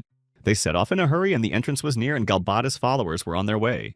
And Falk reported that when the gate opened, the battle was to begin immediately. Not many could fight in the last garden, so Falk Repialum decided to rely on the adventurer squad of the Black Star of Hope. The adventurers crossed the gate and the battle with the monsters immediately began. Ark immediately dealt with one monster and absorbed its level, raising his level to 960. Armor of the Abyss informed Ark that his body had become adapted to the high levels, and it was possible to further absorb the levels. A whole huge army of Galbatus appeared before Ark, and now the main task was to get rid of it as soon as possible. Falk reported that it should have taken no more than 10 minutes to defeat these monsters. He was eager to destroy all the monsters as soon as possible because there was no way he could let them get to the last garden and take it over. Though not as powerful as Ark, Falk was still a member of the royal family of Repialum. Falk Repialum was level 300 and was completely confident that he definitely couldn't lose to Galbatus' army. Fighting with monsters, Mr. Gurai thought about the fact that spirits, unlike humans, had no level restrictions. Therefore, it was much easier for them to level up to infinity, which was even enviable for Gurai. Mr. Gurai claimed that his old bones could really use a new higher level too. But Falk looked at Giri and encouraged him that he was doing fine without it. Mina and Mill also did not rest and helped each other confidently fighting, using their skills to the fullest. To attack the monsters even harder, Mill decided to use her epic Thunderline strike skill. Mill claimed that she wasn't going to go to the other world right there, so she was investing in this fight to the fullest. Since the enemy monsters were not running out, Ark suggested that a good solution would be to destroy them all at once. Ark asked for a squad of adventurers to cover him while he tried to put his plan into action. Setting out to attack the monsters, Ark confidently began to deal with them, and was sure that with his level the monsters wouldn't even dare to touch him. Ark was able to chop down several monsters at once in one blow, and his case was progressing quite well. He had defeated so many monsters that he was able to raise his level to 2,960. Galbatus sat on his throne and learned that all of his followers had been destroyed, and the Abyss Suppressor did not bear his name for nothing. He believed he would soon rule the world, not just Repialum, and if anyone got in his way, the Spirit Emperor Galbatus Repialum himself would get rid of them. Galbatus sat directly in front of the core of the Abyss and asked it if it was satisfied with all of Galbatus Repialum's deeds. Suddenly, Ark was approached by the Abyss Armor and wanted to ask him something personally. Armor asked Ark to rid himself of the tyranny of Galbatus Repialum, and what has plunged the entire spiritual land of Repialum into darkness. Ark wondered why the armor had asked for it, and he replied that while he was in the armor, there would be no better chance to get rid of it. The Abyss Armor begged Ark to do his bidding, and in return he was willing to tell him everything about himself. The armor's real name was the Abyss Suppressor. The Abyss Suppressor said that since ancient times he had ruled the realm of the Abyss Void, where true evil lived, and he alone had kept it in check with all his might. It seemed suspicious to Falk Repialum that they had already entered Galbatus territory, but for some reason there was not a soul around. The Abyss Suppressor told Ark that they had no time for chatter, but he was sure that Galbatus was already aware of their arrival in these lands. He promised to tell everything right after they dealt with Galbatus. Ark had no way to grasp all the concepts said Armor Suppressor, Abyssal Void Realm, and Containment of Evil. After this story, the Abyss Armor didn't say another word and Ark couldn't concentrate from all these thoughts. Falk asked Ark to keep his head in the clouds and get his thoughts together, because he was the only one he could rely on to the fullest extent. Falk also said that around the tree they came to there was usually a bunch of monsters that were protecting Mr. Galbatus. And this tree was the castle where Falk used to live, but now only Galbatus dwelled. Mr. Guire suggested that they might have been trapped if there were no soldiers around the tree, and Mill suggested that in that case they should retreat, but Mina viewed the situation from a different angle and suggested that this could be their chance to attack Galbatus. All of Galbatus' forces could have been focused on destroying the shelter, and he could have been defenseless at that moment. Falk also argued that this might be the only way to deal with Galbatus. And that's why Falk wanted to take the risk, because if they retreated, they would hardly be able to fight off the enemies and protect the last garden. They decided not to waste another moment and headed confidently towards the tree castle where the mighty Galbatus resided. The adventurers were determined to end this once and for all, but when they entered the castle, they saw that it was also completely empty and quiet. Mana saw a huge ballroom in the castle, and Falk told her that his family used to hold receptions in the castle. Suddenly, the adventurers saw Galbatus himself come out to greet them after all. He immediately turned to the Abyss Suppressor and asked him what he thought of his possessions. Spirit Emperor Galbatus Repialum was not very pleased that the Suppressor of the Abyss decided to take his friends with him. Galbatus Repialum claimed that the Abyss Suppressor and his friends were a threat to his plot, and because they dared to go against him, the Spirit Emperor Galbatus Repialum wanted to destroy them all. Ark shouted and asked Galbatus to answer why he had betrayed his people and what he wanted to accomplish by all this. He just started laughing and called Ark a pathetic fool since he didn't even know the backstory. Suddenly, Galbatus began to reincarnate into a huge, creepy monster and asked Ark to go to the otherworld in abject ignorance. Without wasting a second, Ark pounced on the huge Galbatus monster and with all his might struck it with his sword right in the arm. He didn't even resent him in the slightest and only laughed with Ark, telling him that with such weak strength, he would never be able to defeat him. Galbatus Repyolum said that he expected more from Abyss Suppressor, and at that time he was 3,200th level. He promised to personally destroy both the Calamity armor and its 2,960 level Ark owner. Without a second thought, Galbatus began to attack Ark at full speed, but he tried to dodge as best he could, and it was quite difficult. Galbatus Repyolum's attack nearly hit Mill, but she managed to dodge and defend herself, claiming she was fine. Falk Repyolum tried to apologize to the adventurers, but Guire stopped him and told him not to do so, since they had agreed to follow him. Guire noticed that there were monster guests outside the palace and they couldn't be allowed to sneak inside the palace. Ark reported that Galbatus had 3,200th level, and the adventurers really should have gotten further away from the castle. Falk was worried about Ark because he wanted to stay and fight Galbatus one-on-one, but Ark told him not to worry about him. Ark also promised everyone that he would destroy the very evil that had consumed Repyolum by any means necessary. He had promised to fight to the end and with all his strength, so his friends didn't have to worry about anything. Ark joked that they were in the ballroom at the time and suggested that Galbatus dance with him. He immediately pounced on Galbatus in attempts to attack him, while simultaneously dodging his attacks. Galbatus Repyolum surrounded Ark with his body and asked strength from him. Did he really think he could fool him? Galbatus then tried to wrestle the sword out of Ark's hands, but then just grabbed it and threw Ark to the floor from a great height. Ark stood up and couldn't even imagine what he had to do next, because now the situation was worse than ever. He turned to the Armor of Disaster and asked to find an epic skill that would help him defeat Galbatus. The enraged Ark didn't understand why the Abyss armor continued to remain silent when the enemy he wanted to defeat appeared before them. After a few seconds of silence, the Abyss armor finally spoke to Ark and informed him that the capture of the enemy was complete. Ark didn't understand what that could mean, and the armor began to explain that Galbatus had never been the main threat. He was just a simple blank, and he was given incredible powers, and the one who gave him those powers was the main target and threat. Armor of the Abyss said that he wanted to find the root of evil, so he devoted all his strength to it, and didn't answer Ark for some time, but he found what he wanted. He asked Ark to look up at a certain purple stone that was called the Abyss of Destruction. The Abyss of Destruction suddenly spoke and said that it wanted to give Galbatus more power, so his body began to fill with new strength. The stone Abyss of Destruction asked Galbatus to crush Arka's bug with a single blow, for that was the reason she had given him new powers. Galbatus immediately struck and threw Ark back with such tremendous force that he flew out of the castle into the street, right through the wall. From the violent impact and fall, Ark lost consciousness and lay motionless on the ground while Galbatus quickly followed him in his eagerness to destroy him.